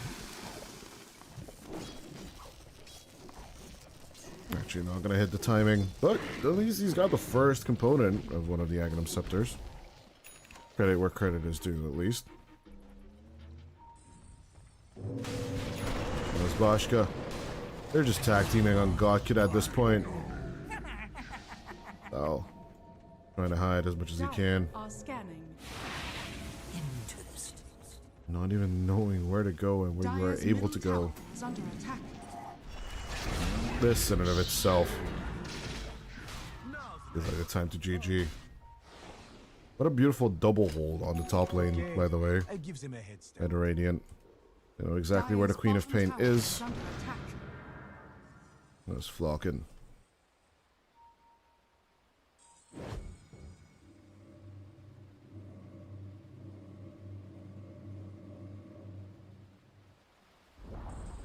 Doing his best to hide as Boschka secures the second tier Dire's 2 middle tower. is under attack. Only one more outer objective to go for the Elber's side. Kind of feels like they're playing with their food at this point.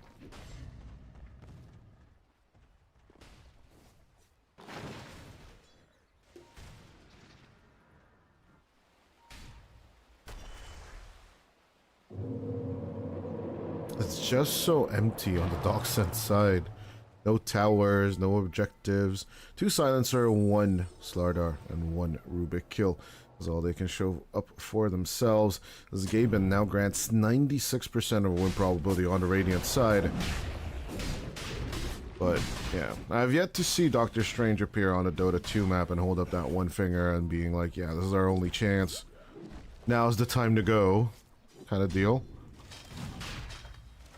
It would be funny as hell, though. And it wouldn't be the first time that Dota Plus where probability is wrong about one thing or the other. It is a fairly reliable graph, you know, no matter how much the community craps on it.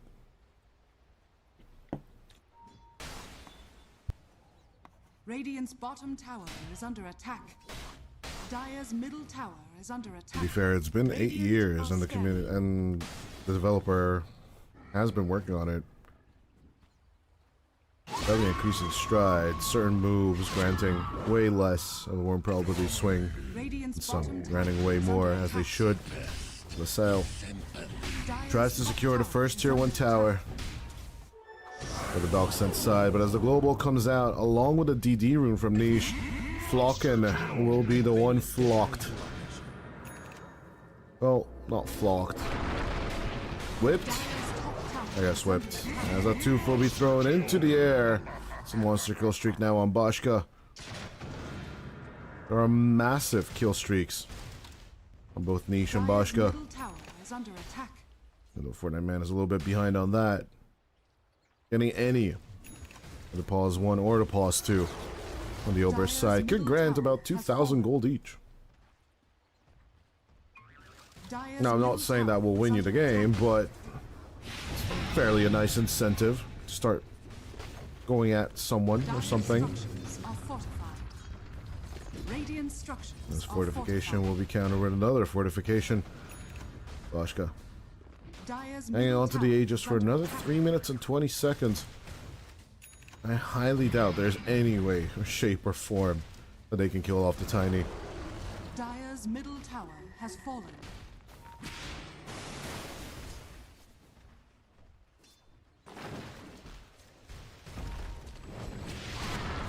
Falcon. The Nightman going on through the south.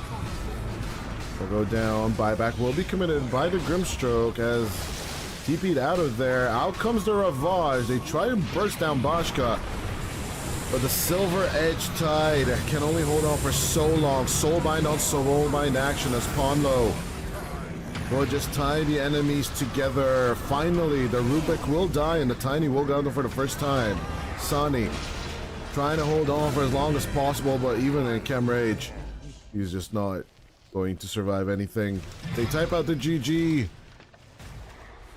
As with a massive murder fiesta, Bashka and the boys, just with the straight line draft, will secure game number 1 against Doxen.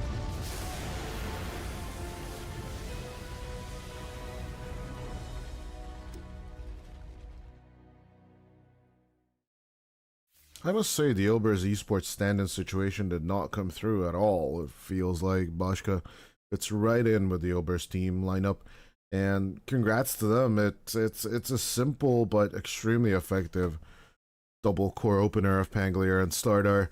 And on the top of that, right, with the Rubik, you are basically just inviting what kind of spells do you want the Rubik to throw back at you. As Ponlo is proving that it's not just in the pubs where the Rubik is just extremely strong right now. Curiosity in general, a blessing to the hero in this patch, is extremely effective as long as you can keep up them stacks, and Ponlo is just proving that that part of the hero is just really, really good right now. As yeah, Doxen, it's a pub strat, it's a fun strat to pull off, but picking the Tide even in general into the Rubik just does not feel like the right idea here, as of course it's a tough one to decide. Pick your poison kind of deal when it's the Pangolier and the Stardar coming through. You need some kind of team fight, but the Mars is just not going to cut it. So you go for the Tide Hunter, but you need to pick it into a Rubik. So overall, they need to somehow get one of Godkit's heroes, or whether it be the Barite or whether it be the Phoenix, they need to secure something so that Godkit can have a better lane overall. And Sunny, I don't know what happened on that top lane, but when you are at level 3, I do believe it was like 8 minutes or something like that, that's not a good time to be an Elk in general. That's usually a time when you start looking at Weaver strategies and everything else. But I digress, which does mean that we shall be moving over to a little bit of a break, and Ilber's Esports secure game number 1. See you for game number 2.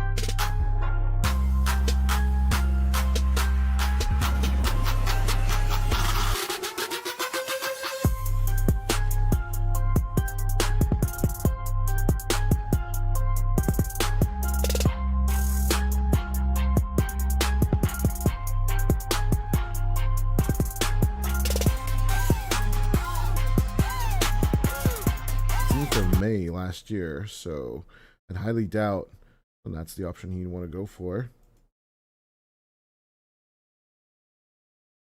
But I wouldn't be surprised if he actually goes for it overall.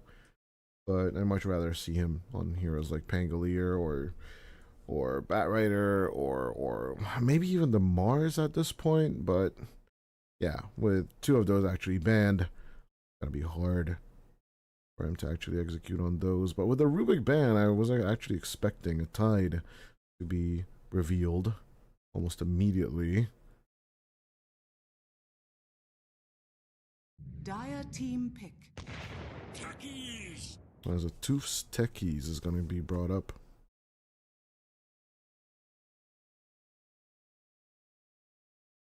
They could be going for a little bit of a burst overall. 10 I'm kind of missing a Tooth signature kind of tiny kind of tusk approaches that he's been rather gotten to be known for. But I'm guessing maybe it's just the nature of the meta, going for this aggression. And of course the Razor Taser just being a great use of resources to just disarm the Kez overall. It's just a really, really nice move. I guess Silver's Esports carry for now.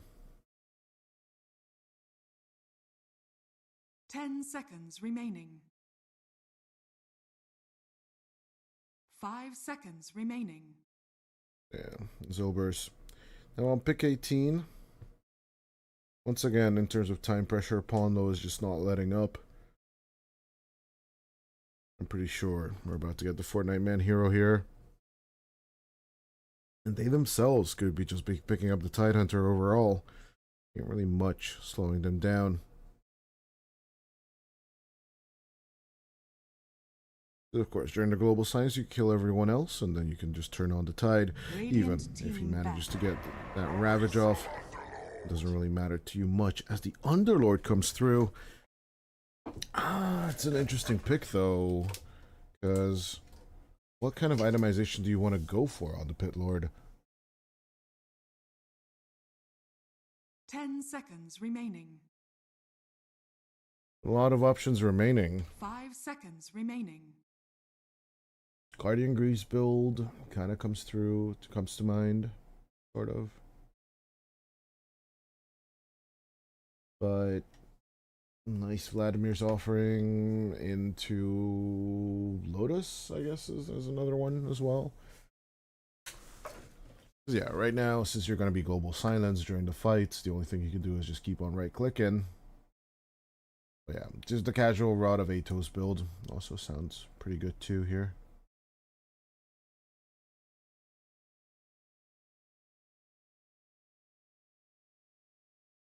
Not out of the question.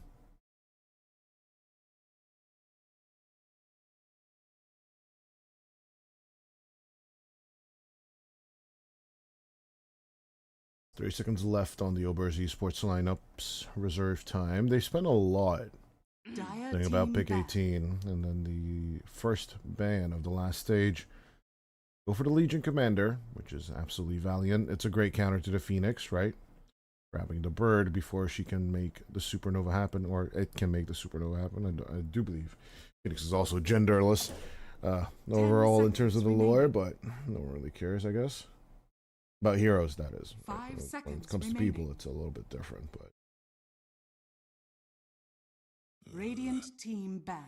Ember coming through on the ban list. Puck is one I haven't seen in a while, and is not really addressed by either side as the Necro gets banned out. A little bit of a Huskar indicator. If I'm Docksent, I definitely get rid of that as soon as possible. Obers just wants to mess with you. Yeah, it's actually a decent Huskar game now that I'm looking at it. Remaining. Oh, you're global silenced? Yay, okay. Have a spear. 5 seconds remaining.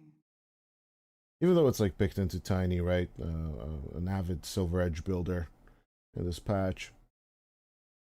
I'd still ban out the Huskar overall. I'd be way too scared of it during the laning stage.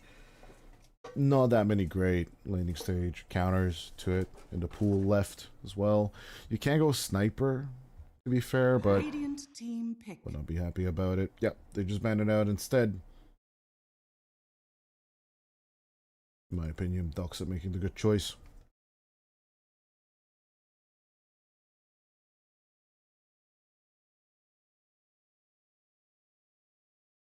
Ten seconds remaining. So the very last picks of game number 2 5 coming seconds through. remaining. Question remains: what are good mids here at all?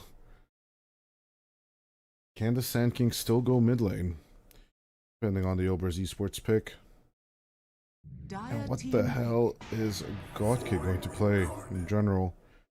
Sand King into Void, I think, is not super atrocious, to be fair.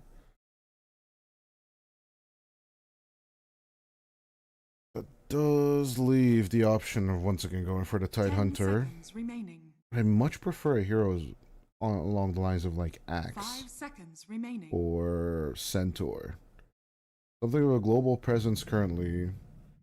Doxat could have a better time with, but Flockin will pick up the puck into the Void Spirit counter. Doxat, what are you doing? Nah, dude. Nah, dude. This is why we get allegations of throwing and stuff. What is Flock? Oh, man. Nah, man. I gotta put my leg down from chair from that pick, man. Oh, hell no. That's a dumb pick right there. You want to know what the problem is, sir? This right here is the problem, sir.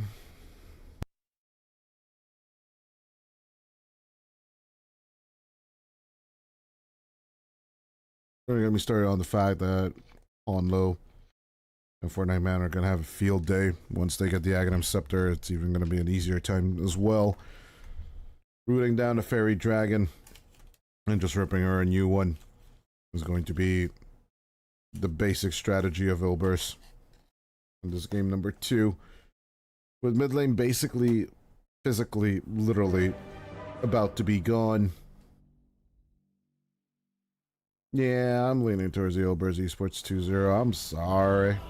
I'm sorry. But picking Puck into Void Spirit, I don't know, man. Maybe you can win it in your pub matches, but this is a little bit more tournament oriented, so I'm just highly doubting the execution of this.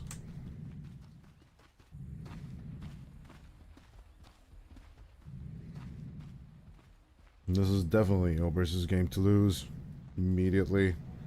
As yeah, sure, you can hold down the Kez with the Dream Coil and you can run up with the Epicenter. There are some really good plays to be had. The Global Silence and all of that, but overall, I highly doubt Doxat can execute this draft one way or the other.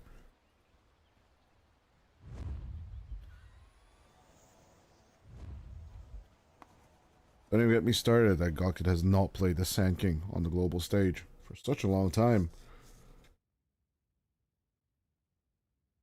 I owe you one. Might hold us some surprises overall. In terms of executions and plays, kind of questioning where this can be taken.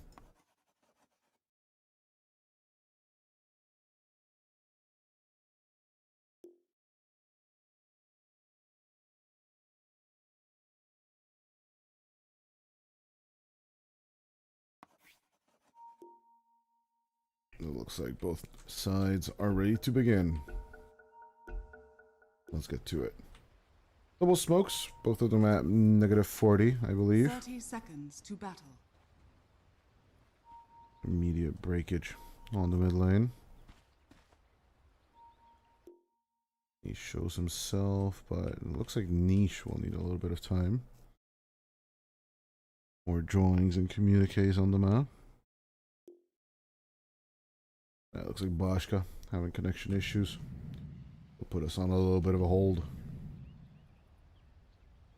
Still wondering when we're gonna get our first sets on the Kez, right? Because With quickness. as far as I can tell, we still haven't gotten them.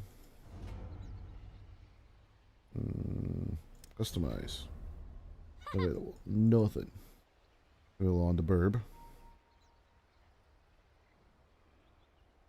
least almost a year and a half ago at this point.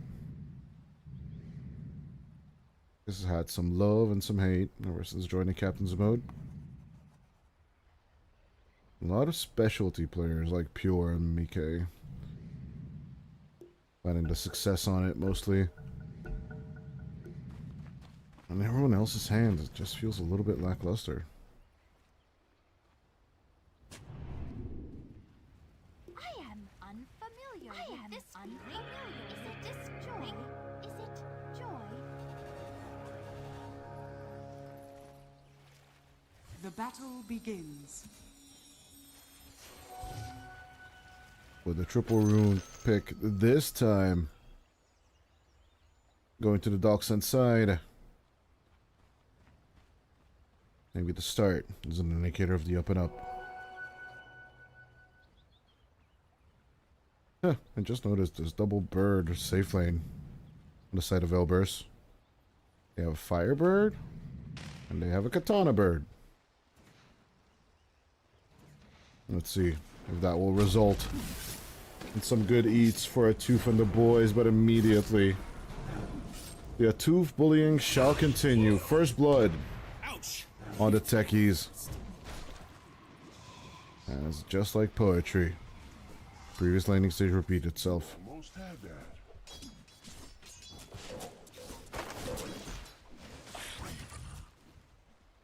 Yeah, Fortnite Man and Polo doing everything they can.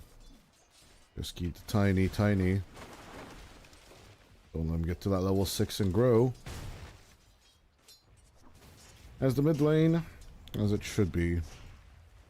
Well, so far. With a slight lead, Niche is on it. To actually hold up the status quo of Void Spirit versus Puck. I genuinely don't understand this choice from Falcon.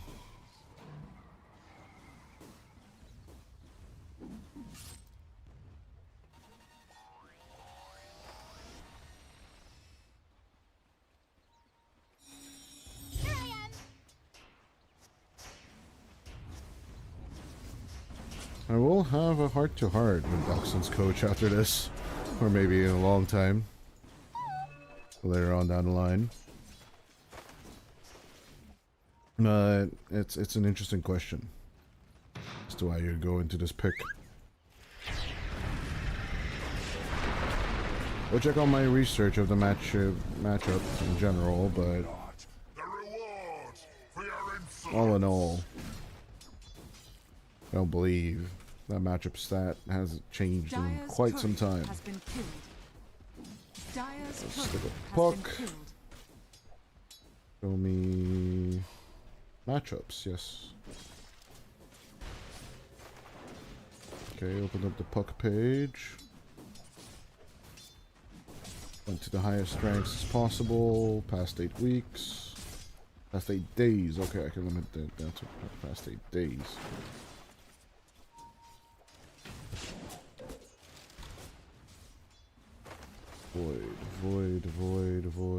Void faceless void. The other void. Yeah, 48% over win rate overall. It's not too bad, not too terrible. But it's actually gone down from the start of the last 8 days. So it used to be 52% win rate in favor of the puck, but that's pub stats. Keep in mind, professional. I do believe the win rate of the puck against the void is rather lower. Just given the nature of the hero. It's themselves already a counter to the hero.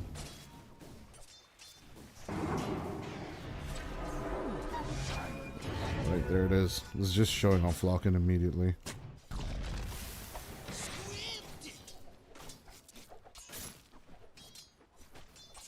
Yes. Flocken the tooth. Trying to keep up with the last hits. Not along with Flocken. They're showing a similar trajectory as the previous game, although their Falcon was on the top of the chart. And the second water rune. This time Paulo will just deny it. They're picking it up, but Falcon. Short-lived creatures. Though with the find on the hoodwink. We'll finally put Doxin on the board. In minute 5.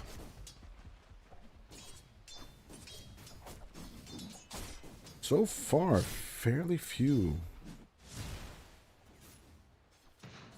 tight engagements as in the previous game. At this point, we already had like a 5-1 on the scoreboard. But you know, you just gotta call it out and ask, apparently.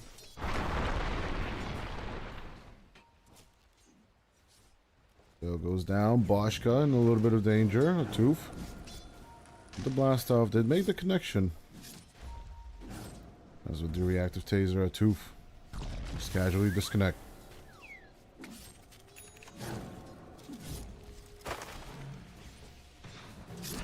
God kid. We'll still continue with the burrow strike, but the tower aggro is just not going to go through. The blood grenade will secure it though. Locking. I owe you one. Let's not keep score. Came around for I don't know what.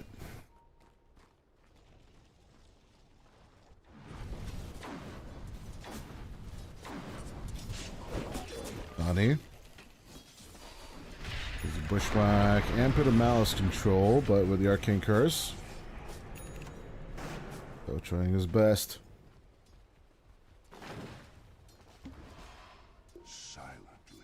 Pretty sure it wasn't really with the glaives.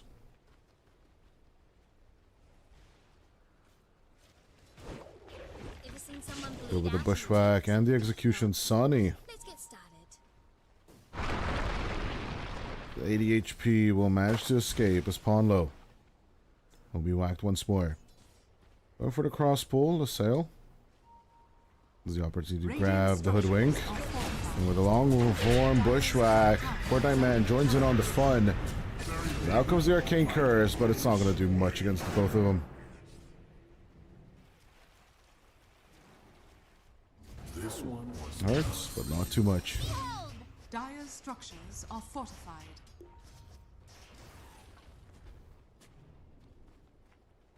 $1K network differential, and we're only at the wisdom shrines. Will be available in 15.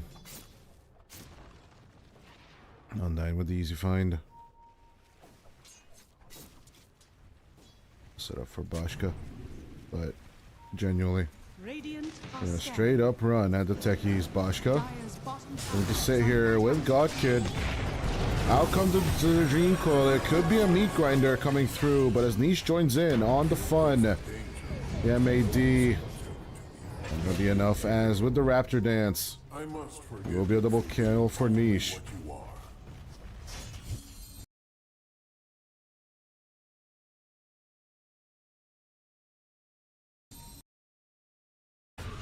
Already on the other side of the fight, setting up the silencer as an easy mark. Falcon attempted to come from the other side. God Kid looking to TP. Will eat the remnant as well as Niche. Will hold him off until, of course, Boschka can enjoy a reactive taser from a tooth. The EMP explosion doesn't really do much to the people. Boschka making a mid-rotation at minute 8. Easy bushwhack. And the catch as the remnant does not make it. I could have toyed with you a bit. Yeah, just Raptor Dance and everything else. Well, all of what they need. Falcon's Rush actually was the move. Oh well. Missed. Maybe Arcane Cursed. And with 8 glaives just taking away his intelligence, all he needs to do is just suffer through the Dream Coil. With Boschka killing off God Kid down on the bottom lane. Will be the 4th death of the Sand King.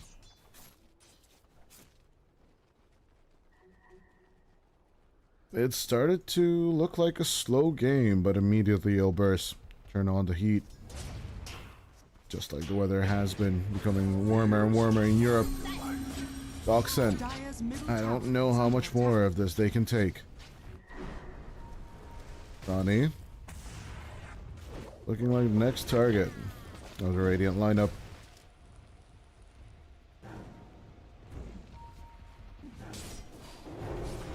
And with the Icarus dive. Undyne lights LaSalle on fire, and Ponlo will be the one making the execution. There's just no way out of this, apparently. And even with the mid lane just absolutely open, Flocken keeps on being behind. Dire's top tower is under attack. Donnie. Gotta be targeted. Here goes the Underlord with the Fiend's Gate.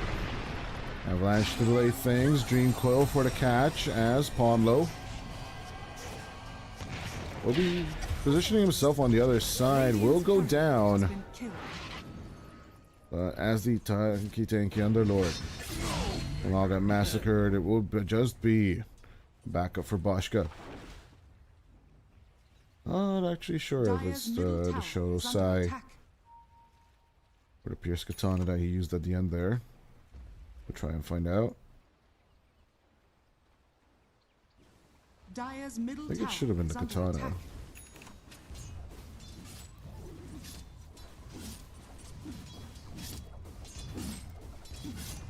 I'm still seeing Ponlo's death instead of anything else.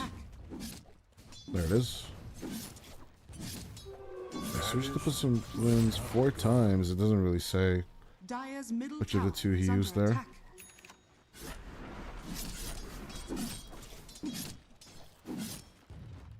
This is just a chance. This can be activated. Bottom tower is under attack.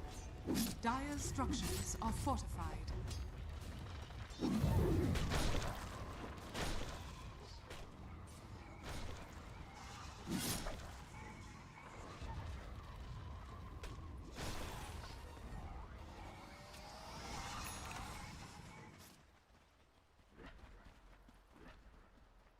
$15 kills so far in play.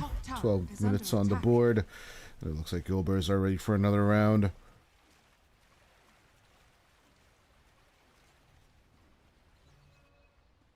Asani just not done with the Echo Saber. Flocken still one on his way towards his first item.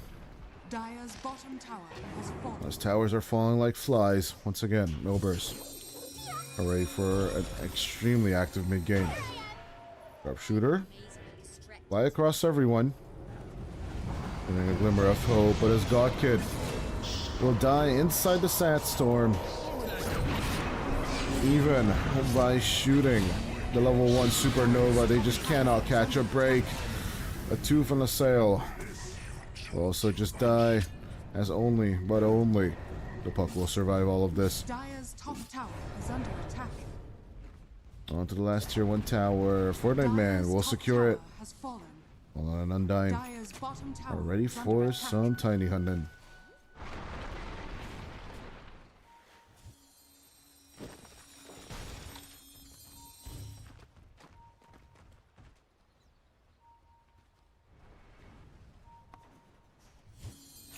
Laning stage definitely not going the way of Doxent. Ilbers are just relentless. This God Kid, once again, just trying to survive under the Sandstorm, and it's just not going to happen. With a Tooth looking to lay down all the bombs, the pause 1-2 just won't die. Mage Slayer's value is showing hard on Boschka. His niche, of course, does have the escape mechanisms from Dissimulate. Not to be confused with the Disseminate. The Dream Coil Burb. Gonna be tickled by Flocken. Ponlo might just die here for the 3rd time this game. But it won't be that big of a loss. It's Ponlo and Niche. Just keeping it loose. Going to mosey on over. All them stacks. So juicy. But Flocken knows he cannot really pick them up. Behold. Radiant's courier has been killed. Okay, this Dire's is the bottom Stiller. tower is under attack. Will be taken away from the Hoodwink for now. Dire's middle tower is Palmer under with the attack. guess. It was a good one. Doesn't read it on time.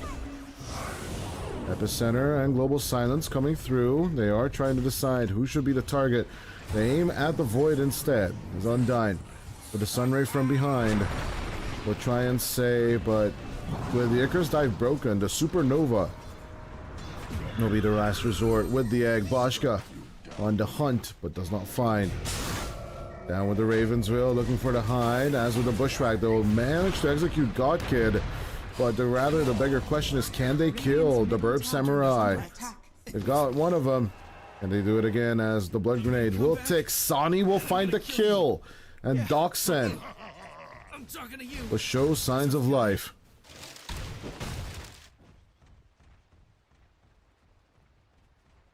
I am unfamiliar with this feeling.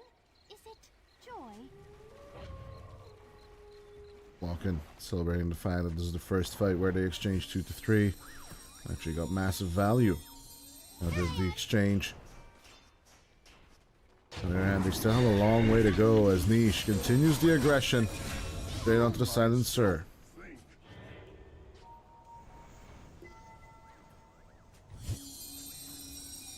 Here I am.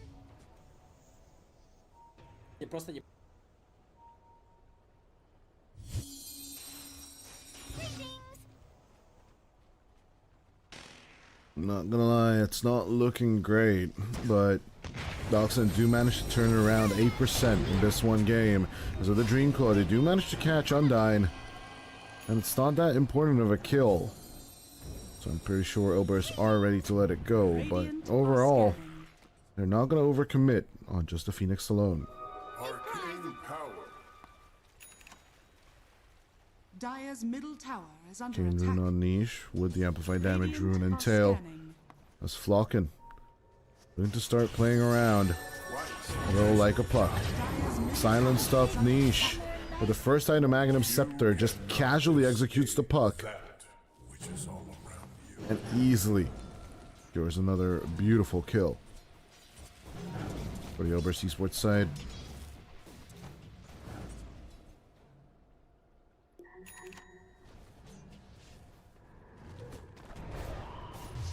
Well, no. Good with the setup. Out comes the global. But will be enough of a deterrent as a sharpshooter held up by the silencer. Will not be hitting the tiny. Sail.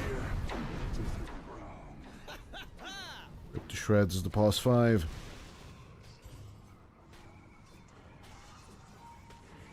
And he did talk about it. Sunny going to pick up the silver edge of his own.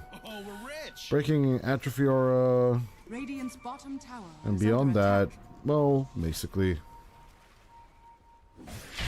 some components of the Kes build, but overall, with a toss play combo, God Kid will be thrown into the air before he can execute more of his spells, and that does mean 3 just die on the Doxen side. Dire's middle tower And is under attack. meaningful results. Boschka's just cooking. Let's just be honest, a bit of malice. Also extremely beneficial for the Radiant team. This Doxen not even having 1/3 of the amount of kills on the other side. Things are once again looking grim.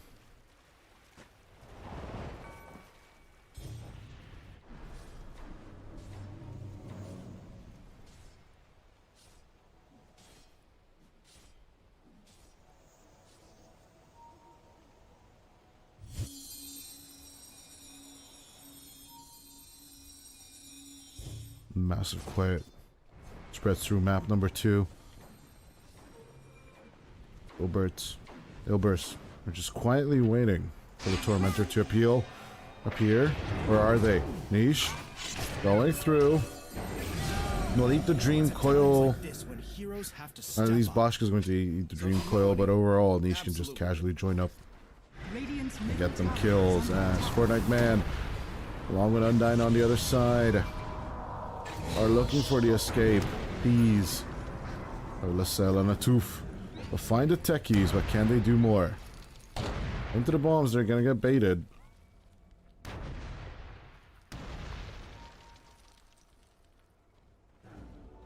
Dire's bottom tower is under attack.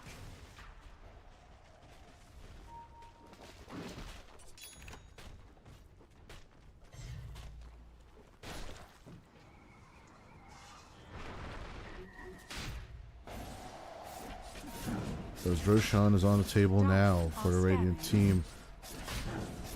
I don't know if there's anything Doxan can do. They might as well try. Let's see how late they will be to the party. Epicenter and Blink play into it. Godkid will steal it. That is one. Can they do a little more? Hypnotize and control. The Sand King will die, but his niche is pretty low. He will snap it and will manage to kill it off the Void. 1-for-1 exchange. I'd say actually favors Doxan at this point.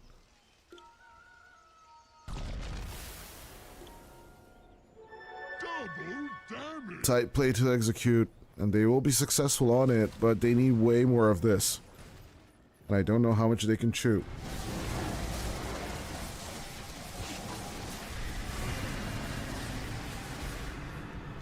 Four-man Tormentor paying off in the end there.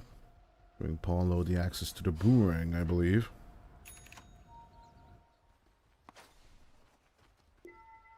I haven't seen anyone build the Hoodwink Aghanim Scepter in ages, actually. And that's one that's just not there. Sonny. Caught out and executed. Tiny is just gone. So, only with the Silver Edge, but due to the fact that the Radiant Warding has already seen where the Tiny is. Killing off Sonny's hero doesn't prove to be too much trouble for the Ober's side. Dire's middle tower is under attack. About 40 kills have already happened in just 20-ish minutes. This game doesn't seem to be stopping anytime soon. Dire's bottom tower is under attack. Another interesting part about this are fortified. Dire's middle tower is under attack. Silence. is that Doxan are not that far off from actually achieving twice as many kills as they had in the previous game. Are they doing twice as good? Well, that's for Gaben to judge. He's quite adamant about a Radiant victory for now. And honestly, we can't really blame him. Regeneration.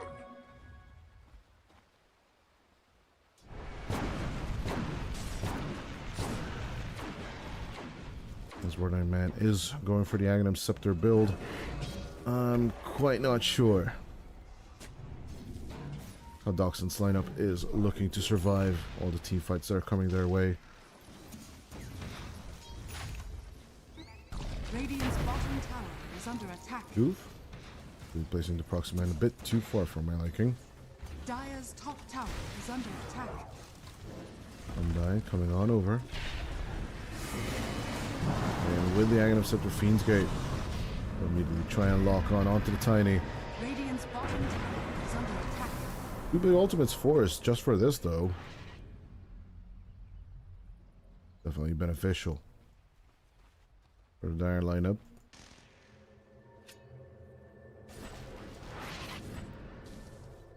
Dire are scanning.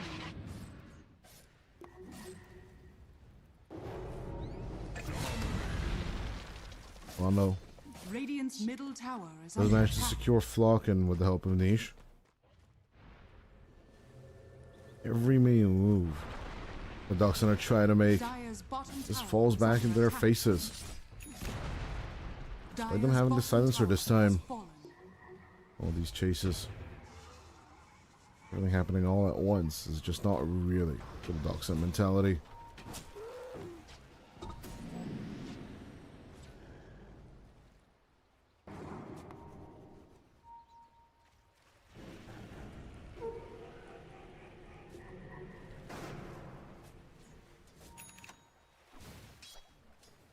the sail. Trying to get a glimmer finish. 24 minutes in. Lancer isn't really looking too hot. There's Niche. An easy find and assimilate. Niche will find himself cliffed, actually. Dire's middle tower has fallen. But Asani, the boys actually do manage to find Bashka. Nice chunk of change hits the wallet. The Dockside boys. Is under attack. Not really enough for much, but it's something.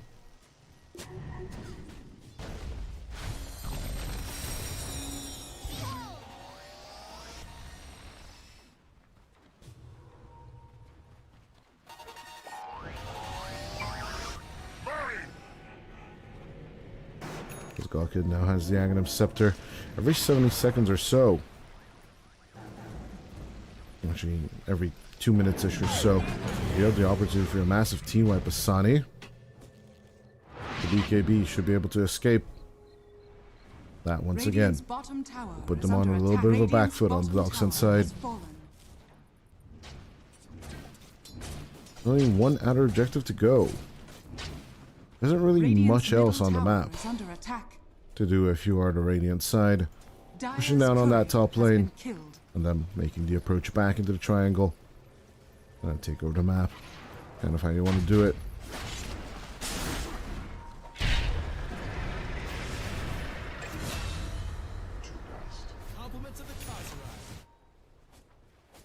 Sorry about that.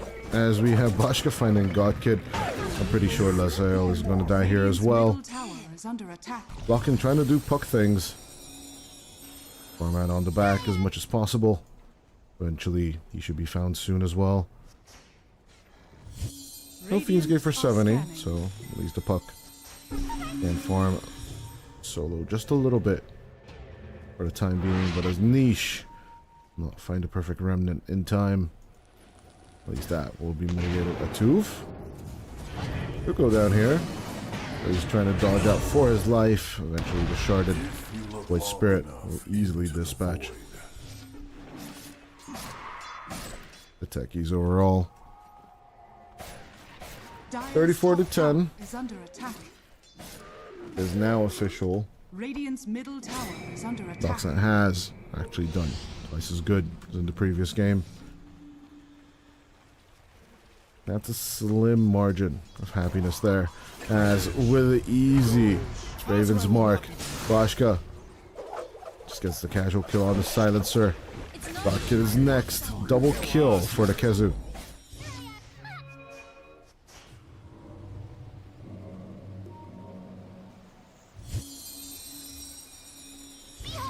Dire's top tower is under attack.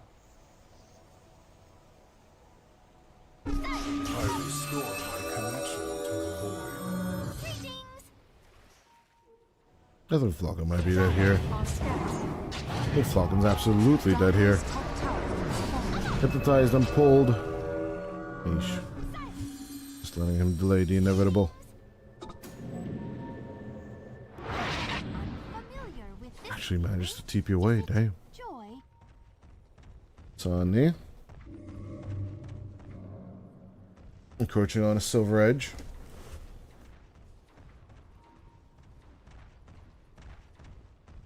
Question remains, who are we targeting with it? Even though the Underlord broken is a nice touch, I'm gonna win you the game just yet. The Tooth. Blasting and jumping and riding away, but eventually Bashka. Fucking rushing immediately.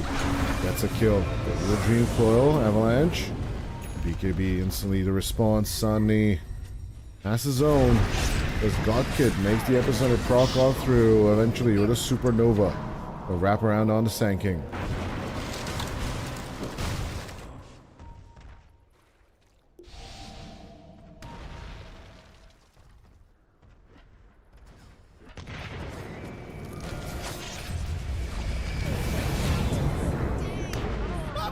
Tooth is just disappearing.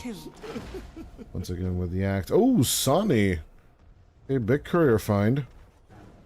Dire's middle tower is under attack.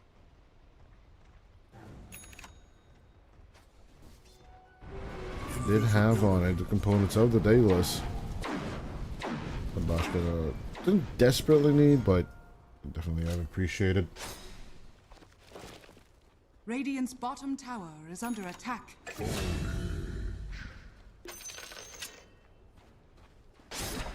Black in. Just flipping dying all the time. The puck is just getting pucked. I just don't see the solution for Doxent. And I haven't since minute 0. The past half an hour is just a testament. Silver's making good suggestions, good picks and good executions. I will say this, Godkid's Aegis Steel was definitely hype. But ever since then, Doxent were just trying to get a game online in general. They have just not found success in any shape or form. It's just kill after kill after kill after kill for the Ilbers lineup. And this is the type of beatdown people have been talking about left and right, but this is what a beatdown looks like. This is a stomp. This is what it feels like when you're outdrafted, outplayed, and outringered. And there's nothing against Doxent, it's just purely the level of gameplay most audience members would be, what should we say, mandating, and when power levels are so different. It's Bashka. Tried to get the Raptor Dance kill off, or at least strike off, potentially giving him the chance of actually proccing a bash. Really, Casper Katana could have given him that? Yeah, possibly an impale duration overall. It doesn't pierce through magic immunity though, does it? Oh, it does. Oh, it does pierce through the rough immunity. Damn.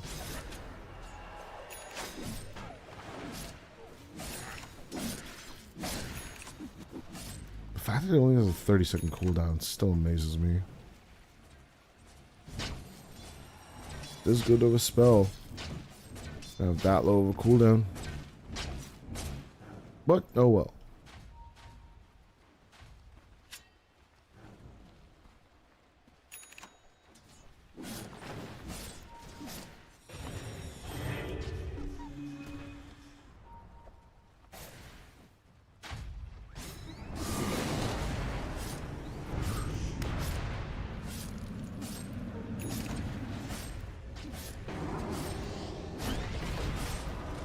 Walking immediately hypnotized. The pause 1-2 with the Void and the Kez just delivering way too hard. One last stride of the Rohirrim immediately with the invasion, but the Sun will actually be brought down at the same end. But 3 people will be sacrificed for it. Bashka returned back to the land of the living. Noxen are showing Moxie, but at the very same time, it's just not going to be enough for much. Being taken care of, back onto the high ground. As shortest Fiend's Gate in the history of Fiend's Gates. Tooth is gonna get caught out. Donnie and Godkid with the buybacks, as good with a Burrow Strike. Can they kill off the Kez? The answers are yes, actually, as Sonny will get the kill. 100 seconds without Bashka. Definitely be a little bit of relief on the headache the Kez has brought on them. As they open up the buyback screen, Dire does not have anything left. I shall reconsider your worth.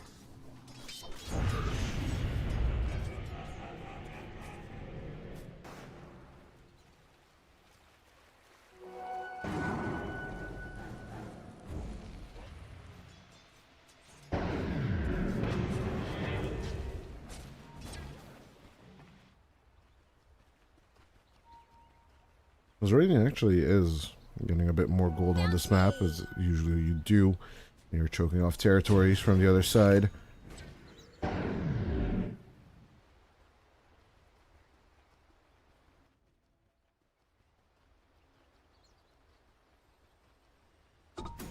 As Ilbers let up just a little bit of that pressure. How much can Doxent reoccupy now? Are scanning.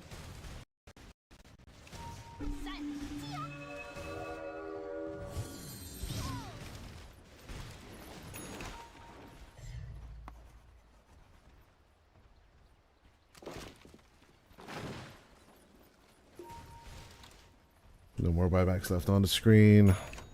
Go back to net worths. Toof and Sunny. They are looking to camp out here. Yes. The God Kid looking for a Daedalus catch.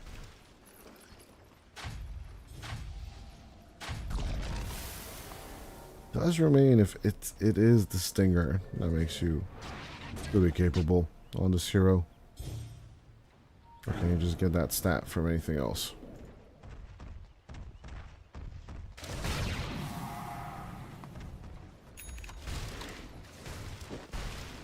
Learning the physical damage as well, though, on the Sand King. A little bit of hit or miss, if you ask me. Or survivability of the hero does depend. Items such as the Bloodstone. Or just a casual Shiva's Guard for the extra vision and the range. AoE effect increase. It's definitely underrated on the hero. As Niche. With the grab, out from the Pit of Malice. BKBs will be committed. Fortnite Man. Easily outlasting any kind of move Sonny can do here. And with 2 minutes to go dead Tiny. I guess it'll burst. Already to go on the jugular. Dyer's courier has been killed. Raz were taken away from Flocken. Best to rejoin on Pawn Low. The Hoodwink will be protected as a Tooth will be hunted down. Trying to throw down a minefield into your enemies? How dare you? This niche. Rocket's calling defense. You might as well try. Falcon does have the Dream Coil. But even if they survive this until the reincarnation of Sani, it's not going to be pretty. Bashka going in for the Raptor Dance, just massacres the position 2 and 3. As a Tooth goes in with the blast off, GG will be called. As one by one, they will fall on Doc Scent. Will they get the team wipe before the Ancient falls? And that will be a yes. As Ilburst Esports secured a clean 2-0. Right after both teams have lost to Modus. This will definitely be a fresh air for Ponlo and the boys. And the Bashka substitution. We shall see if it will be a permanent one down the line. Overall, I did not mind it at all. In any shape or form. We hope to see more success of Bashka. Seeing him back on EPL is always a joy, but of course, with him pursuing his Tier 1 career, we would like to see that soar as well in terms of success. But yeah, Ilbers Esports securing the 2-love against Docscent. Color me unsurprised. Both drafts had their own issues. I still want an explanation as to why Puck is being picked into Avoid Spirit at all in our Lord Gaben's year of 2026. That in and of itself is with OD Pixels where it's questionable at the best. But yeah, just no Chasm Stones at all on the Docscent side either, even though you have a Sand King and a Puck. Feels a little bit off to me. But eventually, yeah, you just gotta admit it. Ilbers Esports just played better today. And let's just hope Docscent will continue improving and at least manage to get one game each of their opponents so that they can make it to the playoffs. But until tomorrow, we are off the air, ladies and gentlemen. That was the last game of the day. And that will mean tomorrow we will have good old Power Rangers versus Inner Circle, one of the most hype matches to be anticipated on the morning. And of course, then we go to Stice and Enjoy Boys. And of course, at the end of the day, Ain't Possible and Docscent will be facing off against each other. The team that managed to beat Modus first will be facing off against Docscent. Will Docscent actually live up to the hype, or will Ain't Possible just stomp on through them? Find out tomorrow, of course. But yeah, until then, Ilbers versus Docscent. Just a clean 2-0.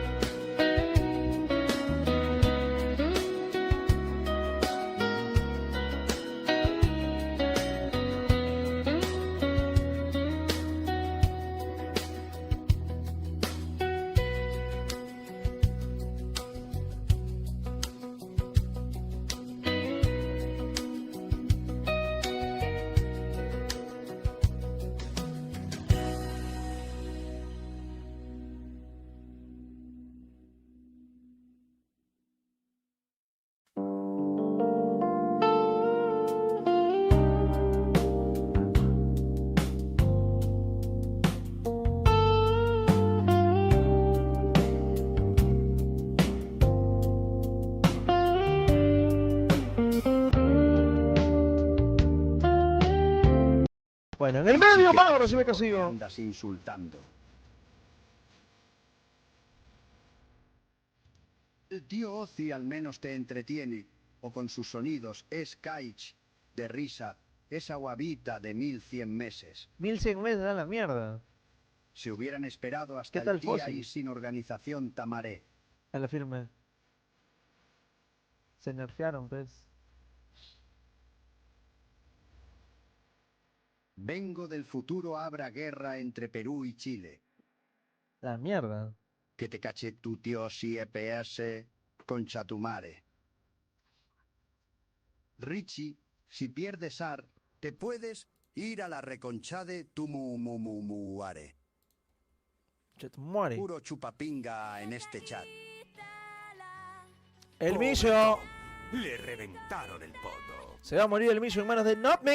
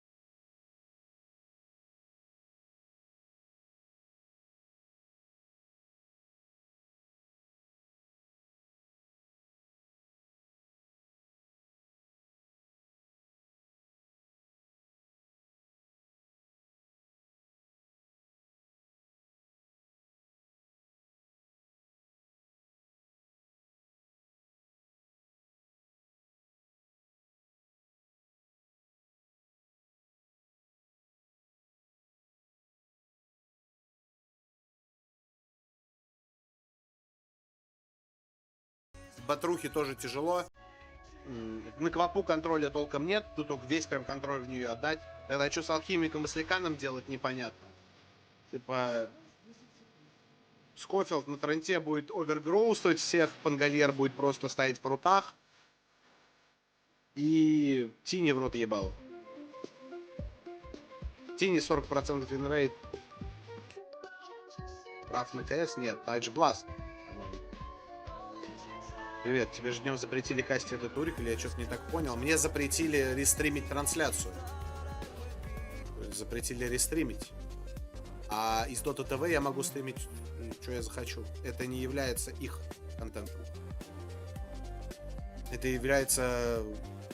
Ну, короче, все это принадлежит Valve. То есть, ну, я стримлю больше задержек.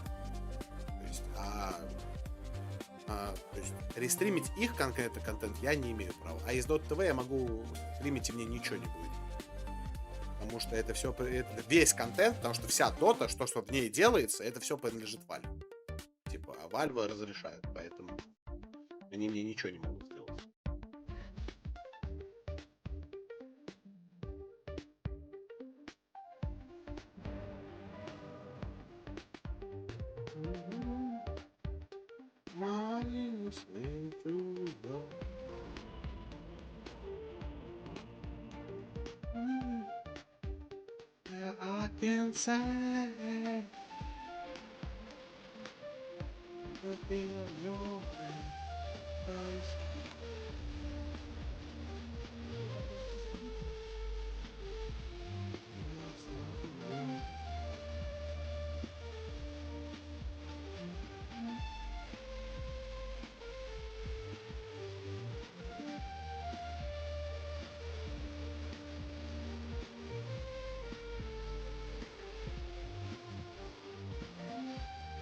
Да дослушаем припев «Хочу пиздец».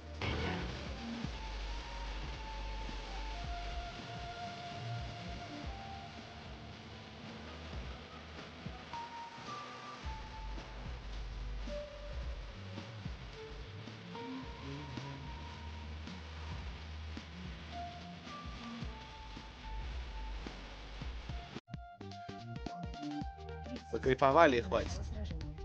Покайфовали и хватит. Всех, ребят, пламенно приветствую, кто только подошел. Смотрим мы с вами за развитием перуанского состава. Теперь они называются не Сара, а Playtime. Я за них болею жестко. Считаю, что на этой карте они отъебут субмарин в попец. False promise. Now you're gonna die to the Sonic Wave. I'll need you to kill the screen of pain. She needs kills. This is a moment where your mid laner is crying.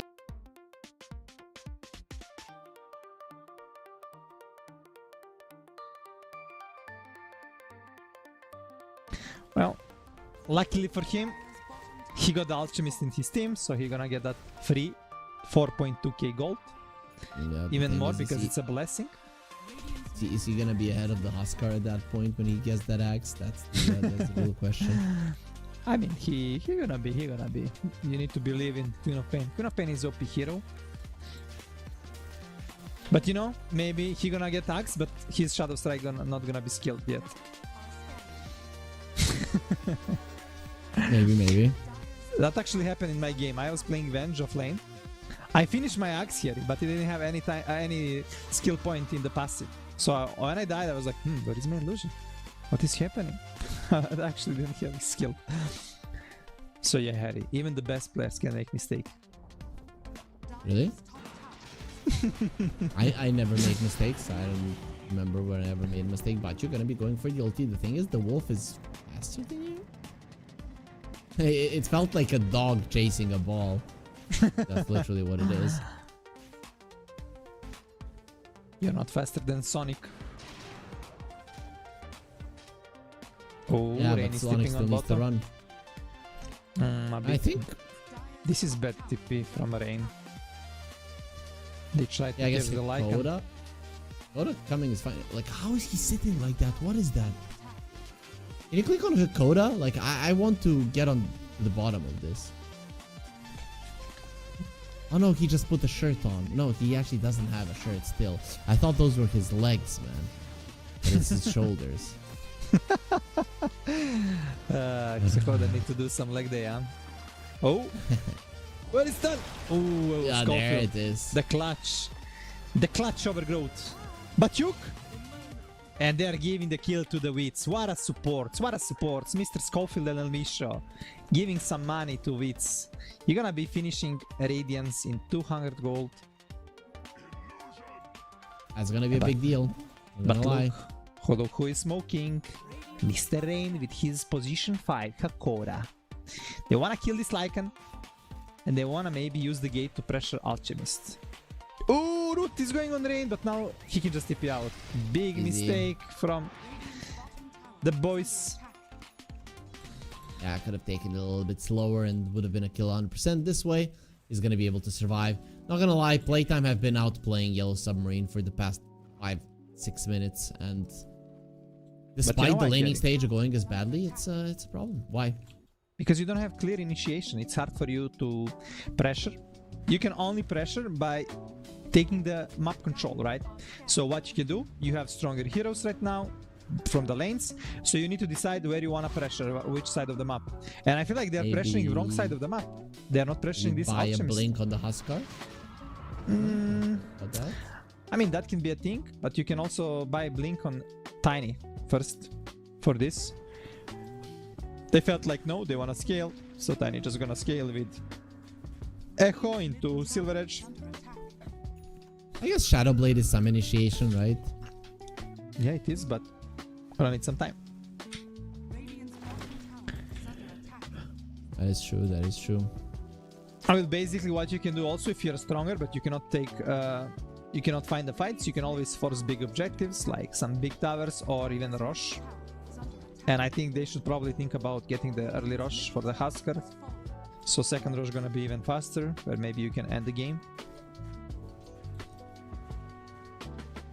Okay, okay. Oh, where is Pango Makes sense. He's trying to kill El Misha. Easy. Still, I like when enchantresses die like this. Farming on the enemy side of the map and go for your Dark Mago. Fortune's End, gonna be connecting, purging the living armor, but he's far enough away to be considered safe. There's an AD rune and Rosh available for a Huskar if he sees it. I mean, he doesn't need to seize it. Oracle can just ping on it. They shall know. If they use this technology. Does it show for the Oracle or he has to ping? You need to ping. You need to ping on your. You have this. Yeah, innate. Yeah. Buff under your icon under your hero. Yeah, you can the ping. prognosticate. Yeah, yeah. It used to be like you can also hold Alt and you will see on the river where is the next rune coming, like on top or bottom, which rune. Not sure if it works still like that. I need to play Oracle again. Now you can even see Rosh. Oh, mid lane. Rain. Sonic Wave pushing them back. Oracle healing himself. He has the ulti, just trying to survive. He might have to ulti himself or just... he's not going to be ulting anybody. And just leaves the Husker alone. He's going to have to armlet toggle out of this one with the stun connecting. Buyback from the Oracle. Think he can save Rain. Not going to be happening. Oh, they're just getting outplayed left and right. This is too much. They're getting outplayed. This is not public game. But yeah, big outplay. Domi 2 on Lycan with big dragon boy, greeting the Oracle, killing him there, but yeah. Also, guys, there was a quick reminder for you on the screen. Essence1W is the promo code with the banner down below. Up to $130 of free dollars of free bets for you waiting. The one-win bet site, and you can click on the banner down below to get yourself there. However, we're going to be seeing the blink reveal of the Batrider, getting a nice kill on El Misho. However, Rain getting a nice bounty at 252 gold on the bottom lane, killing the Overlord creep. So quite happy with that. Shigetsu. I mean, boys on playtime, they're happy that the first blink reveal smoke, they just lost Enchantress and they didn't lose any tower. They didn't lose a big objective like Rosh. Maybe they're gonna go for the Rosh now, but Mr. Frank scouting Rosh with the Wolf. So they know that they are in the zone. But let's see if they're gonna be able to take a fight. There is a huge timing. Alchemist just finished Axe, so this is gonna be Queen of Pain with the Axe, but this is only Shadow Strike level 2. Still, Scream of Pain level 4. A lot of damage, but they're gonna decide to give it. Oh, maybe Wolves. Imagine Wolves kill the Husker there. Getsu's gonna be killing Schofield, and that's gonna be a nice kill. Probably making sure that this Rosh can't do anything. Rain will be finishing it off, and last time their comeback started with the Rosh. Now maybe it's gonna be starting with the Aegis as well, as Rain will be having a double life, and SNY almost done. Yeah, and Axe is finished for the Queen of Pain. He's ahead. Alchemist. He's Top ahead of effort. the Husker. Oh, Yeah, it was all planned along. You know, it's good to have low net worth because when you're feeding, you're giving less gold carry, right? So right now, you're top 1 net worth and you need to be a bit careful. See how good it's gonna be when there's an Oracle on the other side, because when it comes to healing people, purging people, he's the best there is. Maybe he might be able to survive the Queen of Pain damage. Nice ward there, and he's gonna be giving them the info that the enemies are coming. Misho is standing there. Maybe they're baiting. Maybe going for the ulti. They want to fight. They know where the Oracle is at. He'll be losing his big creep though, so that's a big chunk of his power just taken away. Yep. Well, the boys from Yellow Submarine, they're feeling really strong right now because of this Aegis. Tiny is also strong. And you cannot win a fight if you don't burst Hakoda on Oracle, which is gonna be hard. You think Alchemist maybe skips the blink and then just gives the axe to the Lycan? He's like, I'm gonna billion movement speed. No. I mean, you can give axe to Enchantress better. I feel like. Ah, come on. You're no fun, LeBron. Oh, they wanna defend actually. What? They didn't stop the TP. Okay, they're just gonna stop TP. And again, Schofield. Invest into the gem. So early gem pickup. Radiant's bottom tower. I guess it Like makes sense. every game. Every game they are doing the same. They're buying this gem early on. I'm usually for a very early gem, but I think they're overdoing it, not gonna lie. Yeah, I'm definitely. Oh, they're looking to burst maybe a Pango. Nice ulti Where's from the Schofield. Oh, that ulti coming too late, not gonna lie. Yeah, now you don't have Oracle ulti for long. This spell is now a big cooldown, especially level 1. Yep. So maybe you're gonna be able to find some fight. Oh shit. Still an Aegis on the Huskar. Does it not take Apple Pay? Killing him twice is kind of an issue. They do have the shapeshift, they do have the chemical rage, but they are not gonna be having Schofield because he's dead. Gonna get silence up, Sonic Wave, killing the Huskar once, not me taking a lot of damage. Will be taken out there by the unstable concussion. Now that leaves the Huskar all alone. Leaving this area, not gonna be easy. Passive weaponry starting to stack up.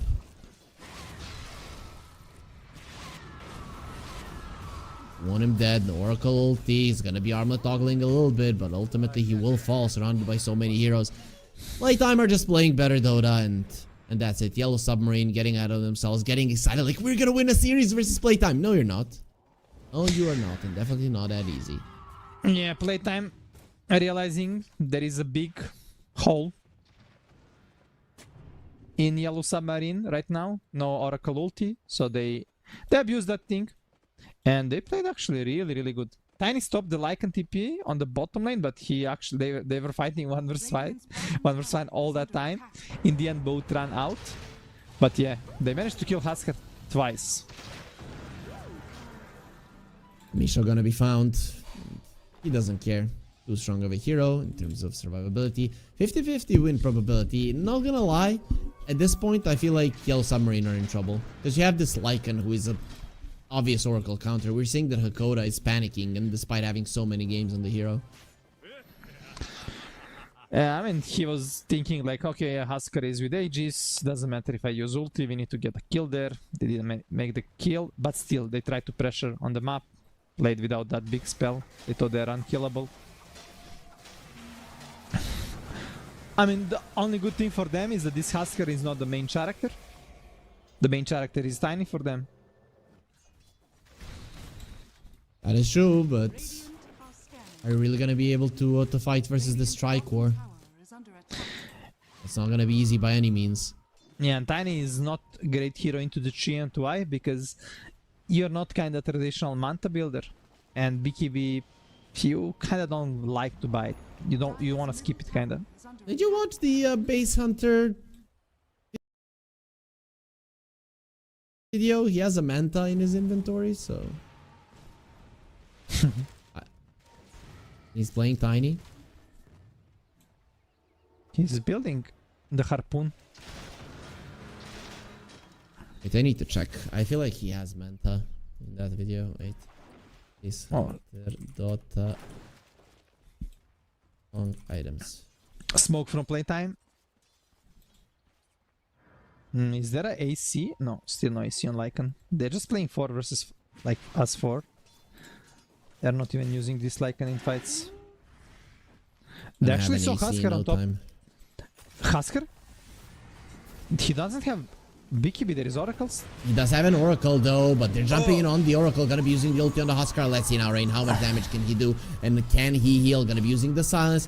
Has the shard, so gonna be surviving through it all. Oracle did lose his life. There's gonna be a lasso overgrowth there. No more chances of surviving. Taken out. He already used the cauterize, and there's gonna be 3 heroes dead, followed up by probably another one. Queen of Pain surviving through it all, pushed onto the low ground, and he even missed there. Bachu. They're chasing down Shigetsu. Think about going for him as well. Rolling Thunder TP out. There's going to be a slow onto the Tiny. He's going to have Silver Edge in just a second. Should be enough for him to survive. So he will be fine. But it is still a complete and utter disaster for Yellow Submarine. Oh, playtime there. Making really nice fights. There was like ops that Husker devoured there, but still, they were smoked, they were fast, so they were like ready to fight. Even though Oracle managed to use nice ultimate on Husker, they managed to stay alive. Alchemist was really close to dying, but big heal from Eng, big heal from Treant. Save him there and 3-4-0, right? That was even without the Lycan. Lycan just finished the Axe, the AC right now. Dire are scanning. He's gonna have the Orchid too, so then the Oracle can literally just cry. He does have a Ghost Scepter, I guess, so that helps, but the game is still quite problematic for him and quite problematic for Yellow Submarine, because even though they're losing fights, the lanes are still getting shoved in towards them. They're not shoving out the waves, and making plays just looks impossible for them. Yeah, they were never like 5, to be honest, so there was never like single 5 versus 5 fight, but we might see it soon. Pango Batyuk, he finished the Axe and level 15 on him, so he's really strong. But are playtime even gonna give them a 5-on-5 fight? I feel like they don't have to. Just easier for them, shove in the waves with the units and always find an opening. But you wanna contest the Rosh, second Rosh, so definitely you're gonna give 5 versus 5 fight. And they want to go for Frank. The hit, toss forward. He does have the wolf form, and another hit there with the Rolling Thunder. So Frank just couldn't move even with the overgrowth. 2 minutes until Roche, so they're very lucky. Oh, they're pinging on Schofield. He got the gem. Are they gonna be able to find him? There is a dust. Get him, dust. Doesn't clip him. Oh, they found him. They found him because they see the TP on the tree. I think that should be that's the gem. Right? That's the gem. If he's in this, it should. Yep. Again, is this the same thing? Just before the Roche losing the gem, at least this time around, the Roche is not alive. Now jumping onto the Queen of Pain, getting the silence off. Here comes the Fortress Den. Gonna be flying in. Nice stun from the Alchemist, keeping the Huskar at bay. Alas, onto the Quap. We talked about that she might like to get tied up, but this isn't something that Dark Mago is too happy with. Shigetsu will find El Misho too, breaking him, and then you do not care about the untouchable any longer. Not so untouchable now. It is going to be an even game. It was 5k gold lead. They were controlling all of the lanes, and then Yellow Submarine just run at them across the entirety of the map and bring down 4 heroes. Whew. Well, this is what is happening when you're making a first move here. It's always best to do a first move. And once in the game, you start making a play, and then you see they snowball. They took the gem, and this gem is huge because you're playing against Chi that's gonna have like he's skipping Akshar, but yeah, he's invis. There is wolves. Plus, you took it from enemy, so they don't have this power to see your tiny, devour all their wards. And also look wards from playtime. They have these aggressive wards, and they're not gonna be able to use right now. They plan it to play aggressively, but now when you lose this momentum, you might not be able to do it. It's not looking good for them. Not looking good for them at all. It's all gonna depend who's gonna make first move right now. Etsu, can he go forward? Dark Mago, very aggressive. Avalanche will be there. Lasso as well. Did have the damage. Overgrowth gonna be used, saving the Quap. Jumping in. Wit's gonna be stunning multiple heroes. There pops the BKB. Beautifully done, Rain. Getting guilty. This Oscar is going to be surviving for a long time. Their 2 supports are dead. And now they got down the Queen. Can Rain survive? Can he survive through the false promise? It is going to happen. Rain is alive. And he's going to be getting a triple kill. So now the only one left alive is going to be El Misho. That is going to be jumping away while his teammates are dead. Meaning that the next Roche will be going towards Yellow Submarine. And that's going to be huge. The damage output of the Huskar more than the entirety of the enemy team combined. That was close here because Queen of Pain, before she popped the Bloodstone, she tried to use his spells. She spells to regen, but she got silenced by Husker. Then when she again tried to use spells, she got rolled from the Pango. And if she presses any spell there, she will regen from Bloodstone, and this will be completely different team fight. But yeah, nice spell usage from Yellow Submarine. And it's gonna be Aegis. Aegis for Husker.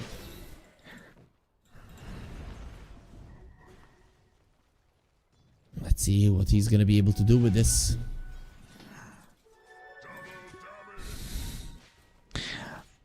Not sure how do you fight right now, if you're playtime. Oh, El Micho gonna be scout. I mean, he kind of tried to play it. He tried to put his body to cover some smokes or play, so Dark Mago can farm. He really need to find a way to finish his BKB, so he can dispel the silence or survive in the fights. Because without his damage, there is no damage on playtime. So that's why it's tricky to bait as a damage dealer hero, especially when you're the only kind of damage dealer. Yeah, we talked about it in the draft that their damage is gonna be a little bit lacking. Let's see what will the Alchemist be getting. Do you maybe now start thinking about the ultra late game and just think about giving the Aghanim Scepter to everybody and changing the game that way? I mean, definitely you wanna just farm right now and dodge the fights, but not sure till what moment. At some moment you need to fight. And probably your biggest timing gonna be when Husker lose the Aegis in 3 minutes, and if Dark Mago can finish his level 20, his BKB, because this is the power spike of Queen of Pain. Oh, but I see him on ops. Avalanche toss. Oh, they made a mistake. Big mistake. They're still gonna get him. Yeah, because of the ops. Still, if you're blinking on top of somebody, just blink behind him. Yeah. So that you don't get tossed. Like, what are you doing? Mid lane El Micho gonna die as well from rain. It's just looking easy at this point. You knock high ground. Like, what are they gonna do without the Queen of Pain? They're helpless damage-wise. Yeah, you have banner as well. You wanna force enemies to come back to the base. And double siege wave as well, right? It's 30 minutes in. They should be losing 2 sides for sure. I guess Squap will be back for the second side defense, right? I mean, sure, but can you give a fight? Are you gonna bring this Alchemist? It's gonna be tough. Oracle Husker lineups, they love when they're in your base. That is pretty much the easiest part of the game, going high ground with a Husker Oracle. It's so easy, right? You just land the Husker, and if there's no repositioning tool, which there isn't one on the other side, it's just walk in the park. Yeah, and I really like what Hakoda did. He smoked his team, so they cannot get surprised from backline right now. Look at it, he's got a Ghost Scepter blink. This Oracle has everything. He even wants to go for Shadow Blade. Beautiful. Oh, they realize what is happening because Caulfield used his first spell. He managed to put some deep vision there. We're gonna be finding the Pango, going on top of him. He's gonna get force staffed out. Field Crash, Rolling Thunder. Now with the Rolling Thunder coming out, you just have to run playtime. Have to pop the BKB on Wits. Nice harpoon there, pulling onto the high ground. Rain, he got the ulti going on the Dark Mago. Gonna be taking a lot of damage from that one. And 13 Spirits is gonna be more than enough to take him out. That means no damage. Rain comes back with full HP. He wants to get back to lower, so he's gonna be pushing faster. But that does look like it's gonna be the end. And guess what, LeBron? Yellow Submarine. They're gonna be winning, and I'm gonna say it on the back of their drafts. And yeah, but in the first game, in the second game, they surprised them with the Tinker. Here, they knew they were gonna pick a Huskar, and they still let it through. Yeah, I think in the game 3, playtime literally they shoot themselves in the leg with letting them the Husker, because let's be honest, Tinker was last pick. Even if they first pick it, it's not gonna be that big of a deal like with this Husker, because they actually, like, it was Viper was banned, Doom was banned in the first phase. I thought maybe playtime gonna steal the Husker, but no, they decided they will not pick it. They give it to the Rain, and they just ban Ancient Apparition, and there is no literally the counters.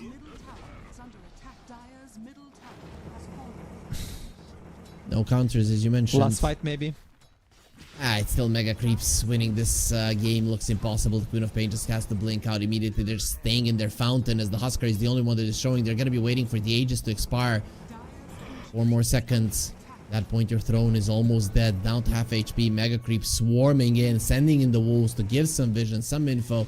No more Aegis. They want to jump in with the Bath Rider. Not going to be doing it just yet. Now focusing on the throne. She gets close. There's going to be a stun with the unstable concoction. But are you really stopping them? There's going to be an overgrowth. He removes it instantly with the cauterize. There's the glyph. Finally going to be buying them 7 seconds. But with rolling thunder, nobody's taking any damage. The Oracle is still behind. Not being targeted at all.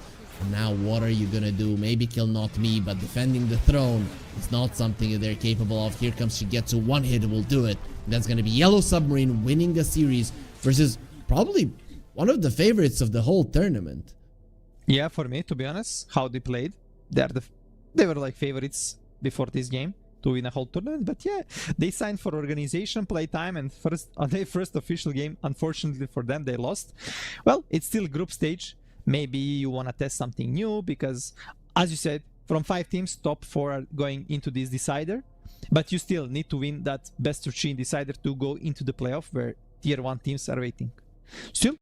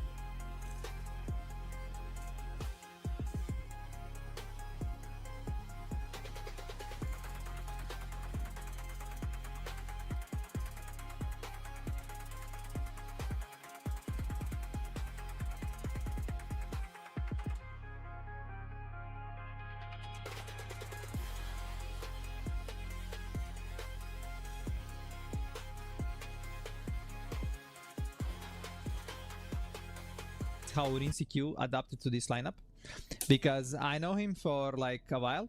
We actually wanted when I was playing in Z10, we actually wanted to test him in the roster, but something I think he was contracted by some org, so we couldn't really take him. But yeah, for me this is a surprise, like that he's really doing good. On the other side, REKONIX, I think the power of them is they're coming from same country, they're playing good as a team. So yeah, there is like in your gym the star player, but still they are like good as a unit. That is true. That is true. They are good as a unit, and this is what we want to see. We want to see a real team fighting versus Nigma Galaxy. There was a crash on FBZ's PC. That's why we're not starting the game just yet. We tried to start the lobby. It didn't work out because of the PC crash. And now we're waiting for FBZ to come back. We're going to be looking at the cameras a little bit.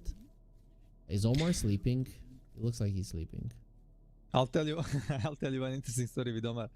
I think it was maybe 5 or 6 years ago. We played some tournament and Omar was our position 4.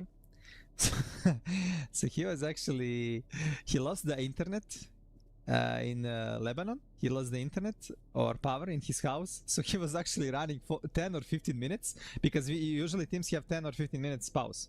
So he was actually running 15 minutes to come to the net cafe to play. And imagine he's running, sitting on his PC, opening door and just playing the, like game after this. So it was interesting. I don't remember if he won, if he lost, but it was like good story. Okay, he was so still a lost. kid. He was still a kid. He was still a kid. Back. Do you think now when he's getting older, like, would you be able to run for 15 minutes? I mean, I will be able to run. I'm not sure about him. It looked like he got some, he got 6 slotted, but yeah. Omar is a nice guy. It's always fun to play with him in pubs. Just like you in the announcement picture on X. Guys, go and check out our social media. You can see LeBron when he used to be 6 slotted. Now he's no, to be honest, I still beat you on your little rowing machine, even though I'm like in the worst shape of last 10 years. No, you didn't. What? I didn't? You want me to call Milan right now? I mean, come on, Milan, just gonna Dude, you lost. lie for you because you're the coach of Team Serbia. Why you are lying against me? I mean, come on, Thierry. Let's be honest. I let you win because you don't like to lose. You for like the sanity to of lose? team. No, You I like don't to like lose? to lose, but I can be good in trading. For the future. I don't know. We went for the dates market when we were there, where we went for our little competition that you lost, and you didn't bargain at all. So I don't know. You seem like a crappy trader to me, whereas you know, I'm from a family of traders. The whole joke from my friends was always comparing my family to the Trotters. So I think you lose there. I mean, I know the value of dates. I like them a lot, so I'm like, fine, I'll pay for them. No problem. Okay. So if it was anything else that you do not value as much, that would be a problem. So at the moment, he cannot launch his Dota. And considering that I'm kind of losing things to talk about, I want to ask production. Yo, production, can we send it to a break, please? Please, production, can we do it? Okay. Production is giving us some time. They're communicating with us because they're fixing pictures. You see how they're doing everything. Needs to be done, but I mean, very soon. Good thing is his PC is alive, right? We can see him on camera. He just cannot open Dota. Yeah, that's I don't know. It's not. They're kind of laughing, but I hope they stop laughing and fix the problem. But we're gonna go on to a short break as soon as the things are fixed and we're in the draft. Me and LeBron are gonna be back in your screens, bringing you more Dota here at the One Win Essence 1.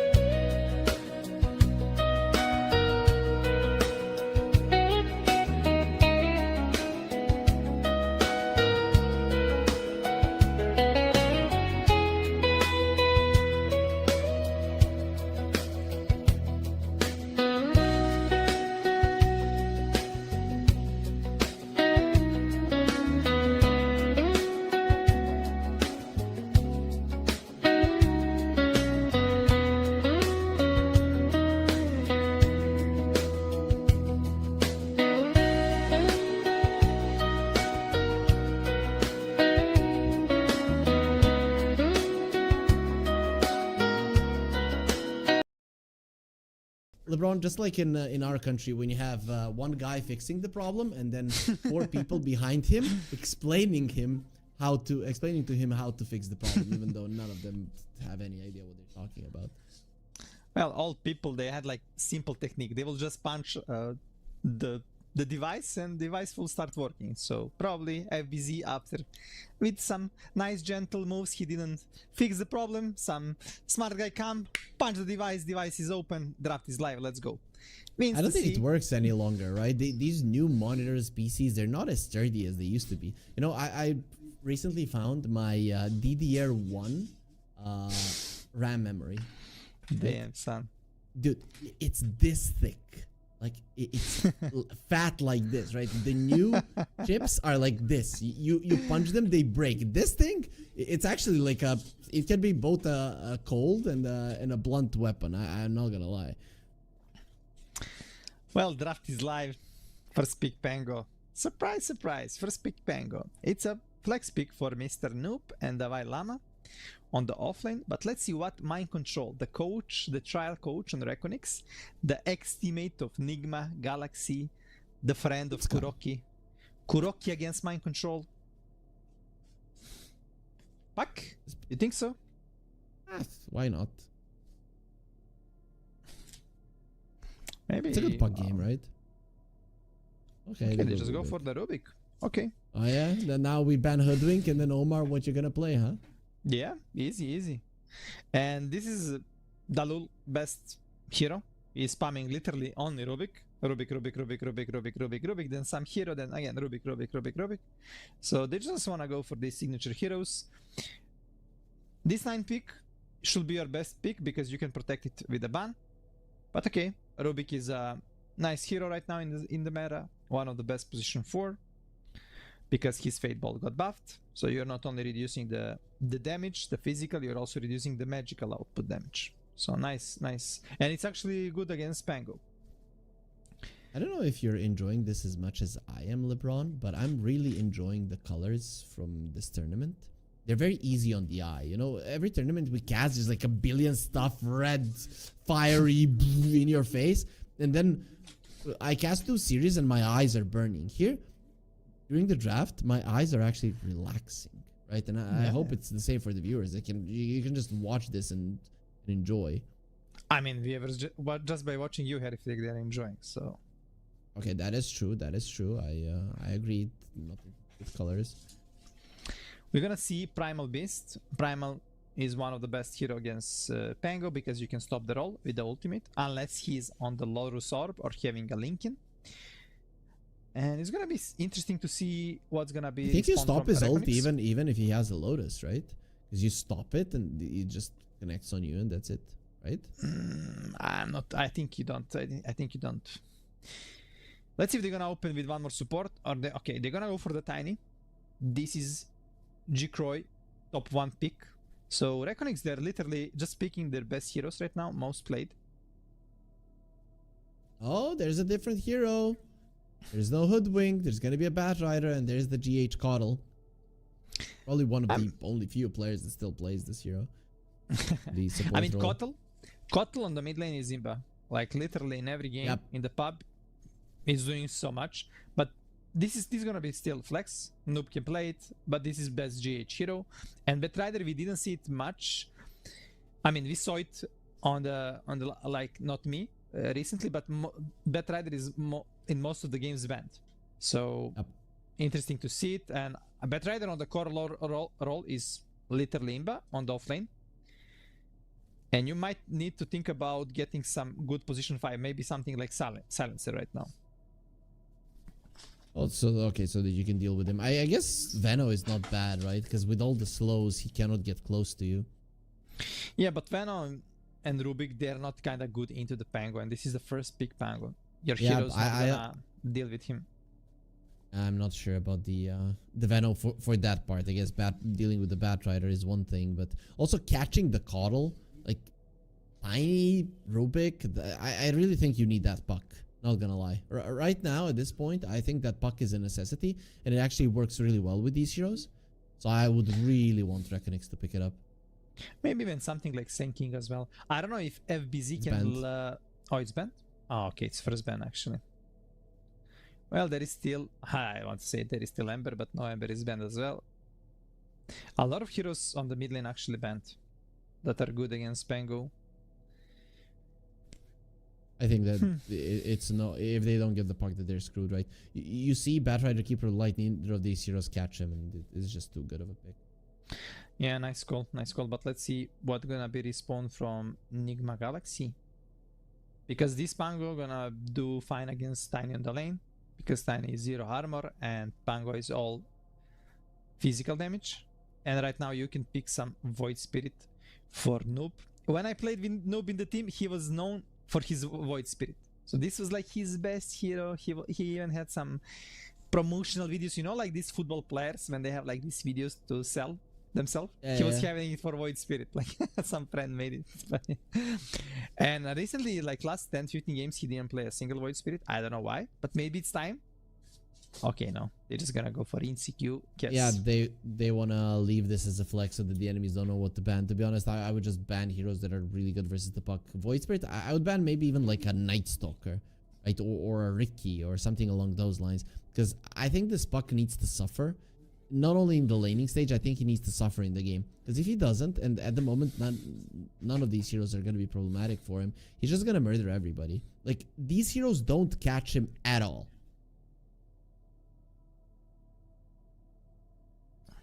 Okay, they are thinking the Pango is offlane. Yeah, you definitely need to address the puck. They're gonna have last pick as well on the REKONIX for FBZ. So they're just gonna ban probably X right now, I assume, because X is one of the best counter to the Kez in the game. Tide is also nice because you get this protection from physical damage and you reduce a lot of his damage. Yeah, they're gonna ban that X. See what's left for FBZ. There's no Beastmaster. They lack some initiation. They don't have like a real initiation right now. So maybe something like Centaur can be nice. You need to buy Lorus Orb. Lorus, I think some hero that can buy Lorus, Crimson, Blink, and for me this is Centaur. Plus you're gonna have nice lane Rubik Centaur. Centaur is not that in the meta right now, but still, when you're having glass pick, when you need to adapt, maybe this can be a pick. Still want to see what Nigma is gonna pick. I still think this puck should be addressed, either in the laning stage or in the game, or both. You know, the Dragonites, the Monkeys, fine. Void Spirit. I feel like they should ban the Void Spirit, even if they think that this Pango is gonna be mid. Yeah, they're aiming that. I mean, they're putting all into these offlane bans, but yeah, I think this gonna be some Void Spirit right now for Noob. If it's a mid lane Pango, what's a good offlane hero? Maybe, I mean, I want to say Underlord, but no, it's not good. Maybe Kunkka can be nice. Nice catch, nice lane. If they pick a Kunkka, man, you should send it mid, because it kind of trashes the puck. Builds into an Orchid as well. Yeah. It can be good on the mid lane as well. They have options. I feel like Nigma Galaxy have so many options. It's just gonna come down to preference here. How you want to deal with the heroes. They got a lot of time. Krok is thinking, how should I surprise them right now? Is it gonna be Void Spirit, or do we pick a Kunkka? They might pick an offlaner that builds into a pipe. They could steal that Centaur. Man, themselves. offlaners now, they don't like to buy pipe. They're like greedy players. They want to buy wraps. Dude, but look at this. Cool. Look at this. Doesn't matter. I want to be cool. I want to buy wraps. I want to be the main character. All out on me. I'm Giga Chat. This is the offlaners nowadays. The reported offlaners, yes. It's okay. Most of the times wraps is better, but I think in this game it's just full magical damage from REKONIX. There's no doubt about that. So if you're picking an offlaner here, it should be somebody who builds a pipe. What if Batrider is offlane and they just pick Omar hero? Ooh, you wanted LC, bro. That's not a pipe buyer, and I guess you have a decent amount of burst. This is a good one versus the puck. Is there an offlaner that saves the puck? Centaur. Can you put him in card? Oh, with it. In duel? While dueling? I guess you can. And bring him out, and this guy's following. You know, bring him back, running with the card. I like the Centaur. I feel like it's good. 7, 6, 5. That's a. We forgot about the Dawn.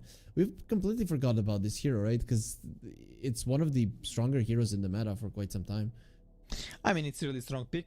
It's good protection against the LC, but still, I feel like REKONIX, they're gonna have early game big issues about this initiation. It's gonna be much easier for Nigma Galaxy to play.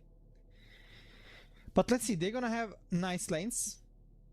Like Rubik Dawn should be a really strong lane. Tiny Veno as well. And mid lane Puck against Pango, it's gonna go even, like both gonna farm. So it's gonna be a lot into these early moments. If this problem with LC, like this hero cannot really pressure you on the lane like all heroes. So just gonna play defensive, farm, get some timings, maybe, and then just farm till he get Blade Mail, Blink, whatever, to be ready to fight. I guess so, right? But with the Dawnbreaker, you can probably survive with a lot of these heroes. And the only catch for the puck. Okay, now you have two catches for the puck, both the lasso and the duel. So I guess you should be able to take him out. Talk to me, LeBron. Who's winning, Nigma or REKONIX? Okay, when I see Tiny Zimba, Jacroy is good carry, I go with REKONIX game 1. I like REKONIX as well. I feel like this Nigma lineup is not easy to execute. I'd say that the skill ceiling is greater, right? Because Pango plus a Coddle is insane, right? You use 2 of your spells, he refreshes them immediately. The damage output is kind of insane. But if you get caught, you're gonna be screwed. And I feel like REKONIX's lineup is much easier to play. Yeah, I think I'm not sure if both teams are at bootcamp, but REKONIX definitely they are in Europe. I saw Nigma Galaxy on different. REKONIX are on bootcamp, but Nigma Galaxy, I saw them in their rooms, so I think no. REKONIX players with 20 ping, so probably somewhere like in Germany. Oh, what the fuck? Okay, I was like, what is happening? Nothing. I thought they're gonna lose the ward, but no. I was shocked. Like, are they gonna steal the ward? I got confused, Thierry. I'm getting old.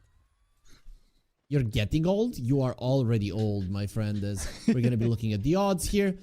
One win gonna be favoring Nigma Galaxy, not by that much. So they think that this draft is really good as well. If you guys want to use those odds, Essence 1W is the promo code with the banner down below. You can get up to $130 free bets. So make sure that you use that one as we're going to be getting into the game. Some early smokes are going to be used, but mostly for warding, from what it seems. I usually wanna. Oh, the Vailama a bit solo, playing aggressive. Yeah, you wanna smoke to play swords and to be able to secure 2 runes. GH tried to find the puck ward because usually as a puck you wanna go deep and put some deep ward first with your illusionary orb, but yeah, they miss it with the sentry. What do you think? Where are we gonna see First Blood? First Blood? My guess would have to be top, right? There's a lot of damage and people are squishy. Oh, bottom, Dalai Lama getting gone on. Varish no fairy fire. Oh, it's a First Blood. Yeah, I got good call for me, right? Because on the bottom lane it was almost that 3 heroes died. But okay. Yeah. Well, Tiny is one of the tankiest hero, even though 0 armor. He got like almost 900 HP. And that's a First Blood for Tiny. You don't want to feed this Tiny a First Blood. This is one of the most broken carries right now, I will say. Yeah, pretty much. Does look unstoppable, to be honest. Yeah. Oh, top lane, crazy fights. Omar committing fully. He's gonna be able to find the kill, but he's so low. He Yeah, he actually might cannot die. play now. He has so many tangos, so you don't really want to go to the base when you have that much regen. He's gonna just be a little bit passive for like 30 seconds to a minute in this lane. Might be a little bit problematic for InCQ, right? Yeah. You wanna bring some extra regen, and this is what Omar gonna do on his bed strider. It's interesting that they swapped the lanes. They wanted to put a bit stronger laner to secure InCQ, because Kotal, it's not famous for a laning phase, and usually wanna play it as a post 4 because you are pushing the wave, then going to stack. Oh, Omar might be now out of position. Nice dodge there from him.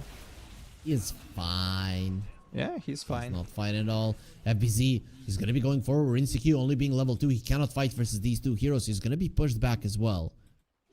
You know, meme, this is Pretty good fine. for them. Yeah, this is fine. The meme. Yep. Not fine at all.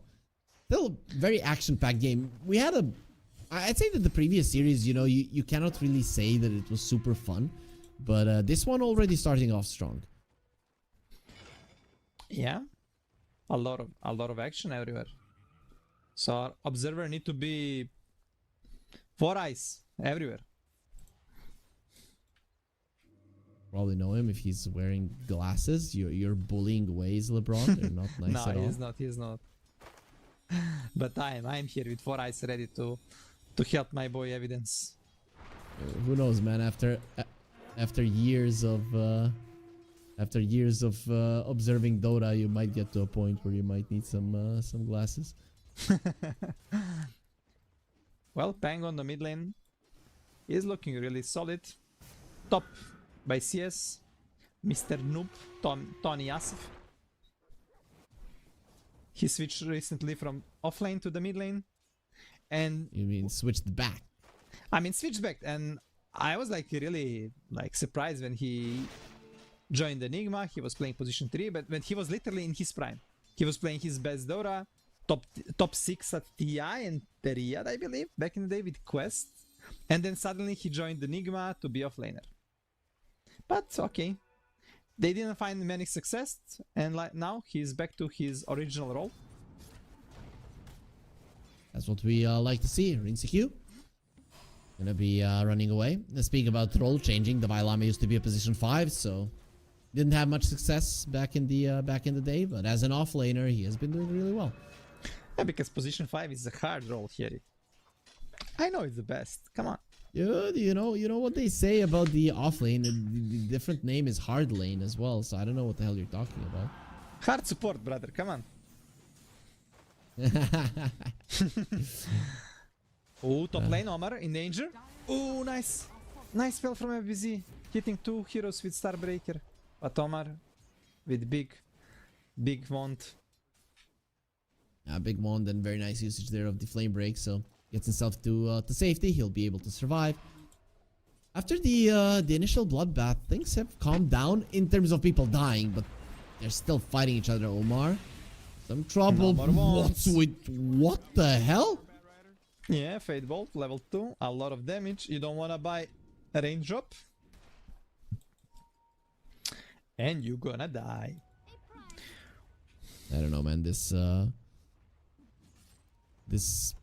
Dawnbreaker does so much damage as well that it's not even funny. Yeah, this Dawn is having a nice time. He's top net worth. Oh, Dalai Lama, is he gonna be in danger? Nope, he's gonna have this spell. Should be fine. Easy. Gonna be surviving easily, LeBron, no problem at all. Top lane, FBZ. FBZ, he's getting stacked a lot. He does have a Fairy Fire, so not gonna die. He also has a healing salve, so continuing to lane in this lane is not gonna be a problem for him whatsoever. Power rune coming up in 5 seconds. Nigma Galaxy, they're gonna bring both supports. Oh, GH. That's gonna be a coil in your dream. Gets to the high ground. He got the kill. Has the TP out if he wants to live. Noob, if he only knew about this one, he would have killed the puck. But unfortunately for him, he's gonna have to settle with the Venom, making it a 1-for-1. A lot of action around as well. Devi Lama trying to find Jacroy. Tiny now has the raid band, so the zero armor is no longer there. Rinse Q, very nice usage there of the parry, and just returns the stun before the Starbreaker can actually connect. But now he's gonna be in trouble because there's 2 heroes on top of him. He's gonna try to go to the trees with the claw and survives because of that. But still, impossible for him to farm without consistently being afraid for his own life. Everywhere action. Omar is looking to steal a Wisdom Shine, but it's not gonna be easy. Don is kinda connecting. He's feeling strong because of the shield rune. Oh, Omar, my friend. Well, let's see how strong he actually is. That shield rune early on in the game doesn't really give you all that much. 400 HP for him. Well, might be enough for him to survive, as FBZ doesn't see him. He will see him in the end there, but definitely doesn't have enough to get the kill, and didn't even get 1 right click off. So he'll be out in the end. He gets his Shrine of Wisdom, and nobody's gonna be left without experience. Yeah, but nice. Omar is saying hashtag space. My boy Rinse-Q farming on Kez, not getting pressured. He pulled 2 heroes on him. So it's a good space, didn't die and go to the base, coming back with full resources. So now he's ready to play for the rune. Noob actually managed to farm some stacks that the GH made for him. And this is a really amazing combination. Pango with Kotal.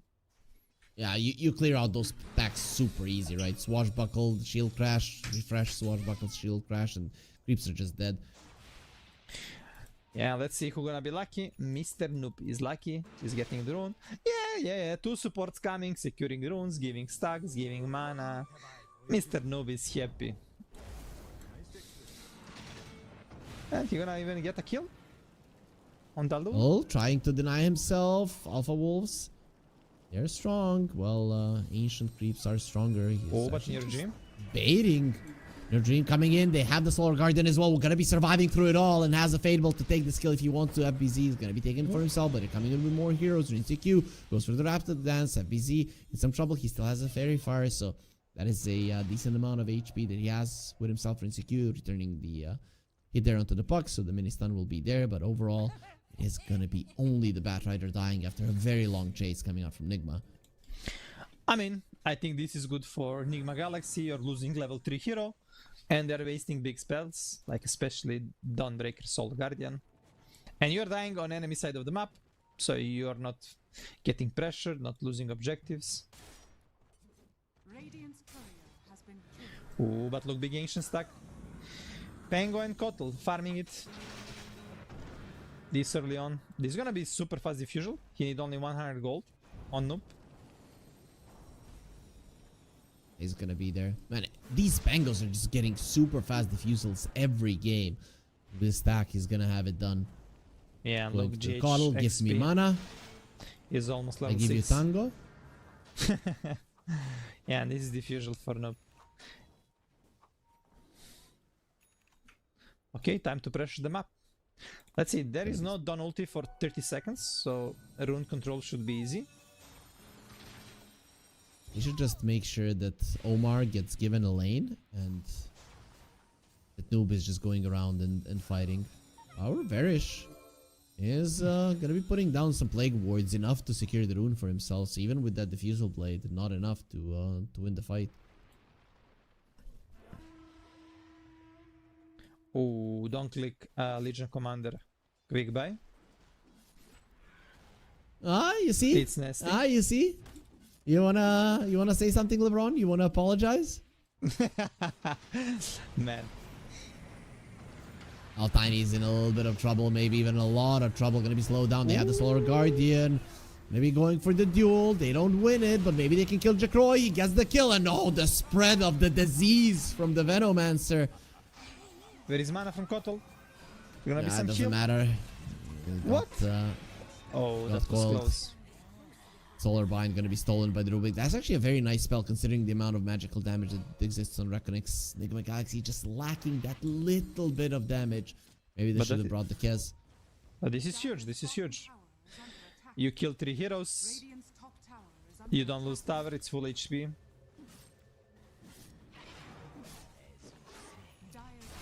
The Dawnbreaker ultimate making the big difference. Top lane, Rinse-Q. Rinse-Q. Radiant's top Trying to kill Jacroy. Maybe with a nicely placed flame break, they can get the kill. The Kazurai Katana is stacking so much, and Jacroy is even gonna get lassoed, allowing Rinseku to finish him off. Just too many right clicks. Noobs is gonna be dying in the mid lane. Is the coil being used? Oh, actually, without the coil, he still doesn't have it. What? How did they kill him? Well, Nigma Galaxy, they're gonna be happy that Tiny died again, and they're gonna lose top tower, but yeah, Nope making a mistake there. Nope, I know him. He can be a very emotional player, can tilt easily. Maybe that was some tilt that bottom play didn't end well. But yeah, Davai Lama on the mid lane managed to get DD. He's going forward. He gets slowed down. He goes for the duel. He might actually give that duel to the enemies. If he's not careful, the coil will be used. And no, the damage won't go to the enemies, but he's gonna die either way. That is a core for a support, not something that you're happy with for sure. Oh, and Ruby got the chakra magic. Now I have the Kotal. Oh, nice play top from the GH. That's huge to have with the puck, right? Yeah, of course, it's good with Tiny as well. It's level 2 only, but still. Nice amount of mana you're restoring. Minus cooldown as well.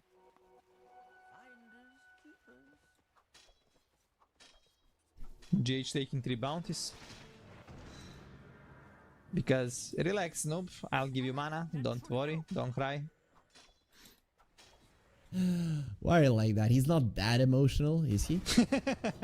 In pubs, he's super emotional. In competitive Dota, he's not that emotional. Okay. Which is weird to me, right? Shouldn't you be more emotional when there's more on the line? Or maybe he has learned to keep it in check, because Davai gonna be giving the press the attack to the Rubik, which is quite nice, being able to purge the lasso. Yeah, that's huge still. But yeah, LC is a hero that doesn't win lane and needs some time to recover. And I don't think that this LC gonna scale by this build if you buy pipe. Yes, you're gonna have gonna strong scale team at fight. all. You're gonna have strong team fight and you need to be strong to end the game, but yeah, let's see. If you wanted a, I don't know, pipe hero, you can find probably a different one, but sure, let's see. They wanna contest the wisdom. They have done ulti. You need to. Mars here. There's the lasso instantly purged. There's the press the attack. Yep. And if you wanted to commit, there is still Dawn ulti. And they use a lot of TPs actually. Now they're stuck on the bottom side of the map. And this is very weird for, I mean, bad spot. Yeah, you don't want to be here. Yeah. And if you want to leave this area, you need to go smoke. But, oh, look who is hitting. Balance, triple coil. Look at what In Your Dream is doing. There's going to be heal. Solar Guardian coming in. This is the real heal. And FBZ going to be coming in. Maybe you went too far. Maybe you should have just left them there. A nice footwork coming out from FBZ. Goes onto the high ground. That is somewhere where you don't want to chase. You got the kill. You forced out the Rolling Thunder and Nigma Galaxy. They cannot fight. However, Rinseku is farming without any contention. Rinseku is enjoying. Thank you guys for the space. But yeah. I'm very concerned about this LC, to be honest. And also Noob, he had amazing start. Farmed the stacks, very fast diffusal. And he didn't manage to find anything after that. Like, bottom plate was disaster. Then on the mid lane he got pick-offed. And yeah, he's trying to finish the blink. We'll see if he's gonna be able to do it, but one thing that our viewers can do is type the promo code Essence1W. How do you do it? Click on the banner down below. You go to the website, there you use the promo code, and you get up to $130 of free bets. So make sure that you're using it right now, but the code will be active until the end of the one win Essence 1.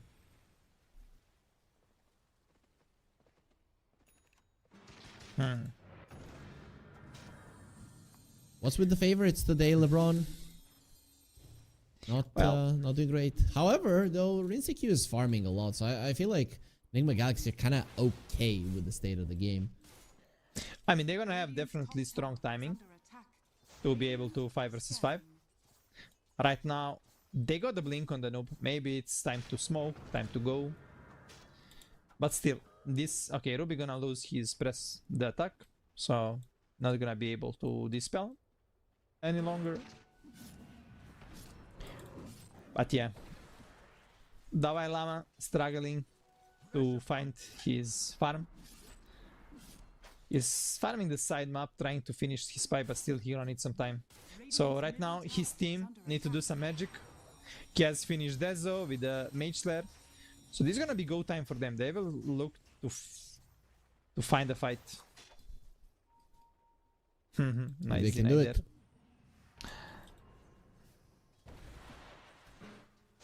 Oh, he has his blink. As you mentioned, he was trying to get it done as fast as possible. Now it's there. Yes, his Deso is getting delivered, it seems. They're So tipping all heroes. And here comes the Kez with the Deso. You don't want to be near this guy. His damage output is a little bit too high. Varish. That's gonna be dual this time around. The Solar Guard are not gonna be helping, but it might actually do a lot of damage. The heals are there onto the Kez. He still does a lot of damage. Gonna be going on to FBZ. They need to kill this Kez or run away from him immediately with the Raptor Dance. You cannot kill him. He's gonna be killing you. That Deso, he's not playing around. Noob will be getting a double kill. So much minus armor between the two cores of Nigma Galaxy. And finally, they win a fight. Let's see if they can transition that into a tower. It doesn't seem so immediately. If they stay in the area, they definitely can continue. That was a lot of damage coming from REKONIX side, but GH with Holy Locket healing his team, saving them. That was huge. They wanna... Oh, it's gonna be last one pack. They have a silence. Now they're gonna be going towards the lull. There's absolutely no way that this Rubik can survive. No chance to escape. They're gonna be getting 2 kills, and this time the tower to follow should definitely be there. Nigma playing really good on their timings. Basically, they are getting items, and insta after getting the item, they're making the play, they're making it work. So huge, huge. And look, Rinse Q already got 5 stacks on Deso charge. Oh, but they don't want to stop. REKONIX need to stop bleeding right now. They're dying one by one. They need to regroup, fix the lanes, fix the vision, and try to make a play. They got Tiny Shadow Blade now, so maybe Tiny, with some power, like with Dawn ulti, can find some good pickoff. It's all about who makes the move first. Oh, they see bottom, but Nigma is bringing heroes, but yeah, I don't think you want to have this tower. Yeah, but you have good vision there if they try to retreat, so maybe you can be ready once that happens. Doesn't seem like REKONIX are thinking about it at all. But the thing is, Nigma Galaxy now, they took that mid lane tower, they took the bottom tower, they're gonna be opening up for the Tormentor. They have really good vision around the map. Everything is working out in their favor at the moment. And they got the pipe, right? I feel like that's... I think that's great, not gonna lie. No, it's good, definitely good for this stage of the game. Remember when that one patch when Legion Commander was played like Spirit Vessel and then into all auras? It was like 7 years ago, 6 years ago, I'm not even sure. I mean, it's good for this stage of the game to control the tempo, to get your lead even higher. You're not gonna be the LC that's gonna win the game for your team with a lot of dual swan. So he just wanna buff his team.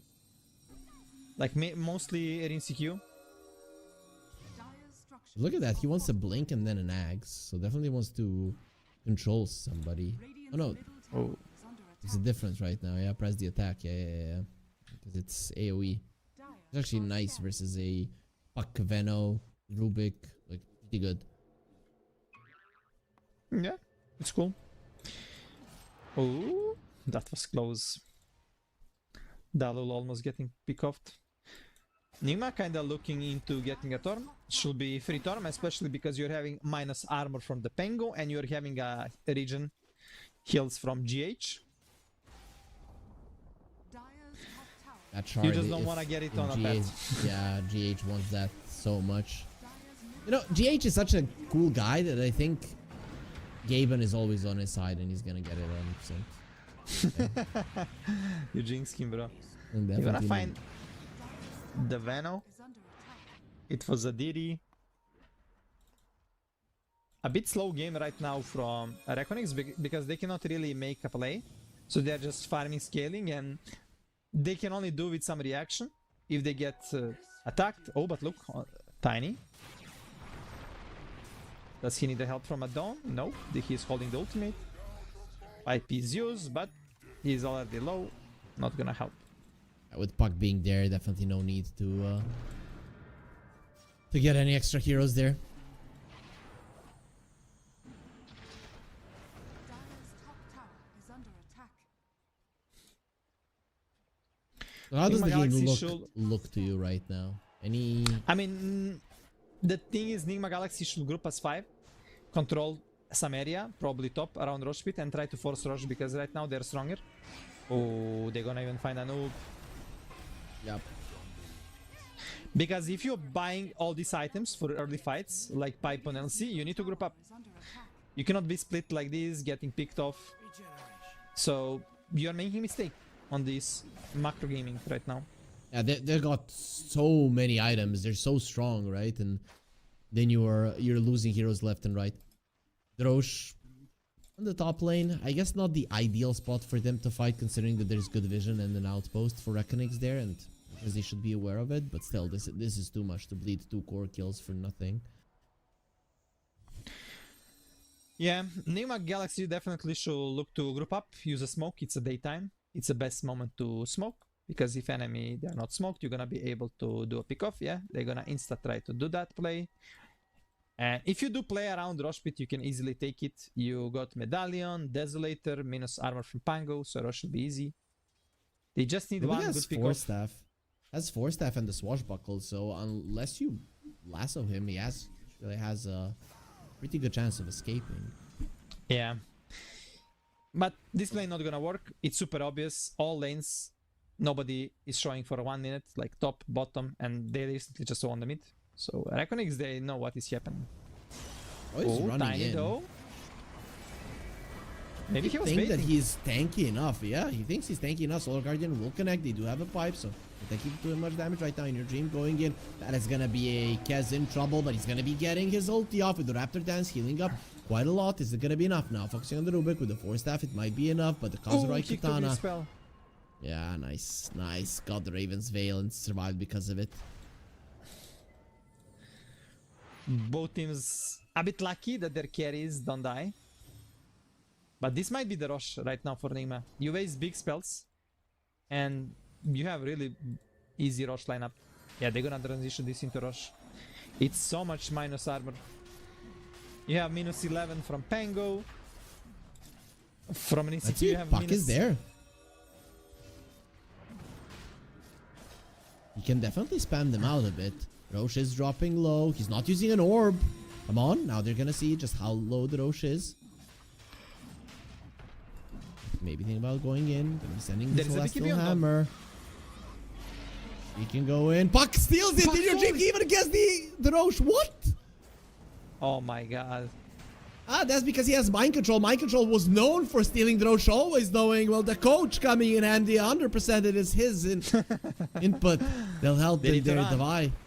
Running away, he's only level 12. If you don't run, you're all going to die. And in your dream, with that one play, is now going to be changing the game. Coil onto the Legion Commander. You cannot survive this. There's way too many heroes. The Rubik's Cube is coming in. An enigma that cannot be solved by Nigma Galaxy right now. And in your dream, being tipped. Even Noob giving him, respecting his opponent, knowing that he's the one who changed everything right now. Oh, that's a huge. I don't know how they couldn't secure the pit. There was not like big spell, I guess. Maybe I don't know if Noob had a roll there to use a preventive roll. But yeah, in your dream, giving vision in Rosh Pit with the illusionary orb and just blinking, stealing it. He, like you mentioned, he even got the gold, which is not small. That's not a small amount. Yeah. And right now you're... Oh, the Lululemon gonna find a ward. They're gonna find a Kotal. And what do you do right now? You had like these early timings. It didn't work out. Your LC is very sad right now. And you mentioned like this is a good catch. This is a good catch for Puck, right? But if you're having a Blink Dagger. And not anymore, right? Because the Puck now has a Lincoln Sphere. Not only does he have an Aegis, he's got a Lincoln. So killing him, you rely on your 2 targeted spells. The Duel and the lasso. Lasso probably more so, but either way, with this Lincolns, it's just impossible to do anything to In Your Dream. He just has a free game right now. Yeah, and look how Nigma Galaxy they're playing. They're literally hugging the tier 2. They're afraid to move. Why? Because you're playing into this pack, which is like unkillable right now, and you're playing into tiny with Silver Edge that can find you. So they're just forced to make a move together as 5. But Varij with a nice placement on the high ground.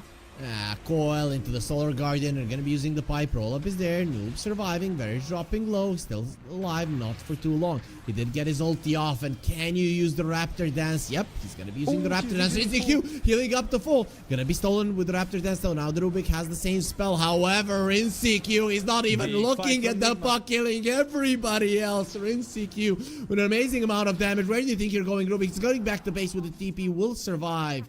Barely. Our Nigma Galaxy coming out on top with only losing one hero. I thought this is disaster. What? That's Legion Commander with a pipe. Damn, son. RINCQ doing 7k damage. Surviving on literally 200 HP, regioning to the full. But yeah, a lot of heals coming from Keeper of the Light actually. Watch this now. Healing the LC to the full. Heal. Second heal coming. Boom. Heal, heal, heal. Now, look how long he was. What? There was lasso on Jacroy. That's why he survived. He would have gotten just one hit off and it would have been over. The fight would have been done. Oh, but live. InSeQ. He got the confidence from that previous fight. Now he thinks he can kill everybody. He's gonna have the BKB, so good luck bursting him down from now, because you rely so much on your magical damage and lockdown, and now neither of that is going to be working versus this Kez. Yeah, and the Lama said, screw the Blink Dagger, I'm gonna rush the new Aghanim Scepter. We're gonna have Aoi press the attack. And InSeQ finishing the BKB. Huge timing on him.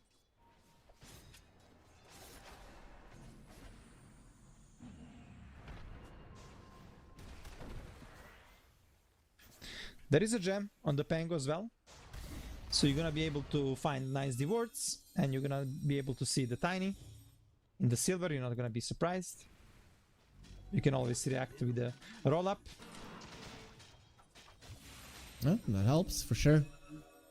But I guess blink silence from the puck is still dangerous. It can happen. Yep. You're not careful.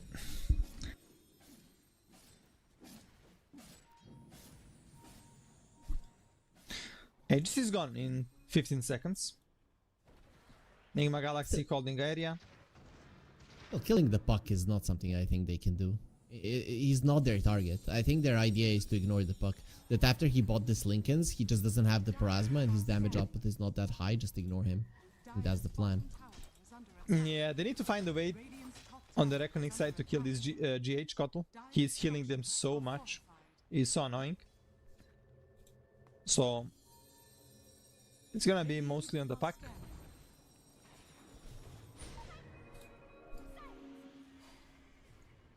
Oh, that was close. Almost got lasso there. He broke the Lincoln with the force, but fast reaction from In Your Dream, saving his life.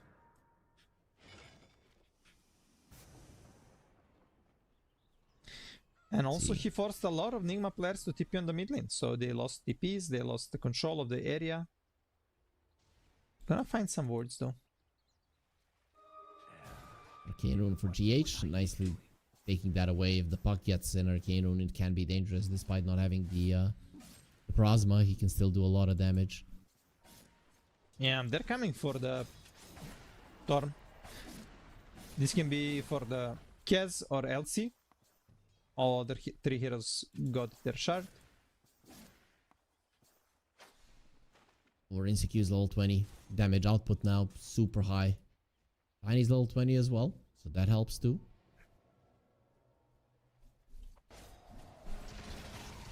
Insta attack on the Tormentor for second of spawn. Who's gonna be getting the shard now? It's gonna be InSeQ. Okay, that's not bad, not bad. Not bad at all. For getting for free. Yeah. Easy. Now he stopped Netford. It was Tiny, but now it's Mr. Kez, Rincy Q. It's still 9-second BKB on him. Only 8-second on the Tiny. And either BKBs. Dawnbreaker has a 7-second one. Oh, look top lane. They're gonna bait on Rincy Q. This is obvious, right? He's showing too much. Yeah, they don't want to go that deep. Nigma Galaxy very afraid now, just moving as 5 heroes. They're not farming much, and REKONIX, they're actually getting some net worth lead. Well, they are. I think what Nigma are trying to do right now is clear out the entirety of the map from the wards, and then REKONIX are gonna start pulling back. That's usually how it goes. Yeah, but you don't want to move around alone against Tiny Silver. There is also connection from Dawn. Oh, in your dream. Playing with them. You know they ever smoked.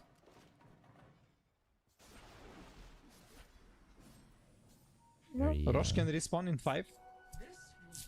Very tricky there. Well, he's gonna be respawning in 2 minutes. No oracles in the game, so nobody's gonna know about it. You're gonna have to be checking. However, you have a Veno inside of REKONIX, so it's gonna be a little bit easier for them to have the info. Yep. Tiny gonna be able to. Soon he gonna get Daedalus and he gonna do so much damage. If they cannot control him in the BKB with some bashes, with lasso, it can be very hard for them. Let's see. He got like this level 20 plus 63 grab base damage, so his damage is insane. Plus 652. 3 actually. You know what's also this insane? Plus 1 is important. That What? our sponsors are just giving away $130 of free bets. You click on the banner down below, use the promo code Essence1W, and it's gonna be working out quite nicely for you. It's gonna be active until the end of the tournament, everybody. So you should do it right now, but you can do it later on as well. As 5k gold lead for REKONIX. How do you feel about this game right now? Because everybody's so passive. Everybody's waiting for the next move, and it's gonna be Roche. Who has the advantage when it comes to fighting that? If it's about like who make the first jump. If they can make a first jump on REKONIX, I think both teams literally, whoever make first jump, there is a bit better counter initiation from REKONIX side, but you also have like nice on Nigma Galaxy side. If you can find something like Keeper of the Light first, that will be huge. Or on the other side, like some free kills. Oh, Noobie's going aggro with the shield rune. Shield and haste. He is very buffed. This is good to push them out of the area. Maybe Nigma just wants to wait for the Roche to travel, right? Let's see. Tiny finished his big item. He's ready to Kez destroy. as well. But look at Kez with the Satanic. Okay. It's gonna be hard to burst him. If you can somehow chain stun him. But there is this spell. There is a heal from Kotal. It's an AoE dispel as well. He's got an Aghanim Scepter on the Legion Commander. Oh no, they found the Pango. That is not a hero that has any heals. Trying to survive. There's the crit from the Tiny that you wanted to see. The coil in the back. This fight looks so over. Tiny is murdering them alive. Rinseku goes in. Let's go. Maybe he can win this fight all on his lonesome, but he's going to be surrounded by enemies. 4 versus 1. Can Rinseku come out of this one alive? He has the Satanic. He did pop it. Goes for the ulti. Jacroix is next to him. He's using the parry, but now you don't have anything else left in the tank, so he's going to be smashed into the ground by the Tiny. And this time around, REKONIX, they're not going to have to rely on In Your Dream and his fancy plays. They can just kill the Roche the old-fashioned way. That was a huge mistake from Nigma Galaxy. It was a daytime. REKONIX, they were fast on the smoke, and they have this advantage. You are smoke in the daytime, and look, you had like full advantage. You see them all, and they don't see you. Noob actually almost survived because GH managed to heal him a lot, but that crit was like 1.6k or something. Couldn't survive it. And big team vibe. Not only you are getting 5 heroes, you are getting the gem, and you are getting the Aegis right now. And the banner, right? And let's not forget just how fast the Tiny can push if it does come down to that. Of course, the next objectives are tier 2 towers, but the gold lead is getting out of hand. Yeah, and I told you, Sherry, this Tiny hero is broken. We literally saw what happened in that fight. For me, one of the strongest hero in this patch on the carry role. Yeah, it's kind of insane what the hero is doing. He's almost level 25 with the Aegis. And like you mentioned, this pack gonna be tough to kill, but how are you gonna deal with this Tiny right now? Ooh, dealing with the Tiny is gonna be a problem, right? And the puck is starting to deal damage now as well. I mean, he's got Octarine, he's got Parasma. He's not a hero you can ignore any longer, and Tiny's approaching level 25. There it is. Just got it.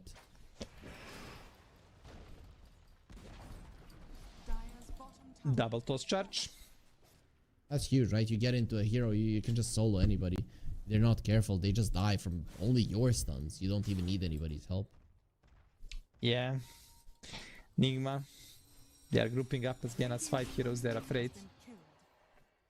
Oh, Jikroikuri is actually gonna die. It was his satanic. Okay. He stacked a bit, but okay, Ruby gonna lead him.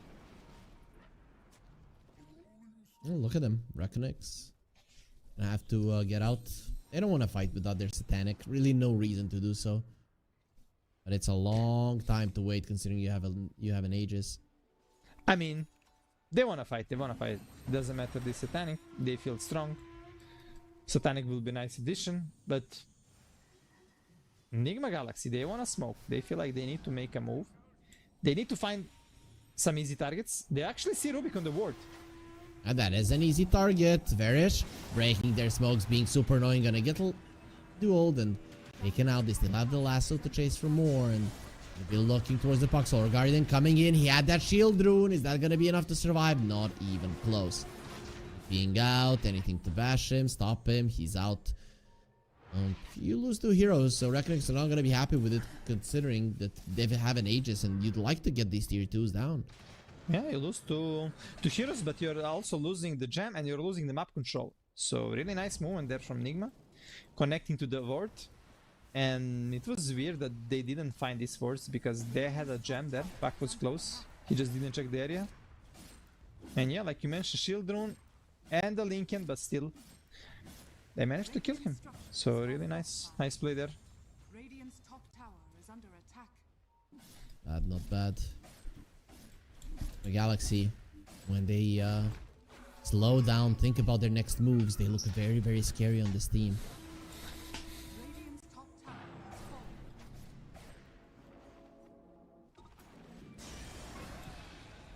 So on the Tiny. He It's didn't a hero steal with it. Aegis. Troy, still they don't have the puck. Double force. Big problem. Double force. I don't think that's gonna help. They're gonna get the one duel. The ult going down as well. Still They're got the looking BKB. towards the Tiny. He's got the BKB, but the damage output from this Skez is insane. He's dropping low on the Tiny. Look at the stacks of the Kazuroi Katana. You do not live through that one, even with the Solar Guardian. If only he had a satanic, but he doesn't, because they killed that courier. Enigma Galaxy, that courier being brought down is something that might actually allow them to win this game. Now, even with the puck being back, your main damage dealer is out of the way. He doesn't have buyback, and now it's Nigma Galaxy in full-on control. Whew. Nigma Galaxy from 15k to 4k. Literally in 2 minutes. Insane team fighting and decision making. It's a mix of their making a really good plays, unexpected, and REKONIX getting picked off for free. I cannot believe that this is happening, to be honest, Harry. Why? Because this is Tiny with the Aegis, with almost 5k HP, dying 2 times. When you have Dawn, this pack also with Lincoln and Shield Rune with the gem, so you're having full protection. There is no some big threat, and somehow you're losing heroes, losing basically a game. I mean, the Skez is just a hero that does a stupid amount of damage. It's not even funny. Like, when he starts hitting you and the Kazuroi Katana starts stacking up, heroes like Tiny, they don't stand a chance. They just melt. Yeah, you're right. And he's gonna finish his Butterfly and he's close to his level 25. Whew, so things just gonna even look rougher for REKONIX. Well, Tiny's gonna have the Satanic. I guess that's something that you can look forward to, right? Just one hit with the tree and you're back up to full, even with your 4.5k HP. Yeah, still need some gold, but yeah.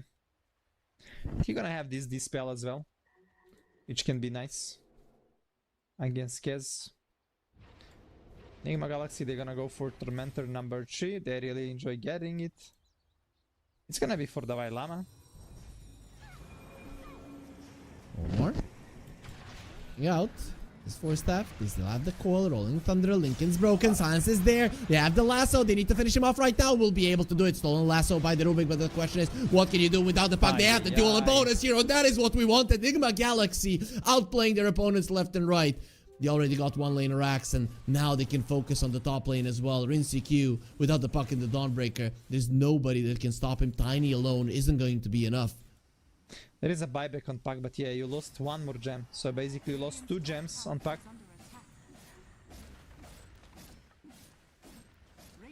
Very short amount of time as well. Yeah, this is super fast.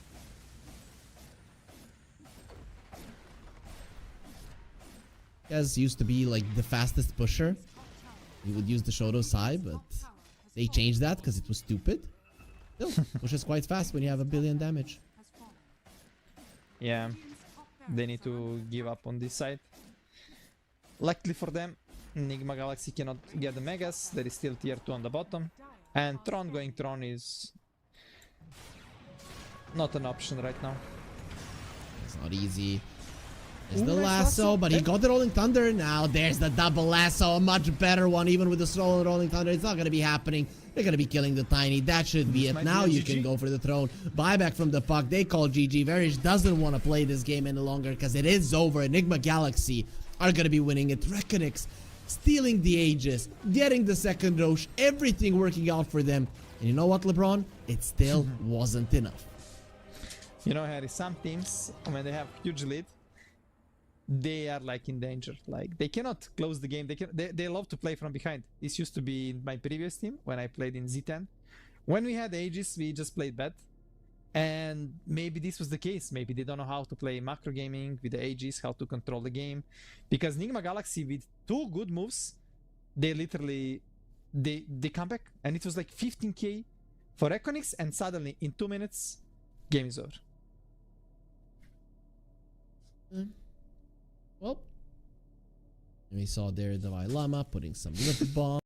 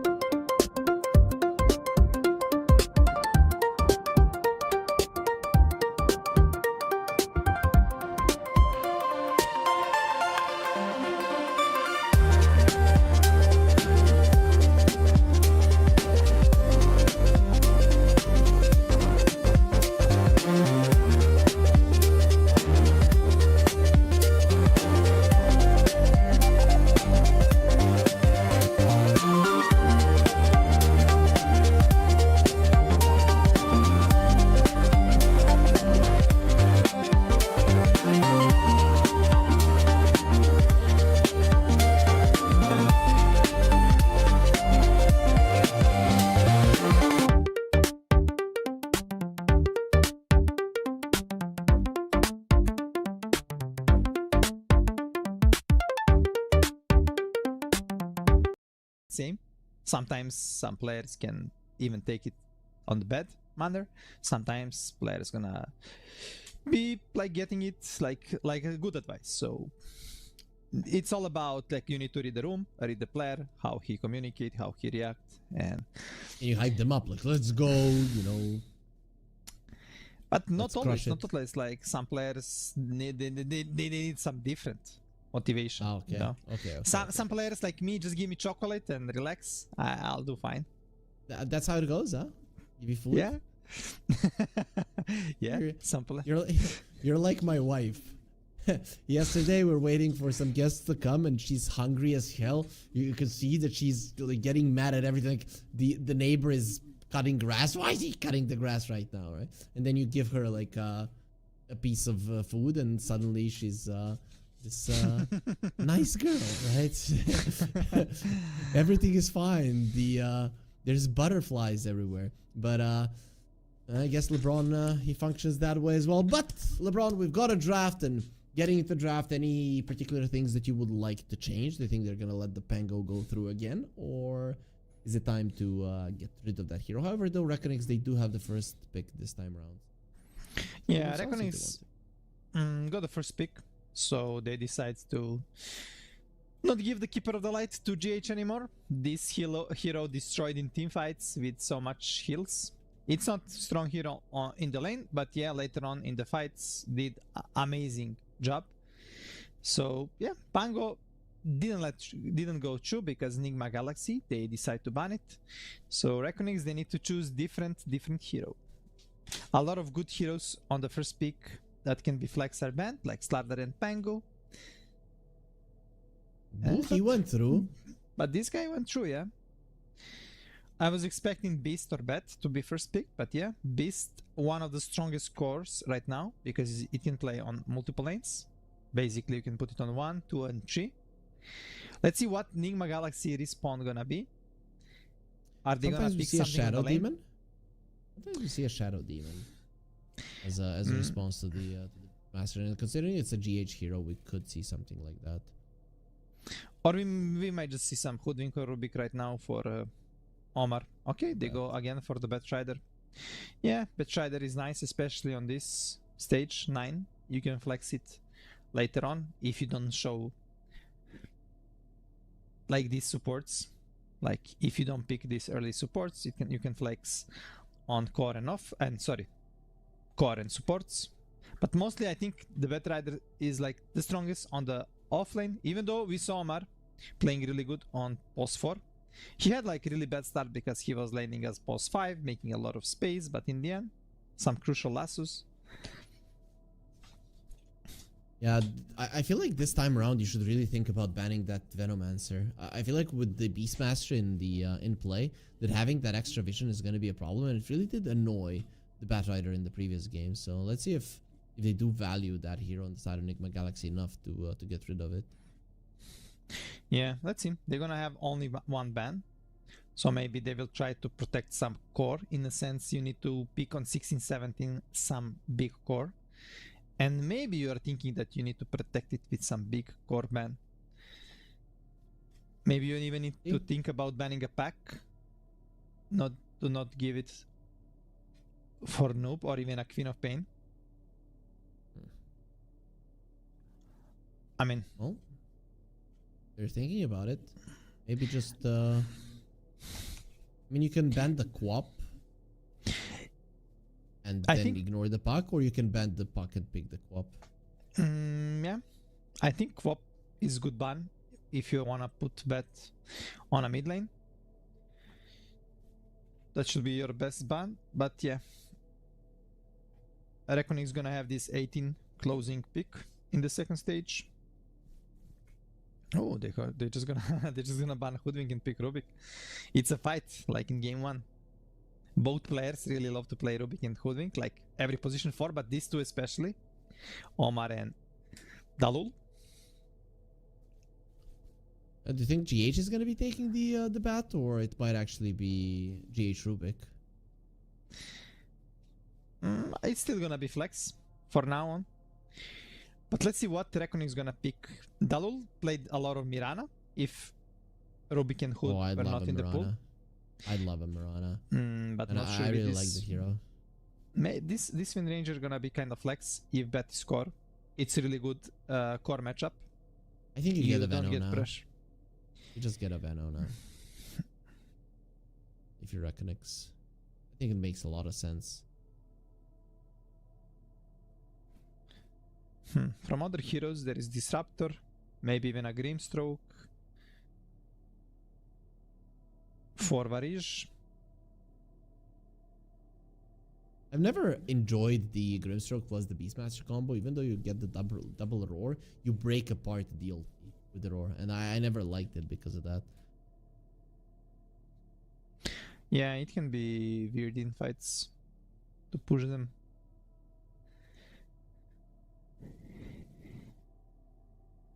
From the melee heroes, Varij played, from what I saw, only Ogre Magi.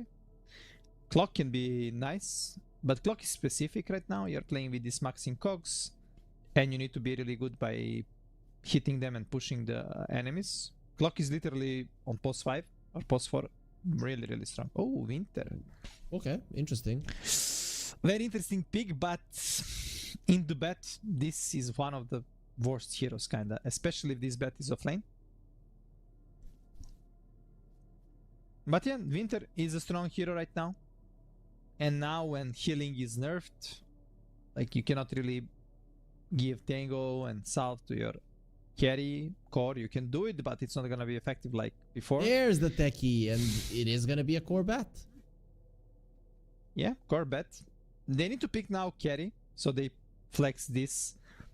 Oh, they're just gonna go for the Kunkka. Okay, double flex, double flex. Kunkka traditionally kinda good into the Beastmaster on the lane because you can splash the boars, but still, it's not like always. It's not gonna work like that always. Sometimes Beastmaster can outplay Kunkka. And both players actually playing Kunkka and bet. Davai Lama and Nope. So this is kind of power of Nigma. They can flex these two heroes. Maybe they can even put it on the carry roll. So they're gonna have this last pick. And REKONIX now they need to decide. They need to show some core. How is Queen of Pain in the lane versus a Kunkka? Because if she's good, then it's a perfect pick here. I mean, both heroes gonna kind of farm. And later on, Kunkka gonna have like nice catch against it. Okay. They just go for this tiny. Well, top meta pick for the carry. And this beast still can go mid, can go off. Probably we're gonna see it on the offlane. And they're gonna try to pick something for in your dream, unless this Wind Ranger gonna be mid lane. And there is a high chance Wind Ranger gonna be mid if this is bet mid. But they need to decide. They're not gonna have last pick, so they can do it after, like when they see the last pick from the Nigma Galaxy.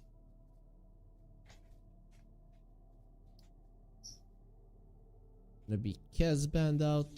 Nigma, they definitely need a high damage dealer, like a constant damage output hero. Kez is definitely a hero who goes into that one. They will ban out the Queen of Pain. And to be honest, the Tiny would have gotten banned out anyways, so I knew about that. They think that this is gonna be a support Wind Ranger. How do you feel about the about a dull wind?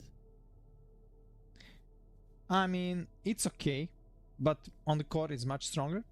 And I think they just pick Wind Ranger to be good core into the Batrider lane. Yep. And Nigma Galaxy, by this Queen of Pain ban, they're telling us that this bet is probably mid. And Kunkka gonna be off lane. And then they're gonna just pick the carry. But still, it's flexible. Kunkka can be good on mid lane against Beast. Against Wind, I guess it's also okay. Not sure if you want to put Wind Ranger on mid lane. I feel like here on mid lane, it's not great. Yeah, it can work on the lanes against Vipers and stuff, but still. You still don't want it there. Let's put it that way. Yeah. Ibiban, this is one of the best Rinseku hero in the past. But he's playing a lot of Muerta, Monkey King as well. Okay, let's see what Mind Control got. Mind Control, the coach on trial basis for next two big events. For and the REKONIX. Ember. In my mind, it's gonna be a Kunkka mid. Banning the Queen of Pain. I guess Ember. But both of those heroes are actually good versus both of these heroes. Can you maybe pick a Viper? Is that an option if it's just laning stage wise? It's actually not a bad Viper game because they have a lot of magic damage on the other side. Problem is they're gonna have like issue starting the fight. They need some playmaker on the REKONIX side. There's Okay, the they're gonna go for playmaker. some. Yeah, they basically they didn't have a wave to start the fight in early on because this beast not gonna have Flash Blink. Tiny as well gonna farm like last game with Echo Saber, Shadow Blade. So gonna take some time. And on the Nigma Galaxy side, it looks easy. Basically, whoever you X, you can go on that target. You have a lot of magical damage. Can you anti-mage here? Yeah, if you wanna go into game 3, you can go anti-mage. I mean, Tiny is hero that by Silver Edge can always catch you, yeah. And lane against Beastmaster is gonna be so tough. You need to find strong laner into this Beastmaster. Medusa. Medusa. I don't know, man. I'd like to see a life stealer, to be honest. Even though you do have BKB piercing disables, whenever I see a Tiny, I'm just thinking life stealer. It's just way too good of a pick versus the.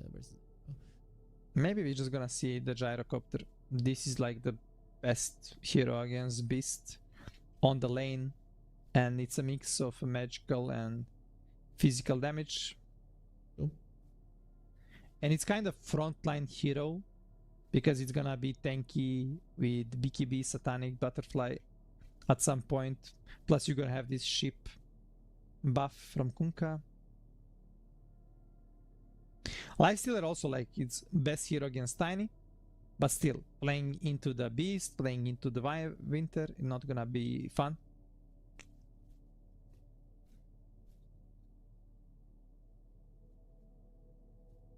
Maybe just some I Monkey like the King for gyro. tempo. Yeah, I think Gyro I or like Monkey. Gyro or Medusa, man. Medusa is awesome. I know you're not seeing her right now, but actually a pretty cool win condition hero here. I think it's gonna be Gyrocopter 99%. Oh, It's Kunkka. okay, okay. Interesting. Not gonna lie. What do you build? Do you build the Radiance? Yeah, definitely. You're gonna build Radiance. I mean, there is a build that you can go with Armlet. So you go Armlet into some physical damage, yeah, with a BKB. But yeah, this Kunkka not gonna carry the game. Definitely. It's gonna be a lot on the noob. And it's kinda... I will not say it's a free pack game. It's a good pack game, but still. Later on, you can get surprised from a Tiny Shadow Blade. There's gonna be Blink from a Beastmaster. But there is some tools that can save you. There is like a lift from a Rubik with Shard. There is Tetris that can also play around you. I feel like it's gonna be even game, but late game is for REKONIX. And I don't know, I like this Tiny Zimba for me. If they can survive this lane against Bet, I think REKONIX should take this one. Yeah, I feel like we should be going to a game 3, but I'm looking at this Nigma Galaxy lineup and it just seems so cool, right? You could say, oh, they don't push towers, but at some point the techies is gonna be a hero that's gonna do it, right? Then Puck might lose the lane to the Storm, but he's gonna be a nuisance to him for the entirety of the game. I like this Nigma Galaxy lineup, right? I feel like it can work, but it just has such a high skill gap. Still, after the performance in the previous game, I think they can pull this off. I'm actually just gonna be going with Nigma. Okay. I mean, definitely it's gonna be interesting game. And nope, he's right now best hero is Puck. Even though it used to be Void Spirit when he was my teammate, now his Puck is very strong. And it's not gonna be easy to deal with it. And not easy at all. By the way, this lane.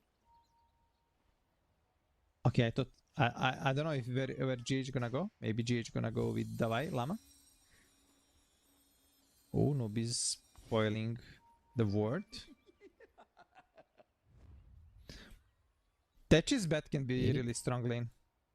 Like if Betrider getting buffed from a teaser, can be imba. Is GH gonna lane with the Vi, or is he gonna be laning bottom lane? I mean, game 1 they lane together, so maybe this one they're gonna lane as well. Who knows? Who knows? I like the new techies with people starting off with the reactive taser. It's actually very cool. Nobody can trade with you. Yeah, it's broken. So I would have wanted to see more fairy fires on the techies. Nope. Oh, yo. Nope. Outplaying the REKONIX boys. Getting the rune. 1 versus 3. And that's actually 3 runes. So your region gonna be delayed on the lanes. This extra tangos. And Tiny actually losing half HP on the top lane to the Batrider. And they are holding 3 heroes hiding. JH gonna be scouted by Varage, so he's just gonna TP's out. So he's gonna be laning on the bottom lane with GH this time around. But you know, Kunkka and the Tetris is a strong lane as well. No joke. Yeah, it is. It is. Kunkka need to get level 3 as soon as possible, so he gets level 2 in Tidebringer. Or GH is dying. Okay, he's fine, but he is taking a little bit too much damage. He got ahead of himself. He's like, I have a reactive taser. I can do whatever I want. Well, you have to be a little bit careful. Oof, top lane Tiny, man. 16 sticking up on. It's a stupid amount of damage that he takes.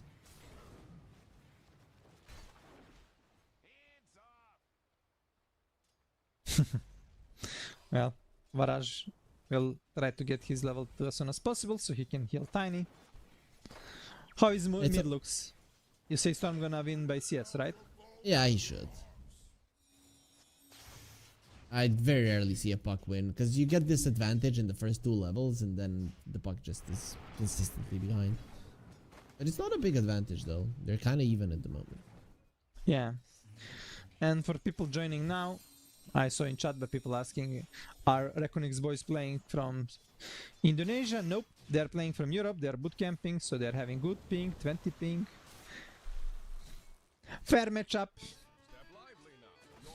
That's what we like to see. Fair matchup. Yep.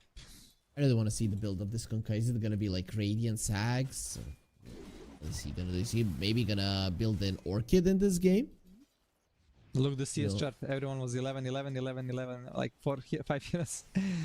Orchid, maybe it can be nice, but you need to really snowball from this. Yeah, it would be too risky. I'm thinking Radiant Sags is probably Radiant Sags into Daedalus. I like that. And Kunkka is actually kind of low HP on the bottom lane. I saw this already a few times when you put Kunkka to counter the Beast, but still, Beast is doing good. I don't think Kunkka counters the Beast in the lane all that much. Yeah. Once you get like level 5, the Kunkka counters anybody in the lane, but not like a particularly good hero. This Beast is weak in the early levels.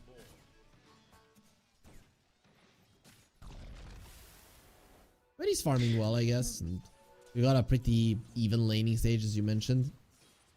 Yeah, and he's maxing the access, so he's not playing with maxing the boars. And that's why you kind of pick the Kunkka to kill the boars with the Tidebringer, to have a free lane. But he's being spammed out quite a lot.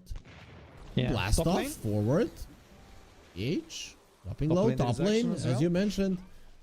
Tiny dropping low, he's being stacked up so much. Even when you freeze him, the Vylom is going to continue to stack up those Varage sticky will die. napalm. We still haven't One more seen hit. the first blood, and there it is. GH gonna be dodging the power shot. Gonna be looking at Jacroy, who coming closer to hit the creeps. That's a little bit dangerous. Still, Nigma Galaxy, their heroes are kind of low, so diving isn't really an option. Yeah, the Dalai Lama is bringing Tranquil Boots, so he gonna regen from that.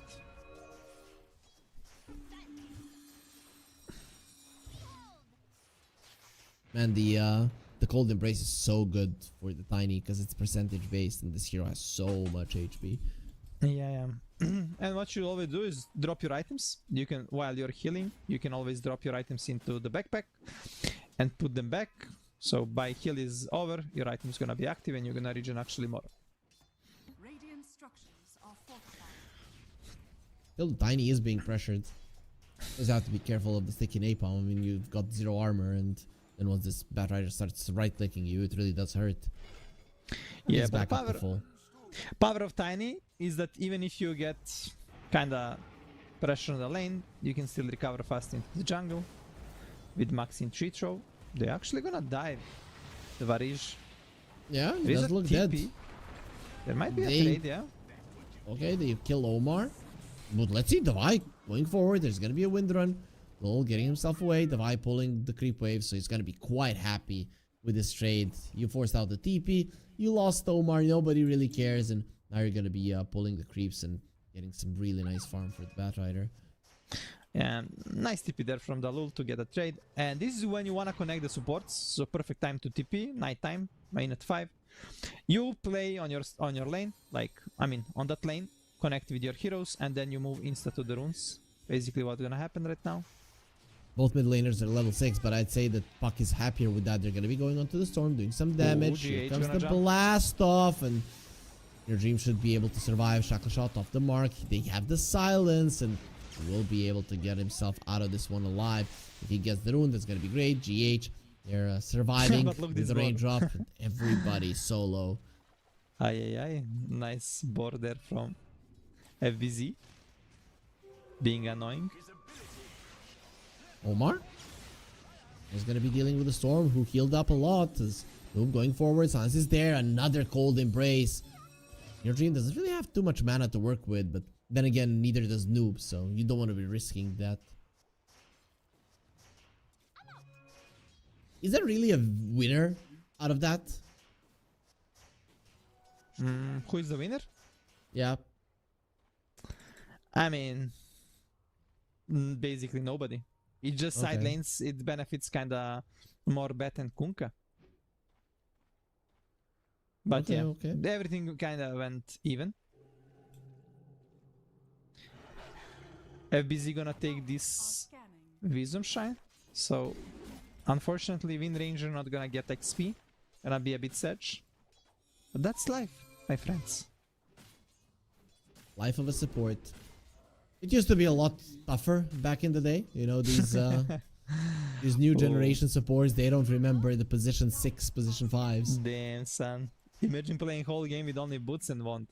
Every ward costs 50 gold, observer ward. And now you get it for free. Come on, my friends, buy the wards. Is under attack.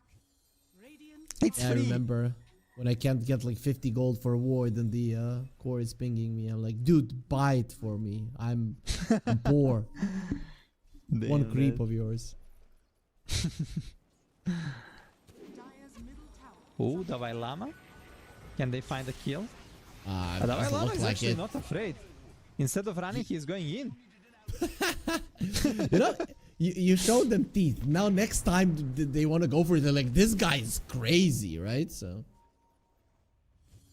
but still, didn't really work out. The craziness. Yeah, he just wanted to send the message that he is not afraid. The message was sent. He was close to the base, but it's okay. Still, Nigma Galaxy kinda controlling the tempo of the game. They're pressuring mid. You know, like when you're in school and you're like, everyone's like, that guy's crazy, don't fight him. And then he actually comes around to a guy who can fight, who doesn't care that he's crazy. that was the Vailama going to REKONIX right now. They don't care you're crazy, my friend. They're just gonna kill you. Nob actually playing aggressive, but yeah, he's not afraid. Nobody can touch him. Yeah, but once you get like level 6 on the Winter Wyvern, it becomes actually hard for the Puck to play. Ooh, FZ? Oh, blast off. He's Disarm. He is tanky and he has a roar. He's actually thinking of turning it around. Gonna get healed up first. GH gonna pay for... So much damage being done to him. Ring CQ is gonna pay as well. If Noob doesn't come in, there's gonna be a coil double silence, but there's no damage. They need to kill this Beastmaster right now, and with a Tidebringer, not only him, it's gonna be two of them dead. The Lul gets the kill, gets level 6 out of it, and runs out. Who needs the Wisdom Shrine when you can just be there for 2 enemy kills? And yeah, that's the experience needed. And that was solo XP on one of the highest level hero in the game. The mid lane tower is now going to be in trouble. Storm shouldn't be afraid because there's no coil. Still hard for him to connect. Even Davai Lama is mid lane with the lasso. Can't he find lasso on the Storm? Got Yes, him he can. with the silence. They overlapped. Davai Lama with a big rotation. I Got realized baited. he needs to help his teammates fight for the rune, and he just made a difference, you know? There is no coil. You thought he was baited, no coil, so he can play safe. Yep, he waited for the taser to expire, and then he's like, I'm killing this techies, and he went all in on him. Yeah, and now, oh, look, Davai Lama. He's farming juicy stack on their triangle. Nigma Galaxy players, they really love to stack. GH is coming, he really needs XP. But they will not be able to finish it all right now. That's a lot of farm. GH gonna be level 6 from this. He really need that XP. And Techis is a hero that probably right now from all supports in the game doing the most damage.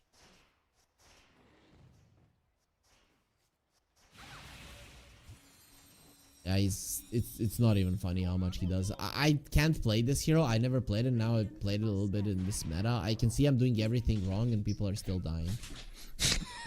It's dumb. Let's see if they can defend. There is a ship bottom, but they're bringing 4 heroes. Ooh, but look at Noob. He's in a perfect position to catch the supports. Only one coil gonna be connecting in CQ. Think about using the bow. There it is, coming forward. Gonna be connecting onto the Kunkka. Varish in a very bad spot. Blast off, getting him low. There's gonna be a roar onto the Davai Lama. He's not taking any damage at all. Now gonna be a last onto the Storm. They have the follow-up silence, and with that, he's gonna be taken out. Rin CQ gets a double kill. This Kunkka is actually doing massive amounts of damage, and that's without a single item on him. They're gonna get the X onto the Lul. Oh, nice. He literally just gave his life for the Kunkka. But yeah, he did kill GH with. However, you give the power shot to the Rubik, which is a much better spell in his hands. Yeah. Big mistake from REKONIX there. You go on the Kunkka. You cannot really burst. You don't have burst damage, and Kunkka is one of the tankiest hero right now. He's an unburstable hero. Yeah, and there is a taser as well from Techis. You couldn't really right click him.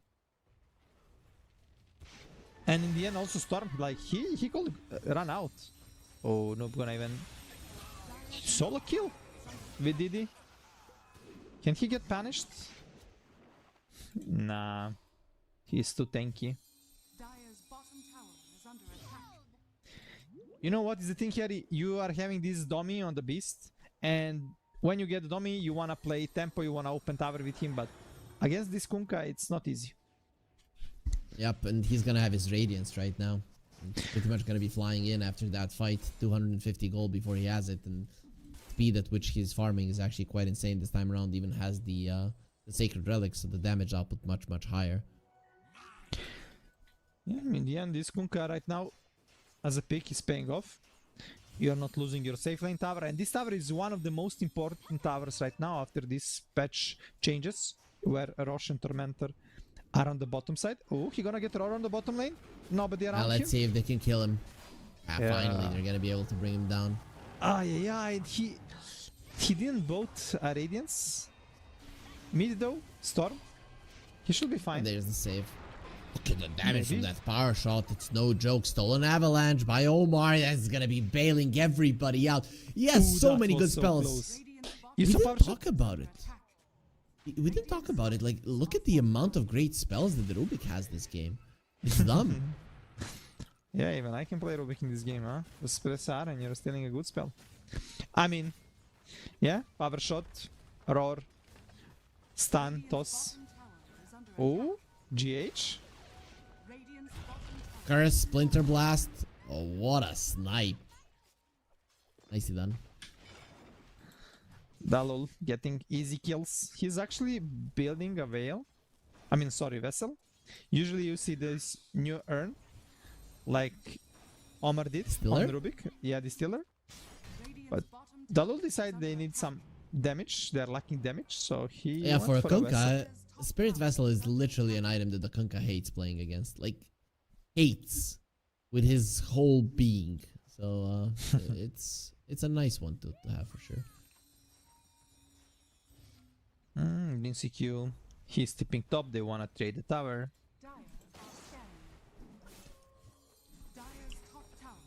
Well, it's not like they're trading anything, right? Because at the moment, REKONIX are not getting anything.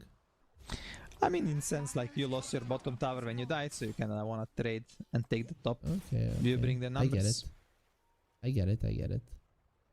Well, FBZ got big black dragon, so they might look to pressure the mid lane. And this is the moment when Beast is very powerful. You don't have really tools to deal with this big bad boy.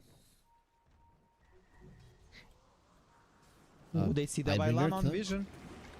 He got a nice shackle. Not gonna even he has a great healing Lotus. No, he can have whatever the hell he wants. It's not gonna be enough. That being said, everybody, we still have the promo code. Essence1W is the promo code. You click on the banner down below. You go to the OneWin site, and there you can get up to a $130 in free bets. So make sure that you're using the promo code now. Again, it's Essence1W because this is the OneWin Essence, the first iteration of the tournament. Nobody's tipping on the bottom. He wanna delay the push. They're gonna go out. Radiant are scanning.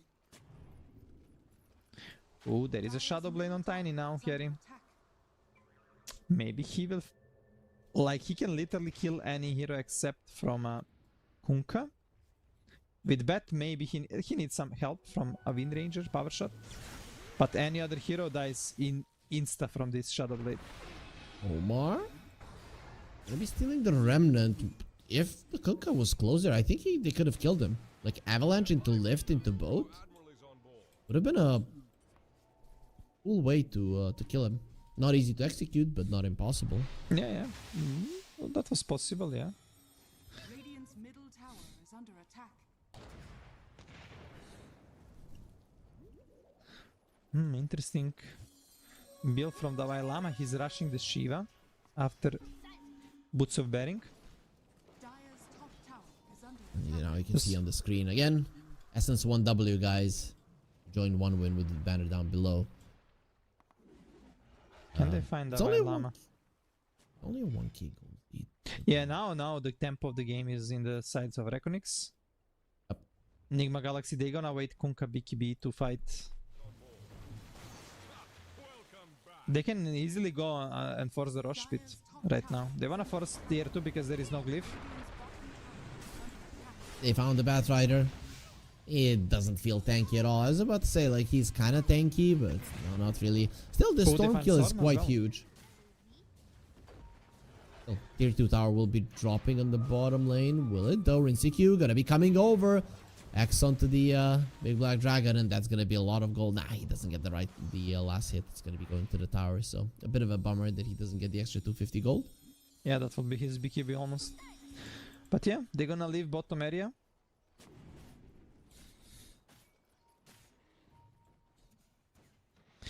In your dream, he's struggling this game. He's the only one that is kinda struggling in REKONIX side. GH going a bit crazy.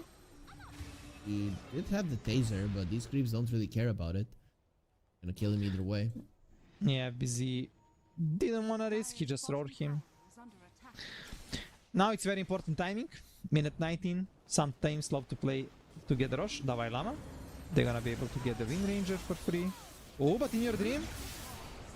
Llama? No way. He has a great healing Lotus. He might actually survive because of it. Rubik coming over, in your dream dropping low. Maybe the puck wants to go for him. Doesn't have the Arcane Rune any longer, but he used the foil with the Arcane Rune earlier, so it's back up. But he will not go for it in the end. I'd say REKONIX are gonna be happier with that trade. Croy? He lost a lot of HP. But yeah, Davai Lama dying 2 times in a row. His game is getting slowed really fast right now. I And feel he like he has been needed a getting blink that in kill. this one. He needed a blink in this one, not gonna lie. Well, he just wanna be kind of frontliner, going in, be tanky, but yeah. I underestimated the damage of the opponents, and they have a ton.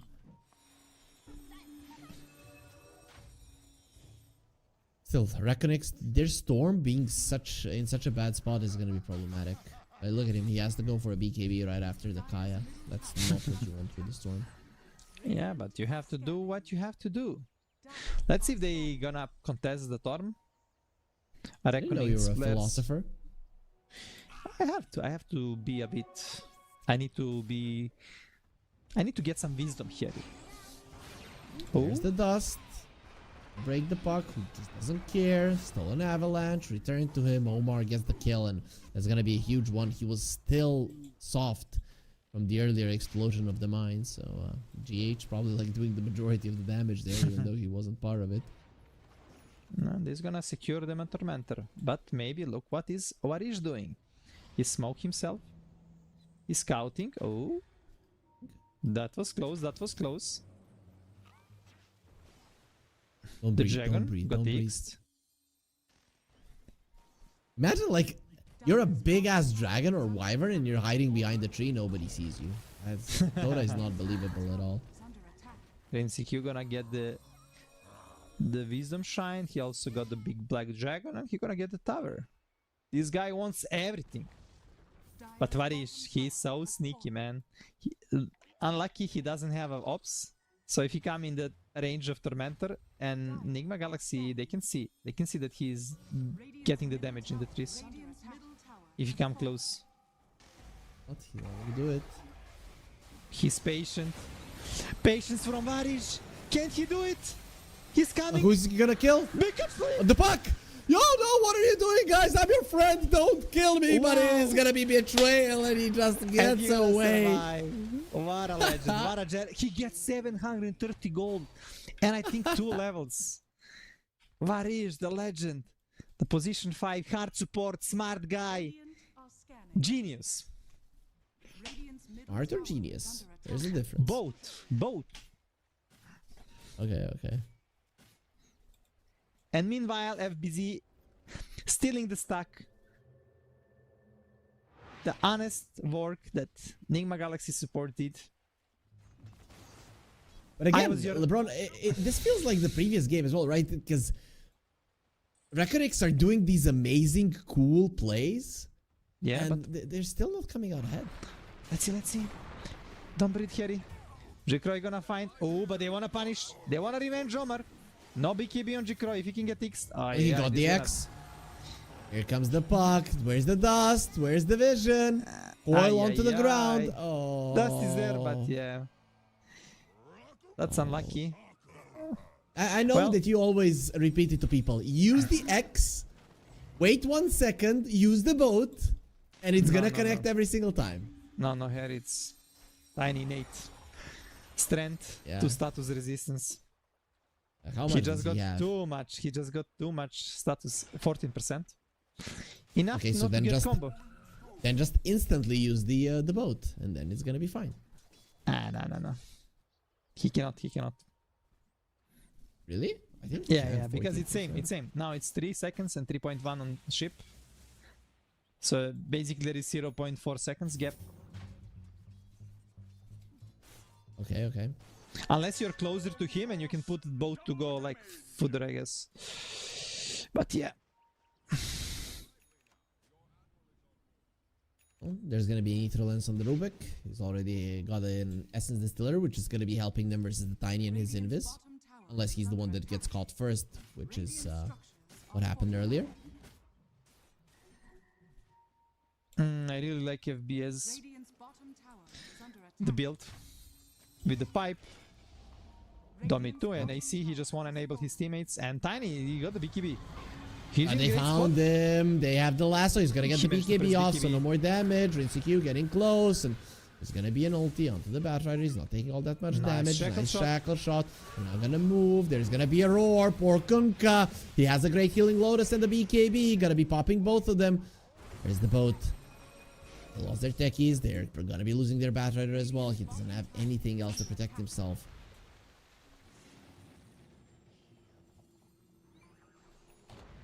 He got outplayed.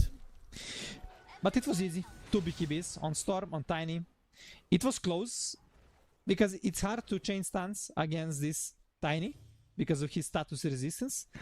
So they couldn't manage to like chain stun him. He managed to press BKB. They didn't burst him, and yeah, they turned the fight. 2 BKBs, hard for you to fight after that. And because of this pipe as well on the Beastmaster, all your damage right now is magical. Even the Kunkka with the Radiance, so yeah. How do you feel about the Silver Edge on the Kunkka? Are we gonna be seeing one hit kills? I mean, like back in the day, is he gonna get a Daedalus after this? I think so, right? I don't think we're gonna see one hit kills, but yeah, he can provide a lot of damage. Well, they're gonna find Varish. You're no fun. You're no fun, LeBron. I want to see one hit kills. Yeah, like, sure. If he gets a Daedalus. Yeah, and 3 Divines, sure. Why not? Ah, come on. I don't know what Llama is doing. He's literally running to an area of the map where they have no vision and the opponents are missing. Like, well, what was he thinking? If the Wyvern dies, then everybody's gonna escape. But he had to do something to push the waves to make space for his teammates. Right now they just want to fight. I mean, sorry, they just want to farm, dodge the fights. And what you need to do is like push waves, get some farm in the jungle. Roy's too smart for them. Yeah, I also see the stars, but I cannot reach them, Harry. Why not? Yeah, out of range. Just like this time. Nice devour there from Varish on the mid lane. And FBZ almost getting an AC. And for people that are tuning now, and maybe they don't know, MC, the mind control, is the coach of REKONIX on trial basis. So this is actually the fight of Kuroki against mind control. Meanwhile, in your dream, and Jikroy, they're gonna manage to kill the GH, the TI champion, the legend.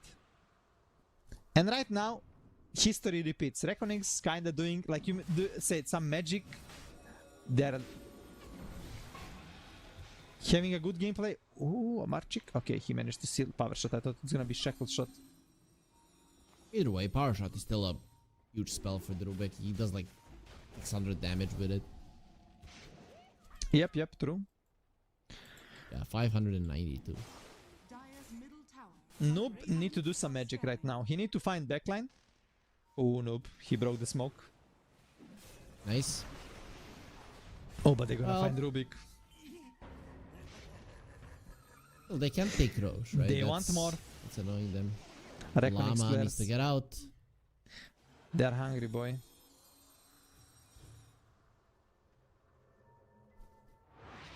Noob is not happy now with him TPing out. This should be Roche, right? Yeah, should be free rush. You have AC. Tiny's not here. It's okay. You're just gonna give it to the Storm. What's next for Nigma? Okay, they're gonna be finding the Winter Wyvern, at least something. Sans, they have to use the coil. Everything. Poor Winter. They really hate him. And Varish is laughing, you know. He's like, nice guys. I killed the wave.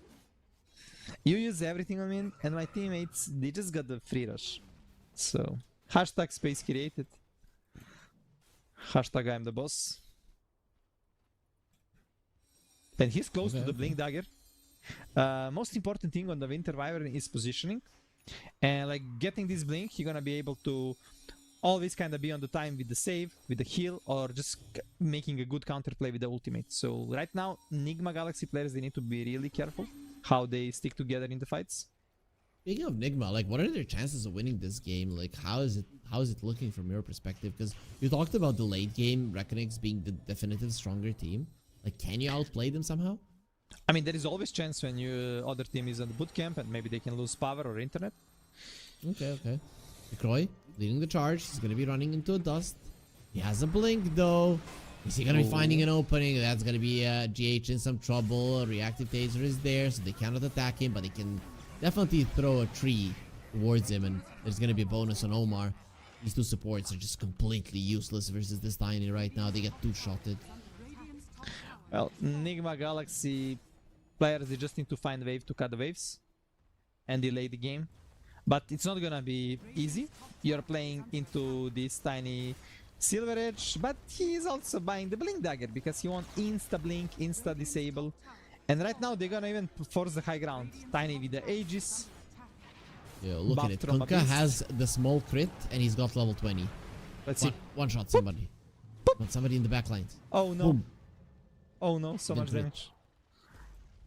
I mean, you're laughing, but he took 2000 HP from the Tiny. No. It's not him, bro. In your dream. No, in your dream is on the REKONIX side. No, in your dream. Well, let's see. An NCQ, Radiance off. He's trying to be sneaky. The Silver Edge. Can't he find a target? Can they find an opening? We saw last time when REKONIX had Aegis, they played worse. Tiny's gonna be connecting. They're holding an area. Creeps are coming towards the top lane. They go for the Kunkka. Nice X back. The Shaka Shot won't even connect. Man, Rubik and the Static Remnant, it's so buggy and weird. I don't know. Look at that. Yeah. I don't know. It's creating so much chaos in fights like because of this. Look at this. Yeah. Look at this. Look at his arms.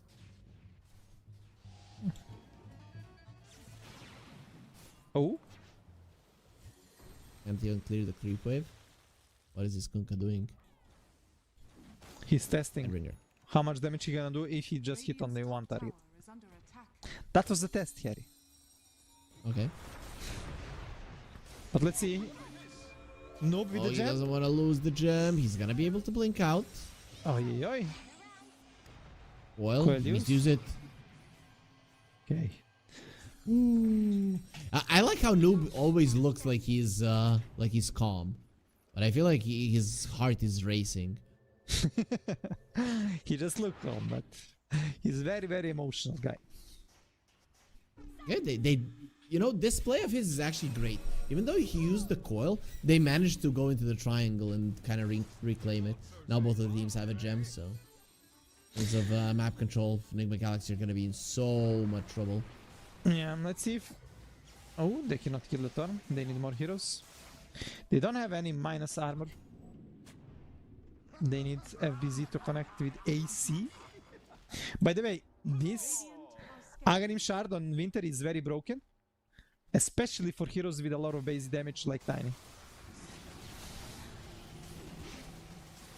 Yeah, what the hell? Yeah, that's unreal. 60. Yeah, but what? Yeah, what? He's gonna be getting 240 damage. What? Yeah. Ooh, how Tiny. long? 6 seconds.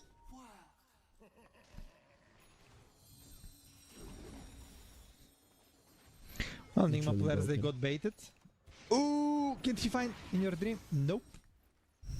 That was so close. GH. You see, he looks calm as well. How can you look calm? You were literally dead. I mean, experience. He's a wise man.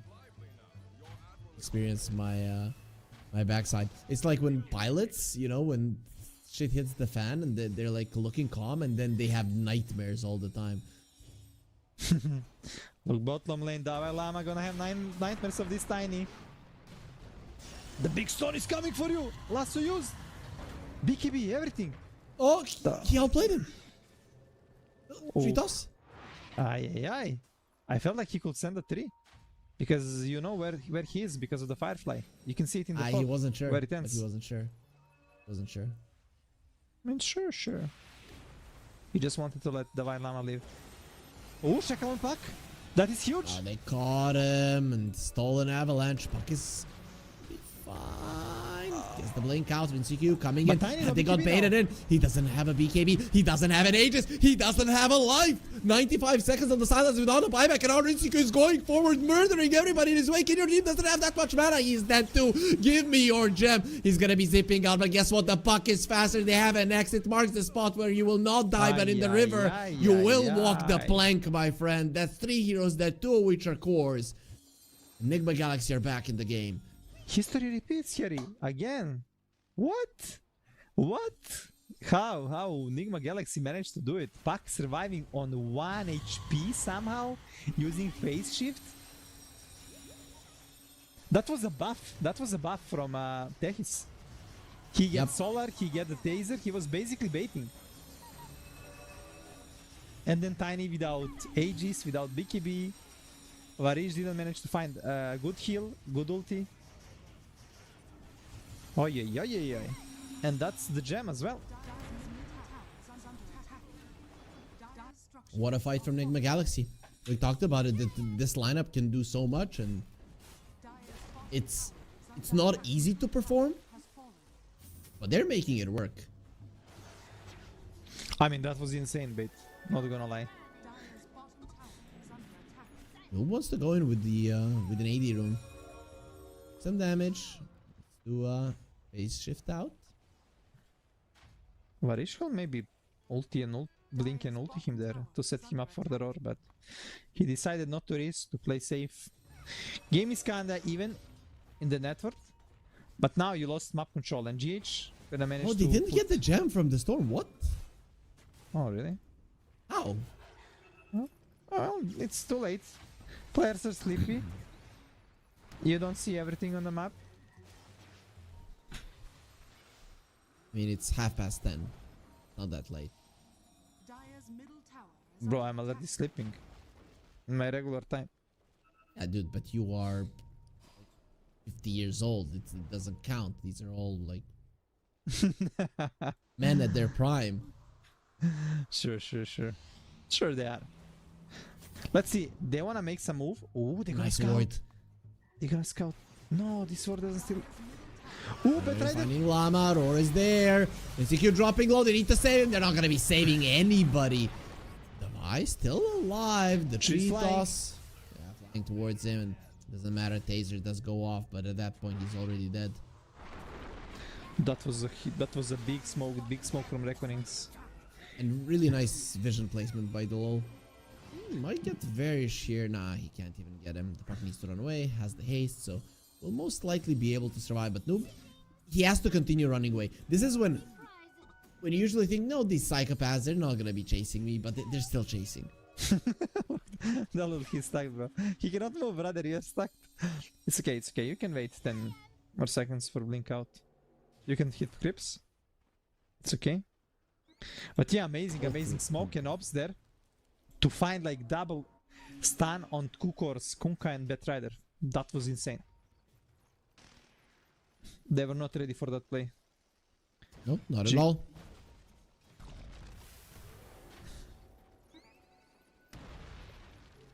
G-Croy, he's level 25 on Tiny. They wanna go rush. They can do it. 2 heroes are dead. Let's see if maybe Noob can try to steal it. I guess he don't wanna risk it. Yeah, but Like- Kunkka, defending high ground is not too hard for you, so I think they should be okay letting this one go. It's gonna be just with a banner.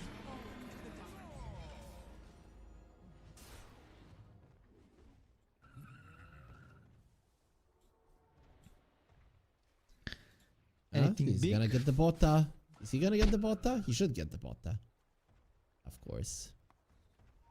Botta Dota. 15%. Imagine that. 50%. So that's what? 60 damage, right? That's 400. And then you get the 200 and now you get even more. The hell? You get 240. So that's gonna be 300 extra damage. This Tiny has 1000 damage with the botta and the Divine, easy. Let's see if Yeah. they wanna pressure the high ground. boom. You see that? Yeah, Tiny is soft. Look the damage on the Tiny. How much you gonna jump? Woohoo! 150. Plus 150. Or what? No, 250. Or 240.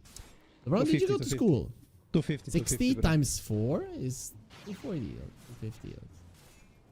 I skipped that class, Kappa. Okay.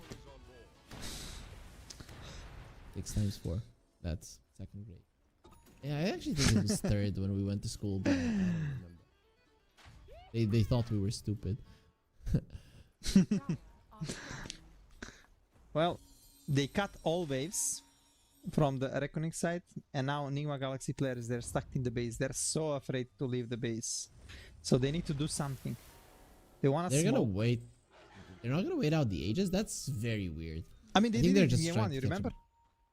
When they did this great move with the smoke and surprised them. Yeah, but they had a Kez, not a Kunkka. Yeah, oh, in your dream, if you're gonna show on this wave.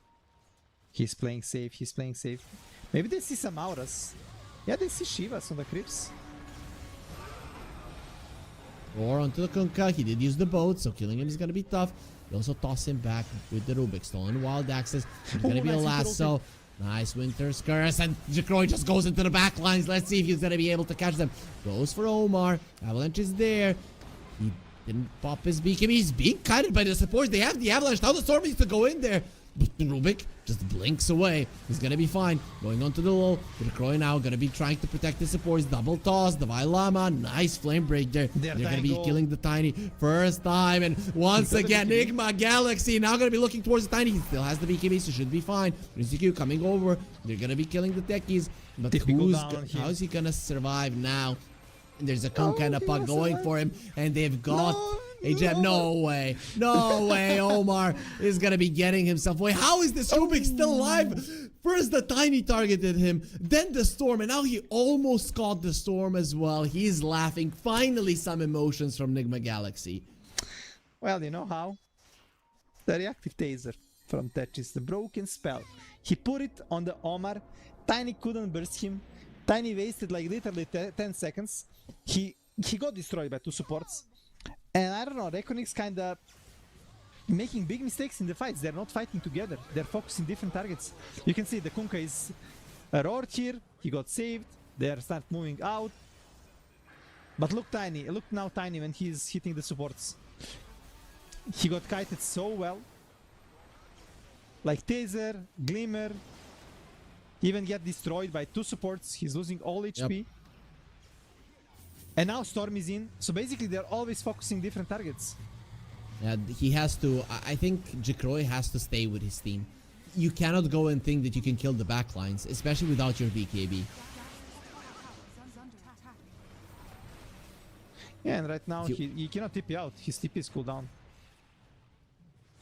Let's see now in real time what the Rubik is going to be doing with his with the ball lightning, right? Because that's going to be a big spell for catch wise.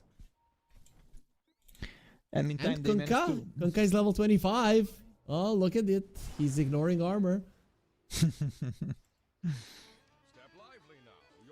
Did it used to be Tidebringer ignores 100% of the armor? And now it's only 25%. It used to be a part of the spell that the unit that you hit, it calculates its armor, right? Okay. That's what it used to be. So it was very OP. That's why people were playing the one-shot Kunkka, because you would have like Morphling with 50 armor and he would get one-shotted.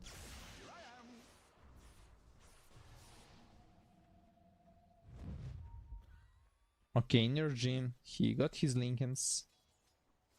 They still don't have the Axe on the Storm, right? Once he gets that can change the game significantly. Omar? The trap. Omar. Ooh. Nice play. Up the zip. He's gonna zip out. He got silence. He needs some help. He has 2 greater healing lotuses. Not enough damage on Inner Dream. He's using so much mana. Jacroy, a lot of damage going into Kunkka. He didn't use the boat. He needs the BKB. He needs the Satanic. He's gonna be getting it off. And now look at how much he's healing. It's all gonna be enough. This arm is there. Now they're gonna try to fight without him. And this Tiny, he's actually dying. He's gonna try to go there to the tree. Jacroy, he will ultimately fall. Too much damage coming out from Llama as FBZ is gonna be frozen. GH jumping onto him, exploding. There's gonna be a boom, and with that, FBZ will be going down as well. Davai gets a double out of that fight, even though they brought the Kunkka down. How is Nigma Galaxy doing it, man? Holy moly, they use everything on this Kunkka. They use literally everything to burst him. You burst him, but at what cost? After this, you don't have anything for fuck. That was nice escape from Omar. But yeah, Kunkka getting roared. Like, look, they committed like so many BKBs, all the spells, all disables, and right now you don't have anything. That was big jump from GH. And they're just cleaning them slowly one by one. And Dalai Lama from level 23 to level 25. Solo XP here. Yep. That's huge now, actually. But Ryder is so strong. He had really good, nice neutral item. He cannot get bursted. Bloodstone to regen up. And this time he not gonna scale anymore. Like basically he cannot really. What can he buy literally? If only he could go for a refresher to refresh his BKB, right? Because he's just getting outplayed by the supports. The second that he loses his BKB, he cannot do anything. He's just exploding. He's being kited. He's getting disarmed. It's unplayable.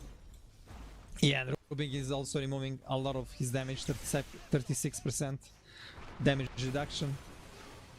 Oh, and he's gonna be boxed, but they have a lasso, stolen toss, Rubik now. That's it. Avarij need to find good ultimate. Last few fights he cannot find any. Ooh. Why? Annoyed. You're just gonna be getting the dragon. ECQ needs to be a bit more careful. He's gonna be going for the Aghanim's Blessing, but if RINCQ doesn't get caught like that, I don't see REKONIX winning a fight. We talked about their late game, but it's really lacking, and I think right now they have to be relying on their Storm Spirit, and he's the one that has the least amount of net worth, right? If he gets Aghanims and the Shard and level 25, then the Storm becomes a problem, but that is still far off. Yeah, you're right. They're just lacking damage on Beast and Storm right now. Tiny can do a lot of damage, but yeah, after this BKB is gone, like you mentioned, they are just kiting him so easily. Also, a quick reminder for everybody, the promo code is Essence1W. You have the banner down below to take you to the website, and there, if you use the promo code Essence1W, you can get up to $100 free bets. Make sure that you do it now. It's going to be lasting until the end of the tournament. Better to get in early, as Nigma Galaxy looking to close out the series with the 2-0. It's still not set in stone. 7k gold lead 47 minutes in is not that huge, and the odds are reflecting that the REKONIX, they still have a chance, but with this arcane rune, the puck will be unstoppable. Well, Tiny still got a lot of damage, and if you have damage, you have a way to come back to win the game. So still, it's a kinda even game in that sense, but you lost full map control. Nigma Galaxy got deep wards. Oh, a toss back and then a lasso. What a play with the next. They also got the Rubik out FPC. Using the roar and the stolen one. Omar, stop doing it to them. They're gonna be freezing this guy, but ultimately they're just too much fire, so the ice will melt, and with it, he'll be going down as well. What a crazy play. Toss into lasso. Ay. Are they gonna do something like that again? Because they have a roar now in 20 seconds. A huge deal.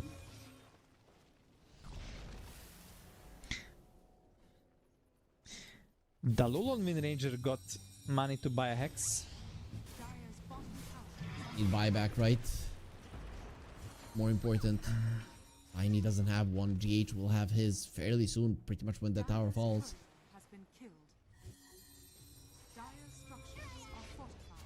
Here's the glyph. So what do REKONIX do? We're seeing that they're definitely struggling to do anything. At least they have an Axe on the Storm, and level 25 is there, but he doesn't have the shard, so the damage output still isn't there. Well, they need to find a way to get some easy pickoffs.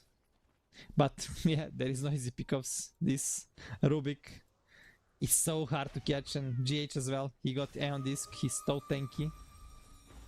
Maybe you need to think about getting Nullifier.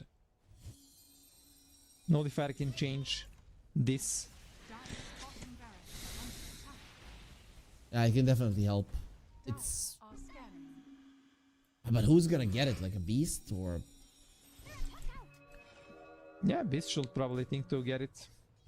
Tiny doesn't wanna. Tiny needs Satanic to be able to sustain in the fights.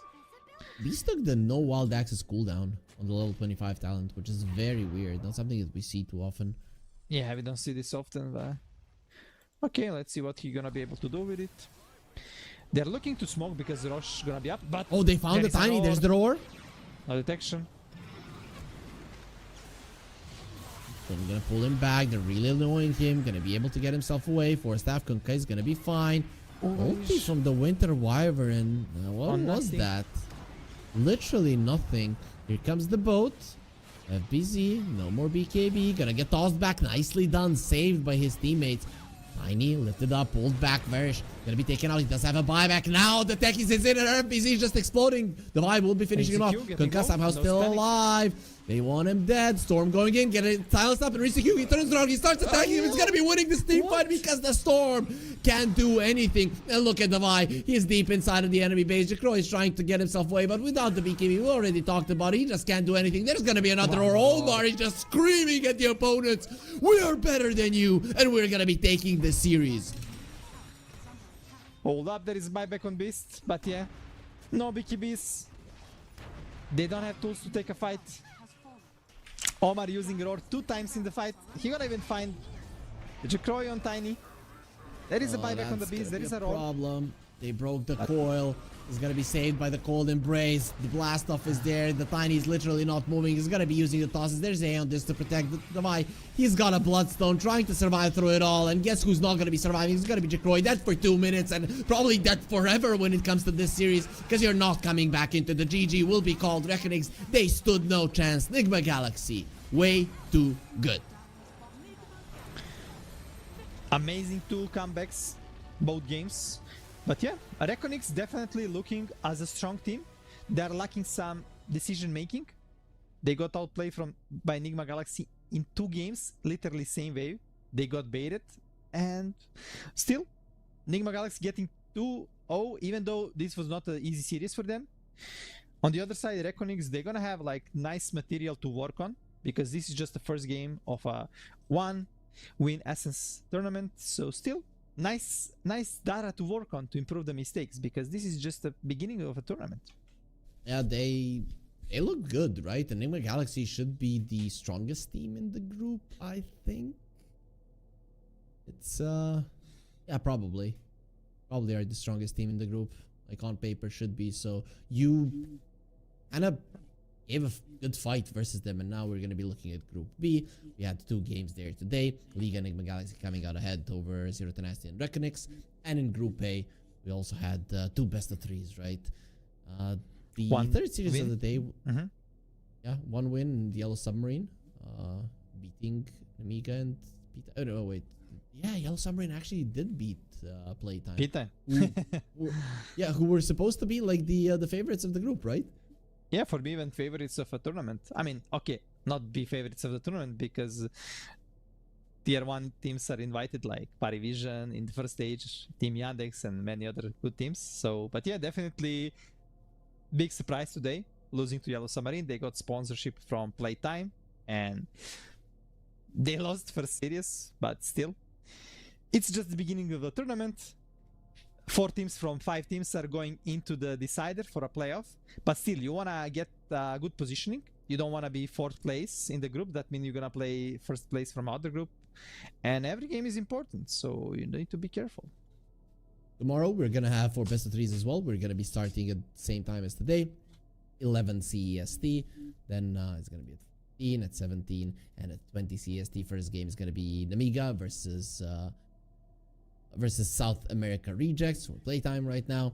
Then it's going to be Liga versus REKONIX, Nigma Galaxy versus Zero to Nasty, and we end the day with Mouse versus Yellow Submarine. Make sure that you're following us on all our social media. Follow us on this channel, guys, because we're going to be live for the next 10 days watching this tournament. And of course, in the groups, in the playoff stage, the best teams in the world are waiting. This is Seri and LeBron. Tomorrow, we're going to be coming back for Dota here. One win, Essence 1. Make sure to be here because the Dota, hopefully, like today, is going to be amazing.